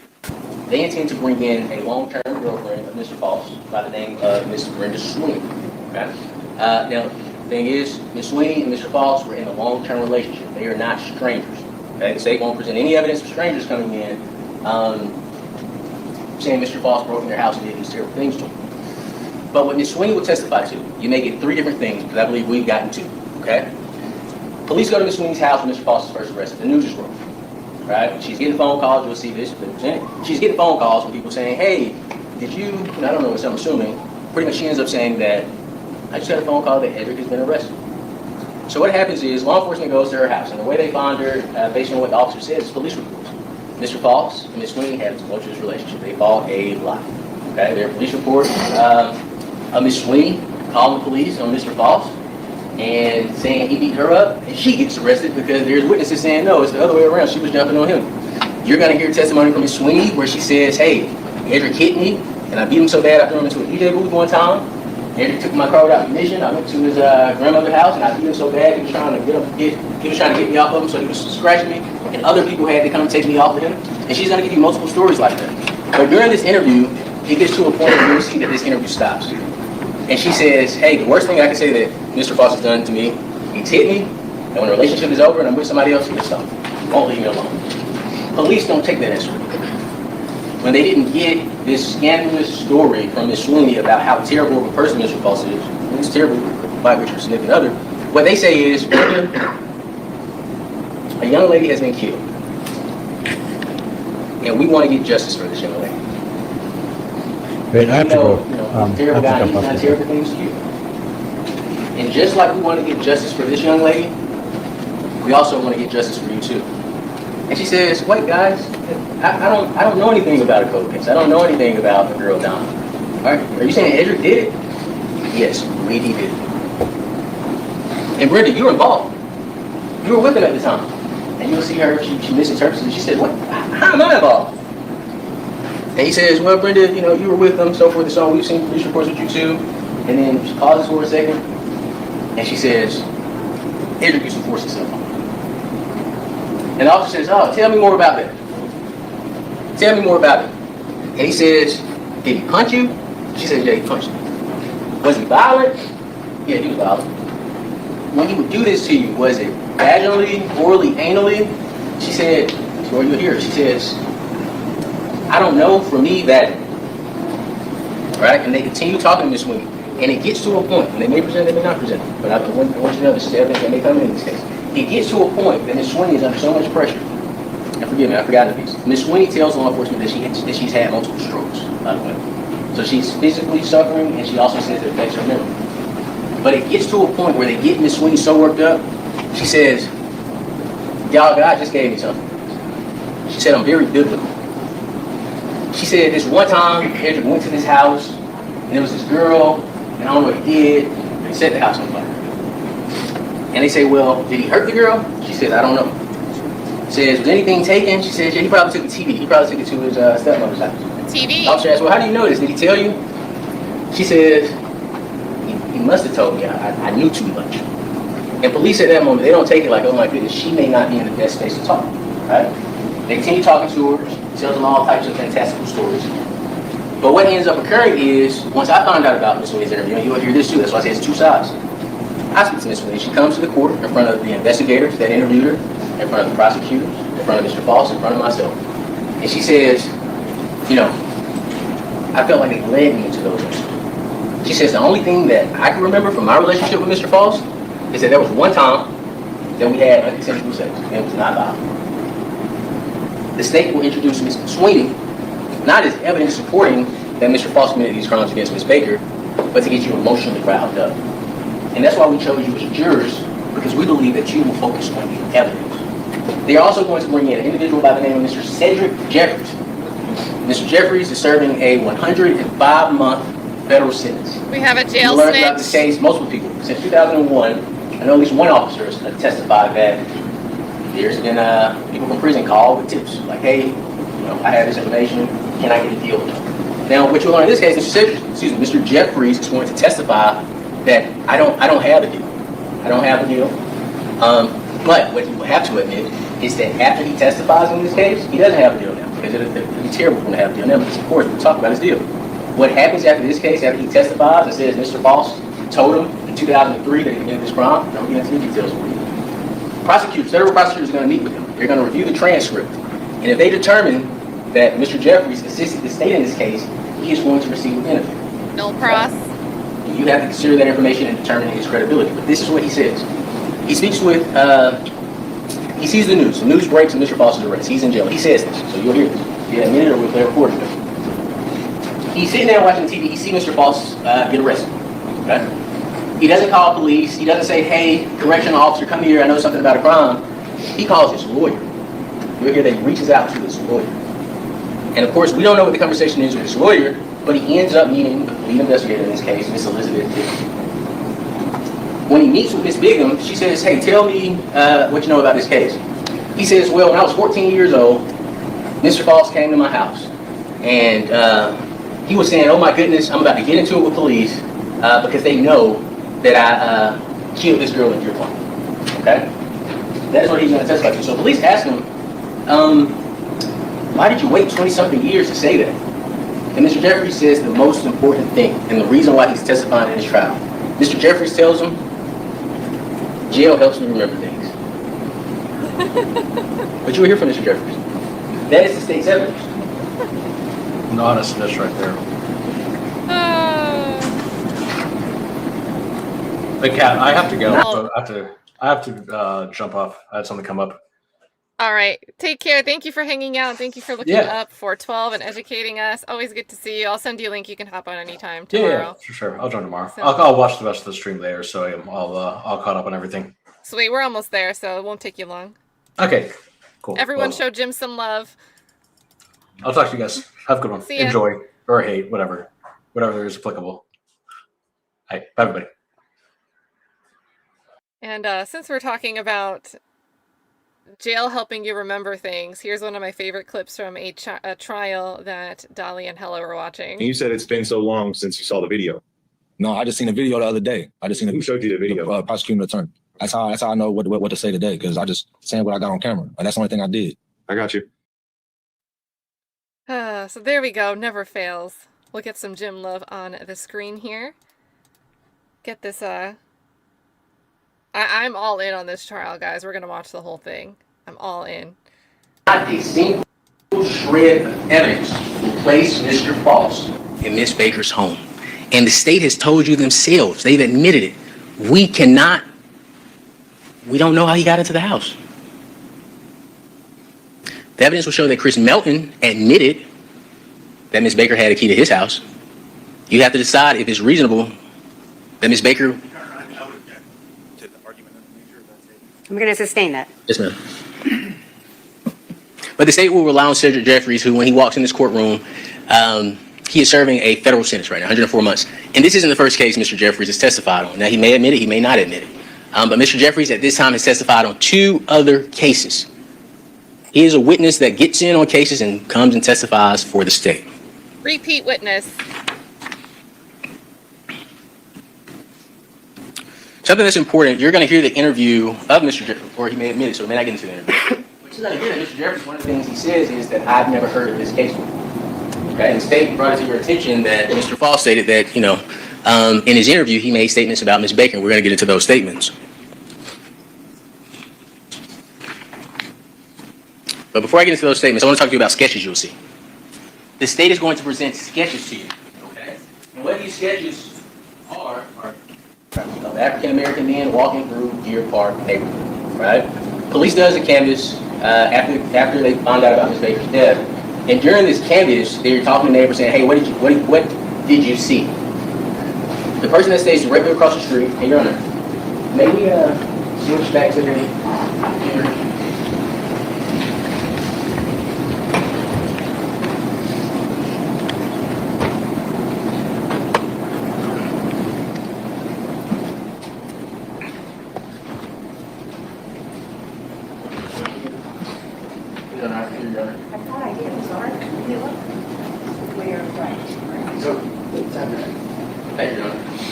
So what you'll see, as I mentioned, the blue tarp, and I think you all have to be there, but the house with the blue tarp is Tara Baker's house. The house across the street, I believe that is Mr. Matthew Owens, Mr. Jay Anderson. I may be mistaken. I think Matthew Owens definitely says there, Mr. Jay Anderson, and another individual. And when police come and talk to them, what they're going to tell you is that you see a guy in a bright orange shirt.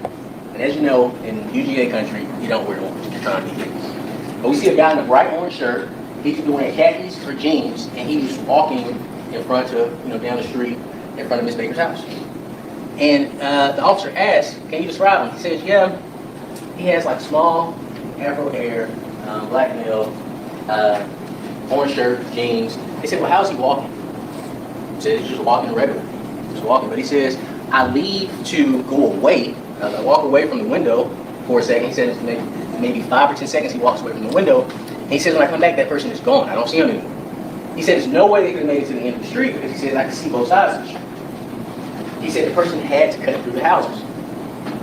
And then you'll hear from Miss Tiffany Riker. And that individual, I think it's Jay Anderson, but the evidence will show the proper name. He doesn't do a sketch, just to be clear. But you will hear from Miss Tiffany Tiffany Riker, who stays right here, this house here. She's going to say when she's coming out of her house to get in her car, she also sees a black guy. And she gives the same description. Wearing an orange shirt, blue jeans, khakis. He's walking down the street. And that's the gentleman I said, she backed up. She said, you stop, you get out of my car. Now, what you'll learn in this case is on the other side of your park, there's another photo you'll see during this trial, there's a Walmart. There's the Walmart on Lexington Road. So people travel from this neighborhood up here at the top through your park and around here, I think somewhere around here, you can cut through and go to the Walmart on Lexington Road. Okay? And Chris Melton will tell us that African-American foot traffic was coming. Tiffany Riker would tell us that she didn't think anything of it because African-American foot traffic is coming. She thought the guy was walking to Walmart. But when police get this information, despite Mr. Shona Armstrong saying we saw a gentleman running through my backyard, police say, okay, let's do a sketch of this person. So you're going to see a sketch of a guy who may not even know his pictures involved in this case. But they're going to show those sketches. But they're also going to show a sketch from a young lady. She was the wife of a tow truck driver, okay? In the state of Maine. They may change it because I'm about to say it. But But the state may try to make this one person, okay? But it's two different people. She says, hey, I see a guy. I was out with my husband, picking up a car. I saw a guy walking down the street. She says this guy has a heavy set face. He's kind of heavier looking. I can't really tell his body because of the jacket he has on. She says it's a bright jacket, but she says it's long sleeve, which is different from the individual that Ms. Riker and the individuals that stay across the street from Ms. Baker. Different from the individual they saw. They say, well, how was he acting? She says, well, he was just walking down the street. She said, I actually watched him in my mirror the entire time he walked, and he was just walking. So they said, well, did he have on a hat? No hat, no hood, just a jacket, just walking down the street. The state is going to present those pictures to you as Mr. Faust. They're going to say, hey, it's a black guy in the neighborhood. This is Mr. Faust. But again, the only evidence they can present to you is that this gentleman was just walking. One, heavier set in the face. Another, wearing a short sleeve orange shirt. One wearing an orange jacket. All right? But those are the sketches they're going to present to you. One of the sketches, and it's up to you to decide, does not fit the description given at all. And you will hear evidence, you will see those sketches, you will hear the information given by those witnesses about what the person looks like.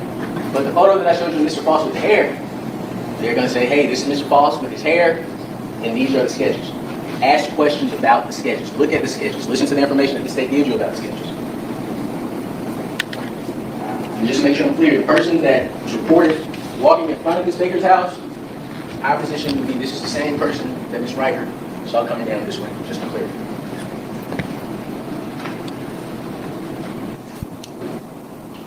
Lastly, you are going to hear Mr. Faust's interview. You're going to hear what Mr. Faust himself said about this case. You will learn, contrary to what the state has told you, that Mr. Faust was told when he was arrested, we're arresting you for murder and aggravated sodomy. They hadn't asked him anything. That's what you're here for. Murder and aggravated sodomy. Mr. Faust is confused. He talks to him. He chooses to talk to him the way that's right because, of course, he's trying to figure out what the heck is going on. While they're talking to Mr. Faust, they didn't tell him who's murdered. You will hear Elizabeth Bigham and Jeremy Howell ask Mr. Faust, did you hear about a cold case from 23 years ago? And that's how they ask him. Did you hear about a cold case from 23 years ago? One thing, and this is kind of, we're a long way into this. This is my one major criticism so far, is I think this would have been a really great opportunity for him to circle back to, we had the witness who said through the backs of the yards, the grass, not going towards the road, that she saw a white person, like, hustling through the grass area, or whatever you want to call it, because it doesn't seem to look very grassy in the pictures. And that they don't even so much, law enforcement doesn't even so much as show her a picture, come show her sketches, or ask her to do a photo ID. Ask her to take a look at a picture of the boyfriend that may have been on the way out at the time. So they don't do that, but they get sketches of the other descriptions that were reported. I mean, maybe there will be a sketch of a white guy that was reported, but they just don't go and show it to... How would they get the sketch from this person? That seems like a major hole. That seems like a major hole to me. And he mentioned it earlier, and I just think it would have been good to tie those things together. You do all of this for the sketches that report seeing a black man walking through the neighborhood. The descriptions don't match, but you don't do anything to take a sketch or show a photo about the white guy that was running through the grass. Mr. Faust tells him, I vaguely remember, and this is a paraphrase, not a quote, but I vaguely remember it. I think I saw something in the paper about him. You will learn. Jeremy Howell nor Elizabeth Bigham show Mr. Faust a photo of Ms. Baker. Jeremy Howell nor Elizabeth Bigham tell Mr. Faust Ms. Baker's name. They don't say, the Tara Baker case. They just say, hey, you heard about the cold case from 23 years ago. They don't even give Mr. Faust the opportunity to explain the DNA, because what they tell him, and this is very important stuff, they tell him, why is your DNA found in that house? Mr. Faust said, house? I've never been to a house in Deer Park. My DNA in the house? Your DNA is in the house. And just as much as I'm here to exonerate, I am here to hunt. But the truth is, as I've told you, the evidence will show there's not a shred of evidence putting Mr. Faust in the house. They didn't have that evidence. They misled Mr. Faust, and of course here he's charged with murder and aggravated sodomy. He's probably freaking out, and he says, I don't know anything about the house. I don't know that woman. But again, they never gave him an opportunity to confirm who they were talking about. No name, no photo, just the cold case from 23 years ago, and your part of your DNA was found in the house. What you're learning in this case, one person lied to police over and over and over and over and over again. One person simply said, I've never been to the house of your part, whatever you're talking about, I don't know. And the person that's in the next chair is Mr. Faust. Now, Miss Baker, as we all know, is a very beautiful woman.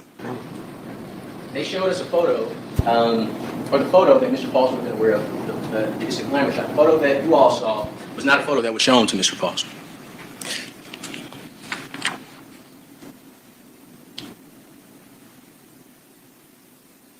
I do predict that the state, they may change this, I predict that the state is going to attempt to play for you an audio version of Mr. Faust's interview.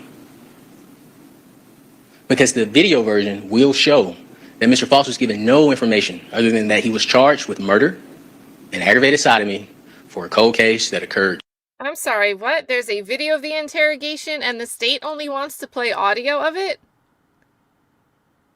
Meaning they don't want the jury to be able to see that there's no pictures in front of him, no pictures of the property, no pictures of the scene, no picture of the victim, to help aid him as he's saying, I don't know what you're talking about. Because the state wants to argue that Faust saying, I don't know what you're talking about, even though there's going to be a DNA match, is him lying, denying that he knows this person. But it's not really clear in the questioning what he's being asked to identify and say he had some encounter with 23 years ago. So, but hold on, what? So the state just wants to play the audio? Let's see if that pans out. That does not sound like a great thing for the state. The photo that you all saw was not a photo that was shown to Mr. Faust.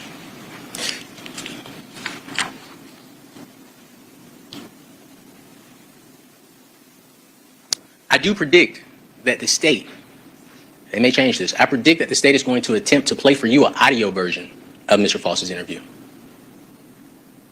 Because the video version will show that Mr. Faust was given no information other than that he was charged with murder and aggravated sodomy for a cold case that occurred 23 years ago. On the video, you will see no pictures shown to him, as I mentioned. All right, Jennifer, thanks with the sauce here. So over on Melanie Little's channel, she stated that Chris's dad, Chris Melton's dad, was a judge on the Georgia Supreme Court. I might be doing some Googling later, because I want to know. Oh, someone in chat said it. Okay, so someone in chat said it. There we go. But still, I still want to Google. I mean, I think that's a question that I'm seeing people in the chat here ask, like, why so early in the investigation, especially when things weren't even adding up that Chris Melton was saying? Was it just overlooked and nobody pushed back? Nobody looked for the inconsistencies and pressed him on it. Why was it just, hey, they're going to be looking for you. They're going to be looking at your son, telling his parents, and then nobody talks to him for 4 months. So, I don't know. I don't know. And I'm still curious. We have the one stab to the jugular.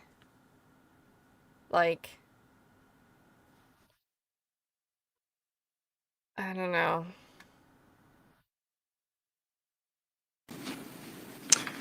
The state's evidence may get you emotionally riled up, but those are not answers.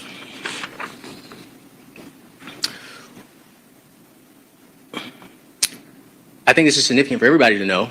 So in 2001, Mr. Melton is told, as I told you before, that Ms. Baker was sexually assaulted and they had in there. I mean, I said sexual assault, but he knew. They told him in 2001, and that's when he came back with, I saw her 6 days before she passed away.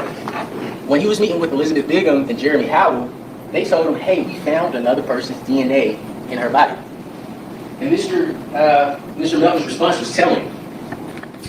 Mr. Melton himself said, sounds like she was with someone else. Oh. This is evidence in the case. Ladies and gentlemen, I'm going to ask you to go into the jury room for one more moment. Please don't discuss the case. Are they going to argue that this is a hint towards sexual history again? Because somebody said to a detective that she was with somebody else?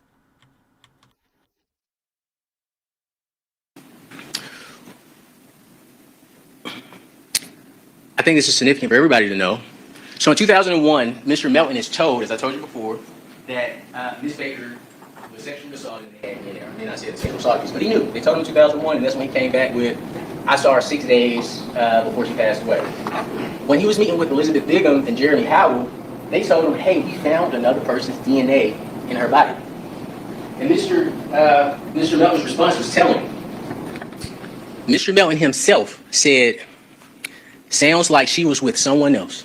Your Honor, objection again. This is evidence in the case.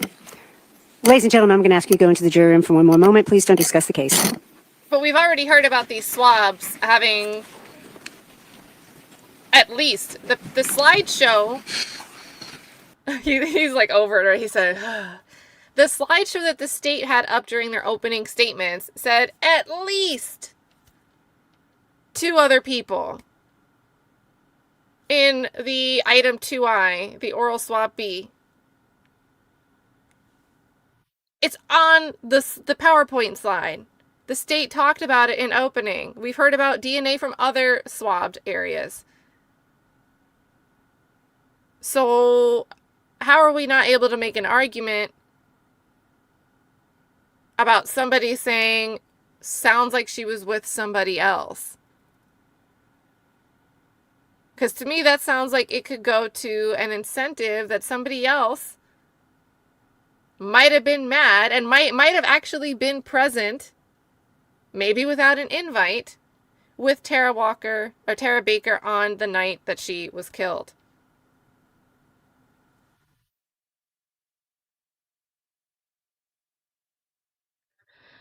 I don't like this case.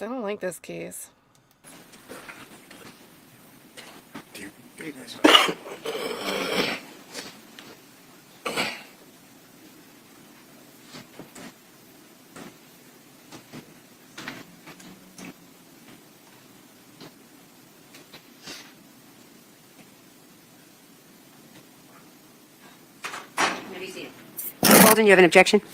I do, Your Honor. Mr. Yalamanchili and I had talked in anticipation of us getting to this point over the weekend. Since I had made opening statement, Pull that microphone towards you. Thank you. that I would object since I had made the opening statement. But since Mr. Yalamanchili had made the 412 arguments in the past that he would handle. All right, thank you. Go ahead, sir. Your Honor, as the court's aware, as the state's aware, if Mr. Cruz wasn't aware before we started all the pretrial motions in this case, he ought to be aware now.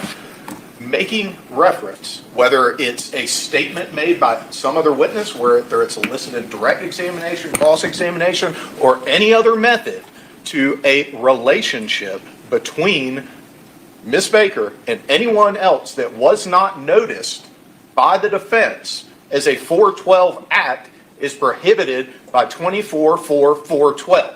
I'm not sure how much clearer the statutory language could be. I'm not sure how much clearer the court could possibly have been in its instructions.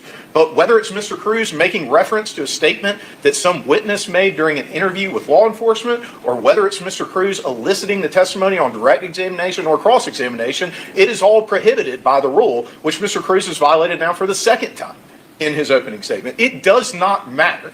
It does not matter one bit whether or not Chris Melton said that in an interview to law enforcement for the analysis of whether or not it is admissible and the methods that must be adhered to if the defense intends to admit it in any way, shape, or form, Judge. And so this is the second time before we've called the first witness to the witness stand that Mr. I would love to be able to cite all, I mean, I never want to wish for an appeal, but imagine being able to make an argument on appeal that you weren't able to present a viable defense, a constitutionally sufficient defense for your client, and you get to quote what he's arguing right now. It does not matter. Any it evidence. does not matter one bit whether or not Chris Melton said that in an interview to law enforcement for the analysis of whether or not it is admissible and the methods that must be adhered to if the defense intends to admit it in any way, shape, or form, Judge. And so this is the second time before we've called the first witness to the witness stand that Mr. Cruz has violated 412 in what seems at this point to be an intentional pattern to try to work his way around the laws and rules of the state of Georgia as it relates to admissible evidence in cases involving allegations of rape and aggravated sodomy, Your Honor. So again, at this point, I don't know what the remedy is that the court wants to enact, but obviously telling Mr. Cruz not to do it isn't effective because he's not listening and he's not following the court's orders. Cruz. Any response? Just a deep sigh. I'm actually blown away and in shock that the state is taking this statement to the 412 argument. Our theory of this case is that Chris Melton committed this crime. Chris Melton's statement, when he's confronted with DNA that he already knew was present, that she was with someone else, it has nothing to do with us trying to get around 412. That statement is for the sole purpose of showing his consciousness of guilt. He knew this information in 2004. He showed the exact same information in 2024. And his response isn't, oh, my girlfriend, I can't believe this happened, you guys better find her. His response is just simply saying, oh, well, let's believe her. I mean, she was with somebody else. There's no evidence that I intend to present that Chris Melton knows about Ms. Baker's sexual history. There's nothing I can intimate that Ms. Baker knows, that Mr. Melton knows about Ms. Baker's sexual history. The purpose of that statement has nothing to do with her character, with her 24/12 sexual character. The purpose of that statement is to show Chris Melton's response. When he's presented with some evidence, he gives a response that's inconsistent with the person that is innocent. So this isn't a 412. I understand the state may not like what I present, but that does not mean I have to preview every single statement I have to them so they can prepare their case. This is open statement. I respect the court. I believe in this court. I've told the court that multiple times. This is not a 412 argument. This is Chris Melton who knows nothing about Ms. Baker's sexual history being confronted with a piece of evidence and making a statement that shows consciousness of guilt in our court. This has nothing to do with sex. Thank you. All right, so what he was saying there is like the legal explanation for what I was rambling on about why I thought this was a garbage objection. Like, you're really trying to hide that this is bringing in some evidence of sexual history that's supposed to be shielded under Rule 412. But really, it's just to show that at the time that Melton was being confronted with this information, this is the way that he responded. And the jury should be able to hear that, hey, you're going to hear about this, and I'm going to want you to consider what you hear about this and use that. You make the judgment. You make the judgment on Chris Melton. Why would his statements be inconsistent here? Could it be because he knew more? Oh, man.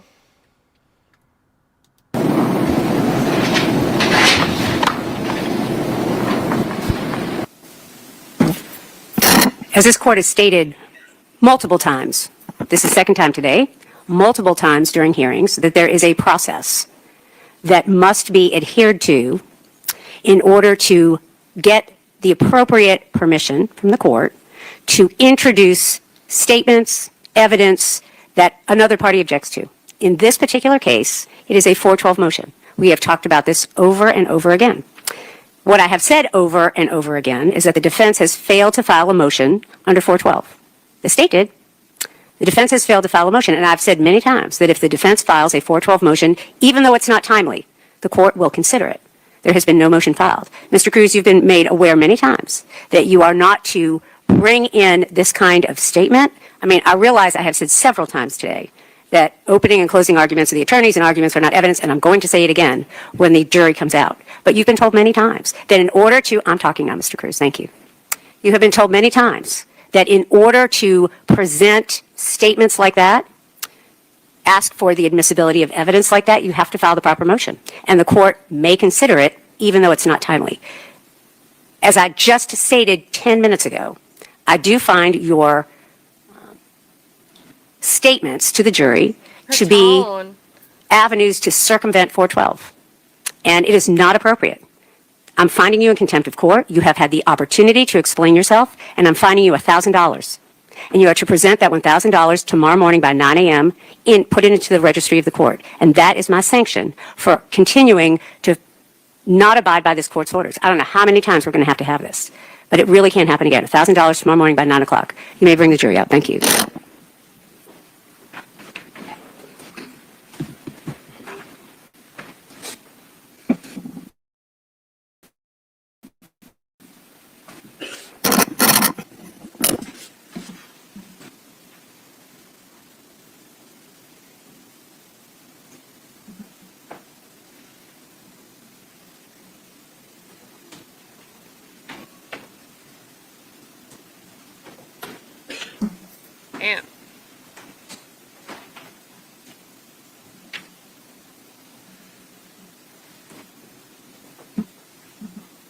All right, you all may be seated. Thank you. Ladies and gentlemen, I want to remind you that any statements made by the attorneys, whether it is in opening statements or closing statements or during arguments, any statements by the attorneys are not to be considered as evidence. Mr. Cruz?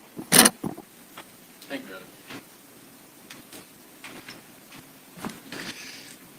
At the end of this case, when you go back home, and you're sitting around the dinner table, and someone says to you, "Why did you find Mr. Faust not guilty?" You're going to say, "Well, I was fed a wealth of information.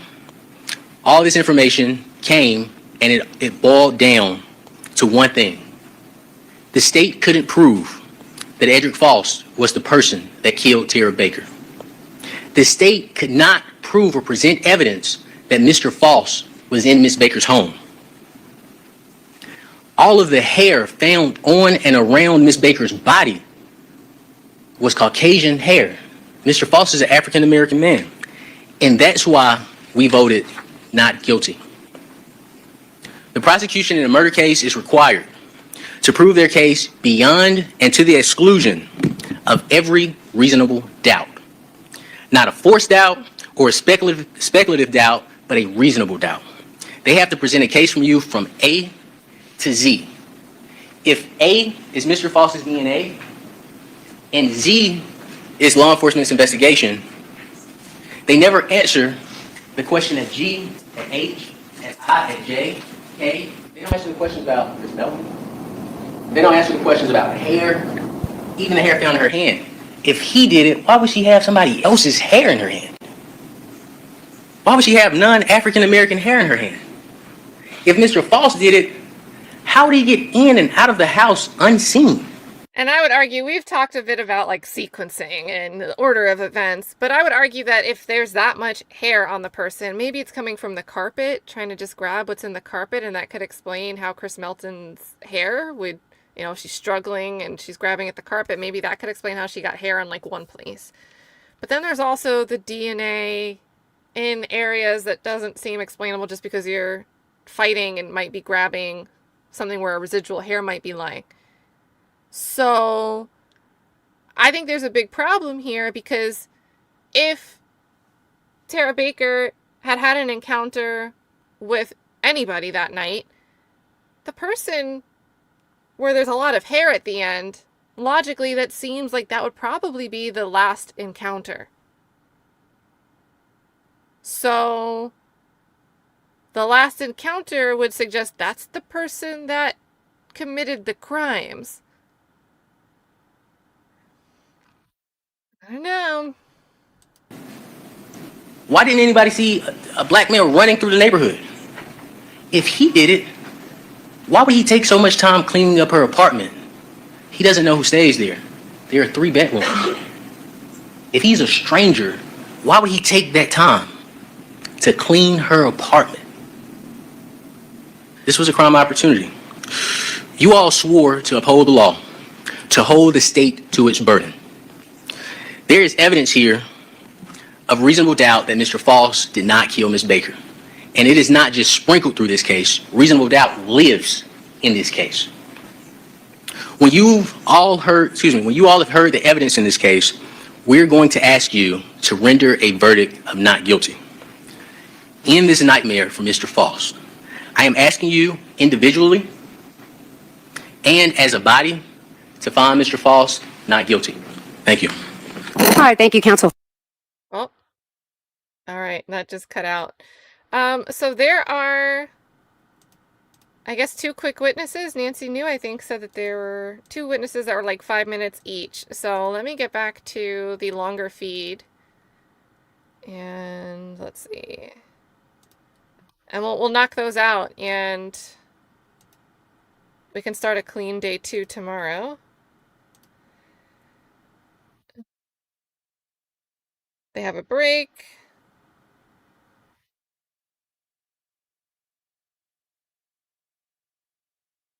Let's see if they say anything before this break. Oh, they cut away. And then they're at the bench. Mr. Terrell, anybody left in the jury? Oh, yeah. You want to do it at the bench, or you want to? Okay. Y'all may be seated.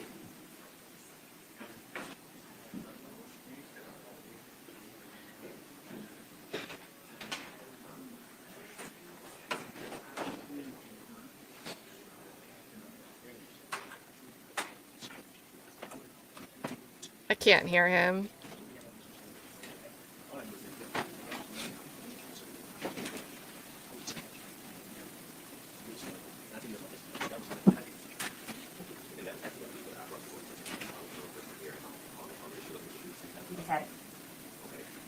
Process is just That being said, I will say that Mr. Cruz, it is, here's it, under the law, his statements are actually intentional or willful.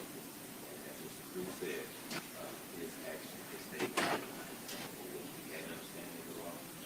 His non-report does not agree with it, is respectful. The state, I do think that some of the state characterizations of his statements are a little far-fetched, very strict. Needless to say, the statute is more concerned with Mr. Cruz's mentality with the fact that he's not Thank you very much. We'll see y'all at 4 o'clock. Thank you. So could a court reporter even be taking that down? I could barely hear it. I don't know, maybe it was audible to the court reporter. Doesn't seem like the court reporter caught an important thing that was alleged by the state to have been said earlier either. So look at his face. Look at this guy's face. Look at this guy's face. He looks sad. He looks sad. Very sad. All right, so we're going to get they look like they have a break. Then they have the jury come in for 2 witnesses. So we're going to time travel.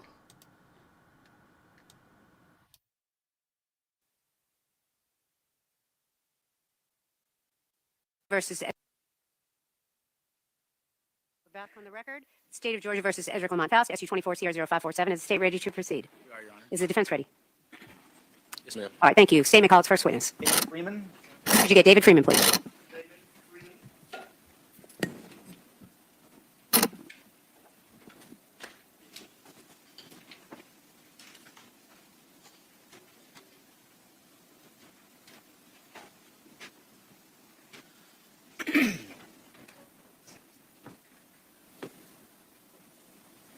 Your Honor. Sir, I'm going to ask you to raise your right hand, please. Do you swear or affirm that your testimony in the matter pending before the court shall be the truth, the whole truth, and nothing but the truth, so help you God? Okay, you can have a seat. Oh God, he's going to yell into Sir, I'm going to ask you to state your name and spell it for our court reporter, please. David, D-A-V-I-D, Freeman, F-R-E-E-M-A-N. Sir, I'm going to ask you, back in 2001, how were you employed? I was a firefighter at Athens-Clarke County. Okay. Can you tell the jury, please, just a little bit about your firefighting career with the Athens-Clarke County Fire Department? I was generally assigned firefighting or driving the truck. I did both. When I say firefighting, I mean actually pulling the hose off and, fighting fire. Okay. How long did you do that, sir? 26 years. Was there a primary station that you worked out of in those 26 years? I worked in all of them at one time or another. I worked at all. We had 6, then we had 7, then we had, I think they got 8 now, but I worked at all of them at one time or another. Do you recall where you were working in January of 2001? Which station? Station 5. Which one is that? Whit Davis at Whit Davis Road. Mr. Freeman, do you recall being dispatched with other Athens-Clarke County police or Athens-Clarke County firefighters to a call at 160 Fawn Drive? Yes, sir, I do. Is that address in Athens-Clarke County? Yes, sir, it is. Do you recall approximately what time of day that call came out? Generally, we clean up the station in the morning, check the truck, do household stuff, and it was before lunch. I can't tell you exactly what time. Okay. Mr. Freeman, if you could please describe what you observed as you approached 160 Fawn Drive. I wanted to say thank you to Nathaniel Hooper for becoming green. Thanks for becoming a member. And it's crazy how slow this guy sounds on 1 speed. Let's put him back up. The call came in, I believe, as a structure fire. Me and another firefighter were on the back of the truck, which means we actually have the nozzle. We pull up to the front of the house, or front of the apartment, and you could see the left side of the apartment. It had broken through. You could see flames. So as a firefighter, you're taught to go in the front and push the fire outside. So I had the nozzle. We went to the front door. I was putting my mask on, and I reached up and tried the door, and it was locked. And I believe the lieutenant on the truck is who actually kicked the door in.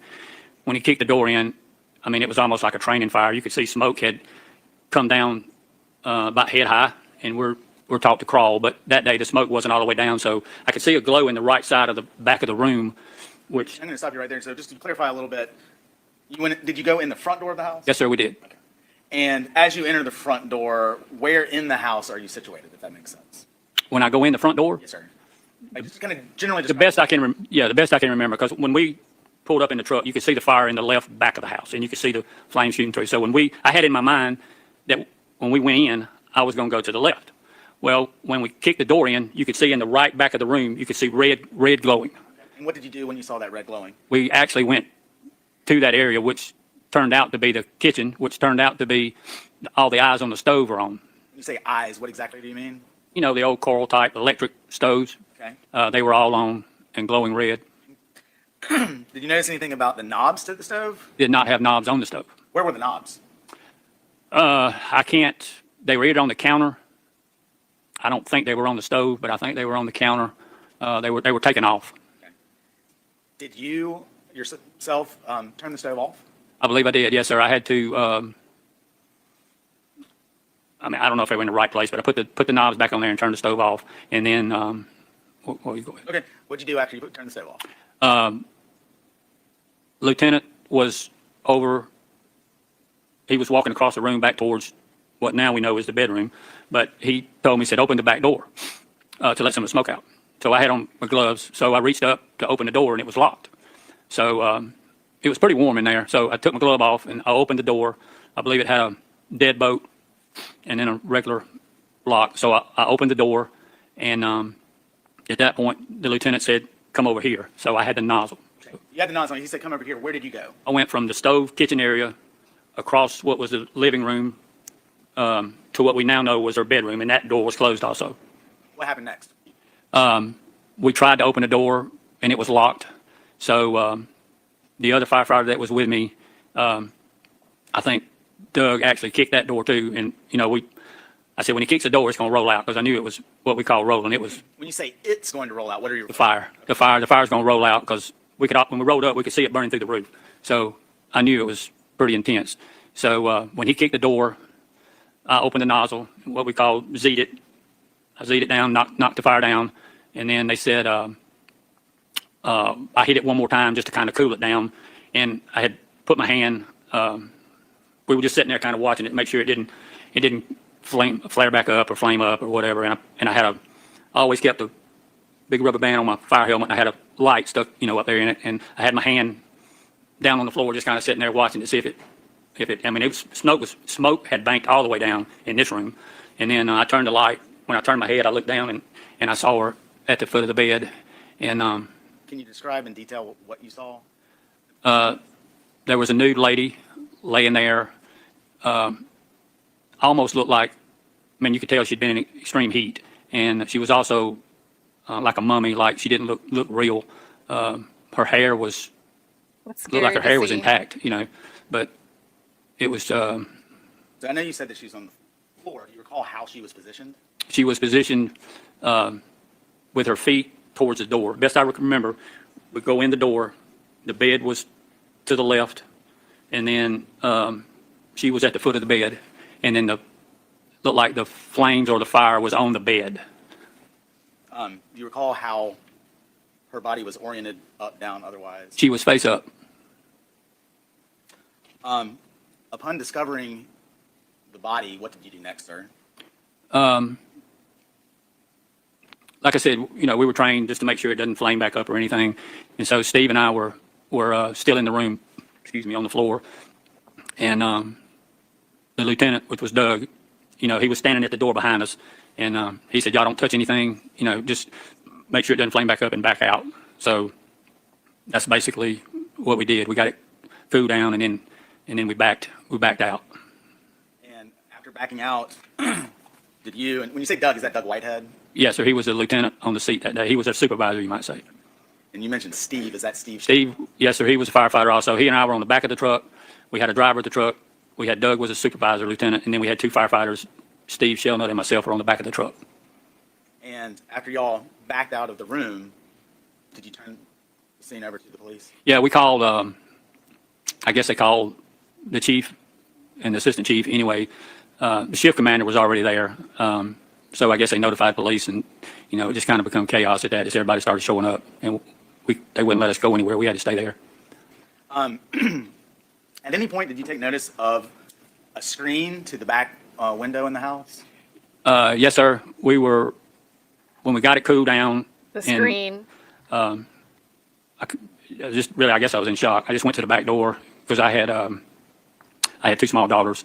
I went to the back door kind of trying to collect my thoughts and whatever, and there was a window to the left side of the door, and the screen, I can't say if it was laying in the yard or if it was leaned up against the house, but the screen had been tampered with. You could tell where like if you take a screwdriver and try to pop it out, you can tell where it had been bent. It had been tampered. So was the screen in or was it out? Is that in conflict? Or is he trying to paint the picture? Say if it was laying in the yard or if it was leaned up against the house, but the screen had been tampered with. You could tell where like if you take a screwdriver and try to pop it out, you can tell where it had been bent. It had been tampered with. Hang on just a moment, Your Honor.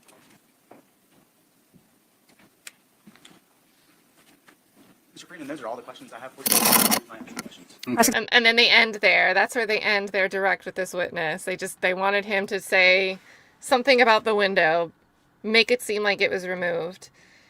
Examination, Mr. Cruz. Yes, ma'am. May I move the podium, please? Of course.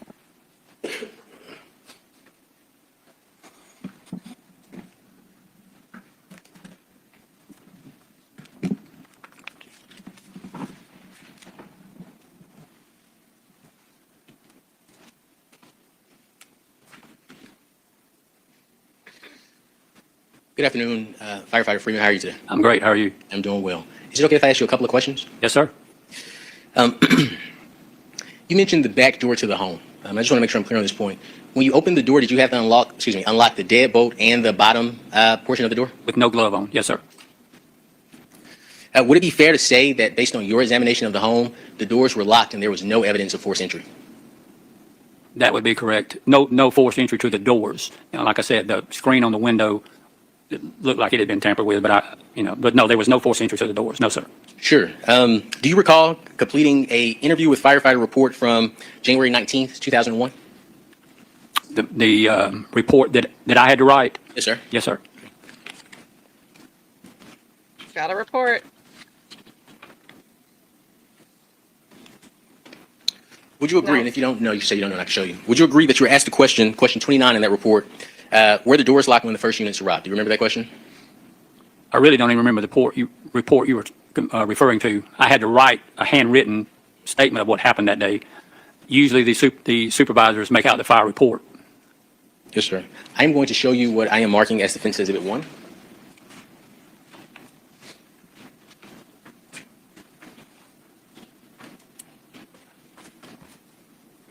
Yes, sir. Thank you. Is it okay if I approach you? Yes, sir.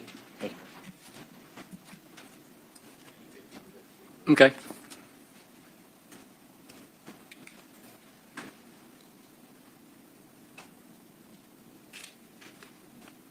Hey, Nancy, I didn't mean to suggest like a nefarious recall, but what I'm thinking of is like human memory. There can be contamination. So because it's so far removed in space and time from when this incident actually took place, if he's, and maybe even through the years before he retired, but also hearing about this case as it gets back into the news cycle and this trial is approaching, if he comes across hearing something about the window and the theory of the blinds, that could, with nothing nefarious, nothing malicious on this witness's part, contaminate his memory.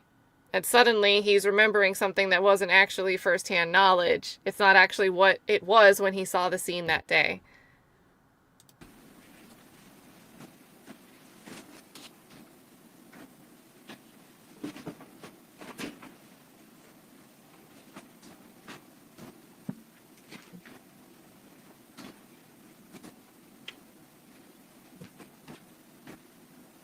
Yes, sir. were the doors locked when the first unit arrived? Yes, they were. Was there any force of entry? I put no. Yes, sir. You mentioned the window. I know that it's been 25 years since you responded to the scene. Do you recall what that window looked like at the time that you saw it? It was a, could have been like a white, seemed like it was a white aluminum frame or vinyl window. It was 2 panes, top and bottom. Like I said, it was to the left of the back door. Would you recognize that window if you saw it again? Possibly. Okay. I'd like to show you what's being marked as Defense Exhibit 2 and Defense Exhibit 3. All right, so there's no note about a sign of forced entry at all in this contemporaneous report from 2001. Thank you for your patience. Yes, sir.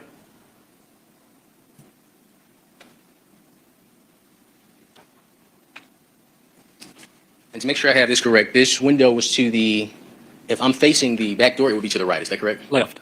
If I'm facing, well, If you're coming in the front door, okay, it's to the left. Is that right? the window is to the left of the door that's on the right.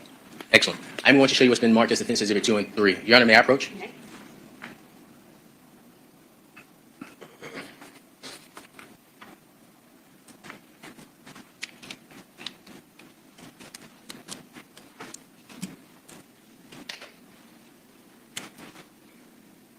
It drives me Yes, sir. crazy. Do you recognize the hands. the image?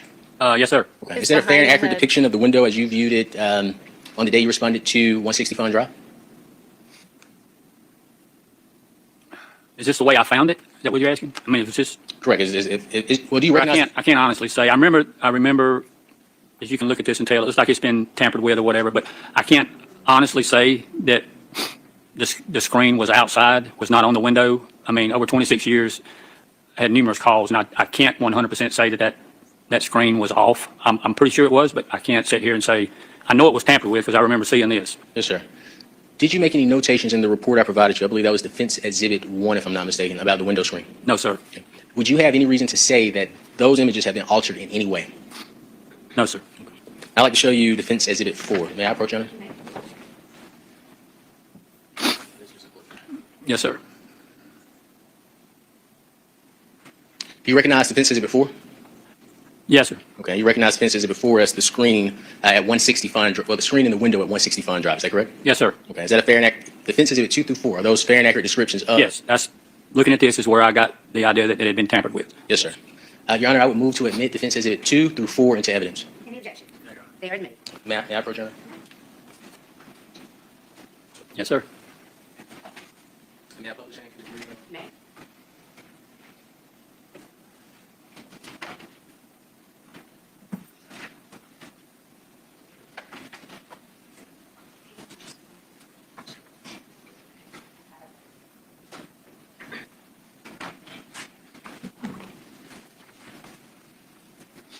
I want to thank you so much for your heroism. Those are my questions. Any redirect by the state? May this witness be excused? Any objection? No, ma'am. You are free to go, sir. You may call your next witness. Doug Whitehead? Could you get Doug Whitehead, please?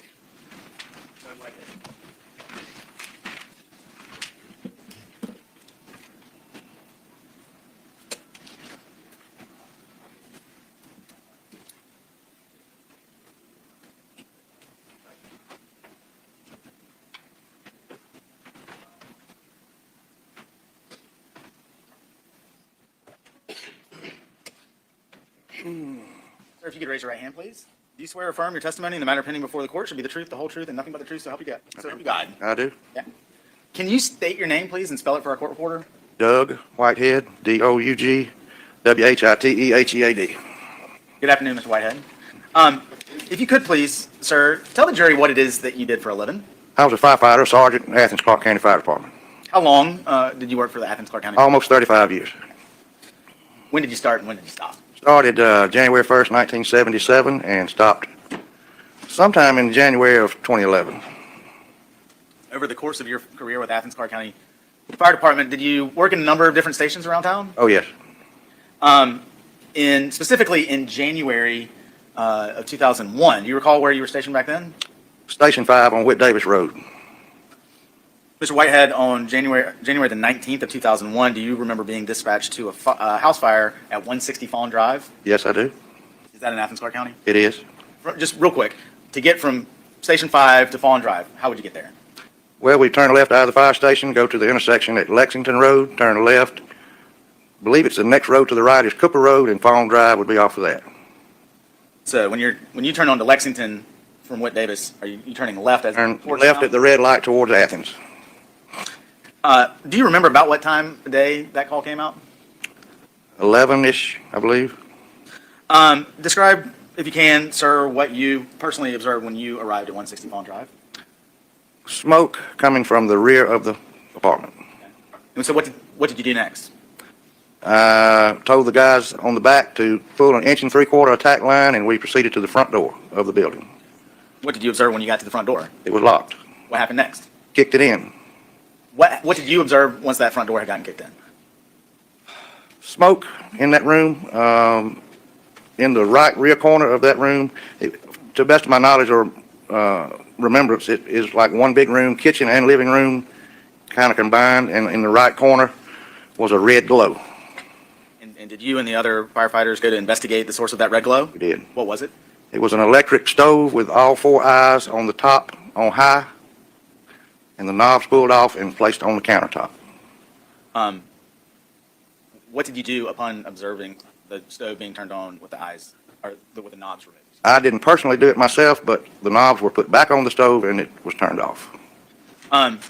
Did you then turn your attention towards locating the source of the fire? Yes. Describe exactly what you did next, sir. From the stove, we would kind of turn left, and there was a hallway, short hallway, a door at the end of that hallway, a door to the left, a door in front, and a door to the right. All 3 of those doors were locked. So we were pretty sure that the fire was in the room to the right, and it was locked, and we kicked that door in. And what happened when you kicked the door in? We found the fire, source of the fire, and we also found Miss Baker. We'll get to that in a minute, but I want to talk about encountering the fire and what you and other Our fire had broken through the roof, which means that it burned through the sheetrock, up into the attic, through the insulation, through the plywood, and the asphalt shingles on the top. So you could actually see daylight through that hole. Good time to ask. Do you remember what the weather was like that day? If you don't, that's okay. I don't really remember. Okay. It seems maybe cloudy, overcast, and maybe cold, but I couldn't tell you for sure. And so, what do you specifically recall about the discovery of the body in the bedroom? The hair. I remember seeing Tara, or Miss Baker, at the foot of the bed, and what I remember is like her hair was wet and a comb had been run through her hair. How was she positioned, if you remember? I believe she was laying on her back. Mr. Whitehead, do you recall, in fighting the fire in the bedroom, what would be the result, or what was the result, if you remember, of actually having to extinguish the fire to the structure of the bedroom? From what I remember, the fire was primarily up overhead, not that much fire, so we basically would just hit it, and just a couple of turns of the nozzle, it was extinguished. And after doing that, were you able to view a potential source or origin of the fire? Yes. What was that? An Afghan, well, what I consider an Afghan, like was crocheted, I'm not sure if that's crocheted, knitted, was placed onto that stove that was, all 4 eyes were open, on high, ignited, carried to the bedroom and thrown on the bed, and remnants of that Afghan were on the stovetop in places where it dripped on the floor around to the bedroom. And so, what was the primary area of the fire in the bedroom, if that makes sense? The bed, yeah.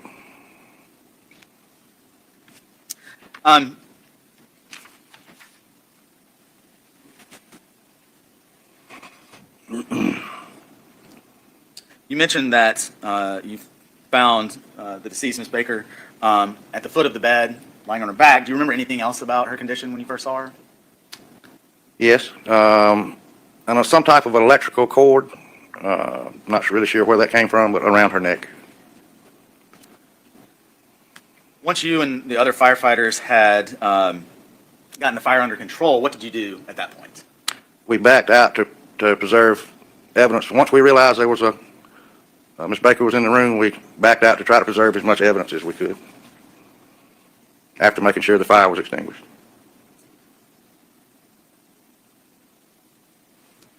Mr. Whitehead, do you recall anything about the back window, the kitchen window to the house?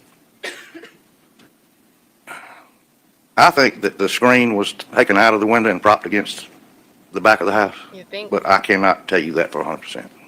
You say you think that. Is that your best recollection? Yes, yes. Overruled. That's the last question I have. All right. Wait, I don't have any further questions for you, Defense May. All right. Mr. Cruz. Yes, ma'am. Good afternoon, Good afternoon, sir. Mr. Whitehead. My name is Attorney Mike Cruz, represent Mr. Faust. Is it okay if I ask you a couple of questions? Absolutely. In regards to the screen, would it have been the fire department's practice to find a screen outside the house and put it back in the window? Would not have been our practice, no. Okay, is that a practice that you're aware of with any agency that you've worked with? Other than fire department, I wouldn't be sure about their practices. Would it be fair to say that the front door was deadbolt locked when you Yes, found it? yes. And I believe you say this on direct. There was heavy smoke and flames coming out of the corner of the house. Is that right? That's right. Were those was the bedroom door locked? Do you recall? Yes. Okay. Was the bathroom door connected to that bedroom locked? Yes. And so was the door to the left. You gained entry into that room by kicking those doors in. Is that correct? That's right. And just to make sure I'm clear, that's the front door you had to kick in, the bedroom door you had to kick in, and the bathroom door that you had to kick in. That's correct. Do you recall completing a firefighter, Athens-Clarke County Fire Department interview with Firefighter report? No, but I'm sure I did. Yes, sir. Would you have any reason to disagree that you placed in your report that there was no evidence of forced entry? I'm sorry, could you repeat that? Sure. Would you have any reason to disagree with the statement that in your report you put that there was no evidence of forced entry? Before our arrival? Correct. Yes. Those are all of my questions for you. Thank you. Any redirect, Mr. Bolden? May this witness be excused. No objection. Any objection, Mr. Cruz? Objection, Your Honor. You're free to go, sir. We leave. You are, All right. So there's a little bit here. Let's make sure they don't say anything. sir. Thank you. You may call your next. You may. All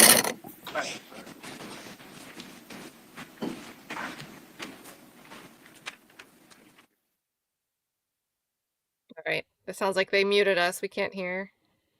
She moved the mic away. Maybe they just don't have any witnesses ready. Well, this looks like this was an 8-hour stream, so this might have been a full day.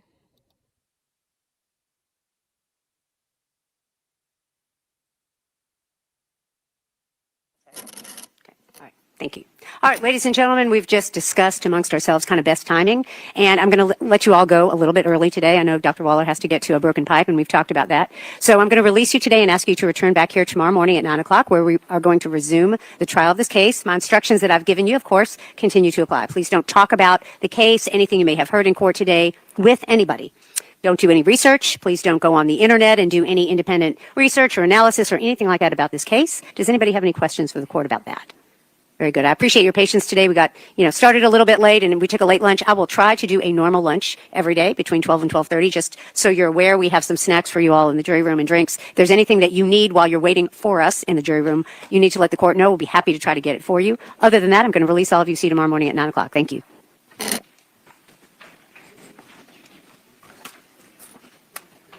Oh, and then they lock us out. So that was the end of that, you guys. I am hooked. This is, sounds like a Georgia case. And shout out to Adventure Aaron being a member for 7 months with the perfect challenge to fit the occasion.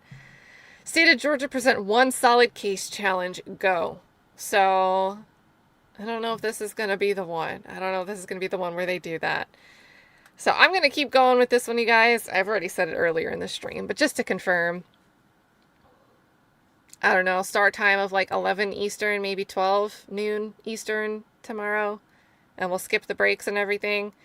I can't do the 8 hours watching in real time on one speed. I've got some work I got to catch up on, so I've got to budget my time throughout the day a little bit better. But we'll see. We already have what seems to be a big deal for the state, this window. They're trying to come up with a way to explain how somebody that didn't have a key. So this is the state playing defense attorney. Like, it's possible that somebody could have done this without having keys and knowing how to lock these rooms inside the house, knowing the layout of the house. It's possible that somebody that didn't know the house, didn't know the victim, could have done this. And look, there's this thing about a window. And I think Cruz did an awesome job here as a defense attorney. Very sharp crosses on both of these witnesses, laying out, hey, would it be in your practice if you saw a screen on the ground to put it back in the window? Well, that might seem like an odd question outside of the courtroom, but in the courtroom, what he's establishing is if we have pictures that were taken of the screen in the window frame, and it's not in anybody's practice who was there to touch things and move it and put things back, then odds are nobody actually put that screen there, and the screen was never actually on the grass or leaning against the house. So very good questions, I think, here from the defense in this case. I'm excited to see like good cross-examinations. I think I needed that after watching the last trial we watched.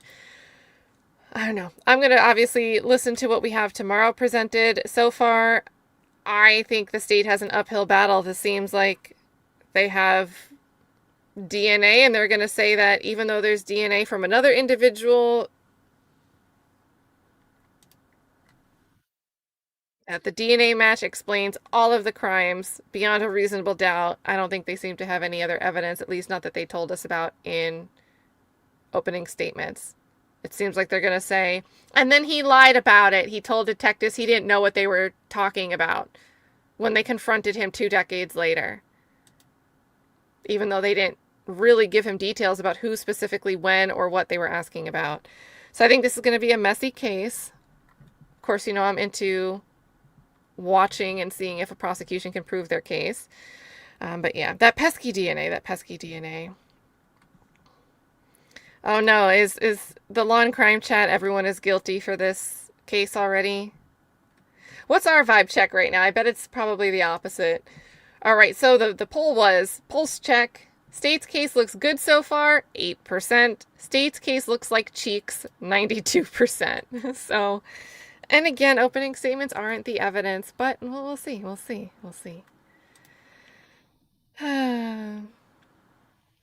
Yeah, Adventure, and I really think it was great cross-examination here. And he had to do that in the face, and a great opening. He had to do that in the face of getting shut down. And I understand the judge clarifying, like, you have to file the notice. I don't know, kind of hard to file notice for something that seems to fall outside the bounds of what you're supposed to file notice for. But we're going to make a discretionary, a reaching decision. I agree with his co-counsel who said it's far-fetched.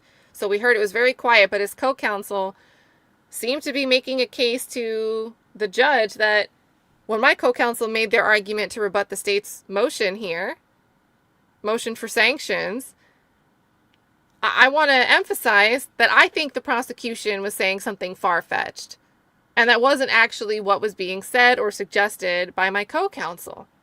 It didn't fall within the realm of what Rule 412 says you can't do. So, I don't know. I can imagine it's probably tough after getting shut down to keep it together. And I think Cruz did a good job here. So, and we've got, questions about the fire. I don't really know how fires work or spread, but just my guess, it seems unusual that the fire was burning through the roof, but didn't burn to the other walls of the house. It burned through the sheetrock through the roof. I understand that heat rises.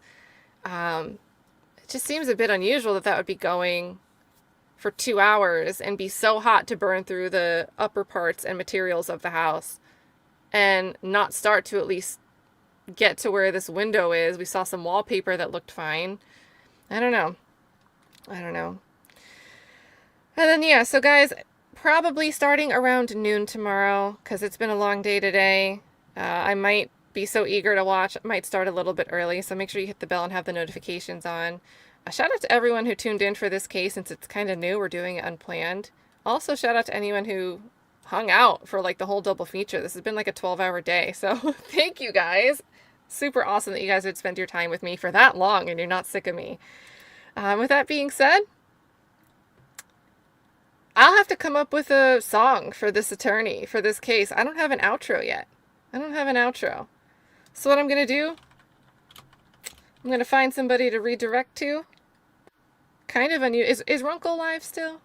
We can go over to Runkle. Let's see. Yeah, he's live. We can go to Runkle. I forgot it was Monday night. He's back to doing Mondays. All right, so Ian Runkle.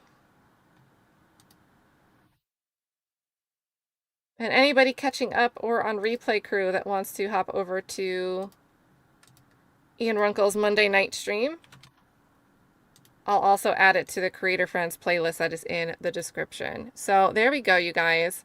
Redirect is set. Maybe see you guys there. Have a good night. See you guys tomorrow. And thank you so much as always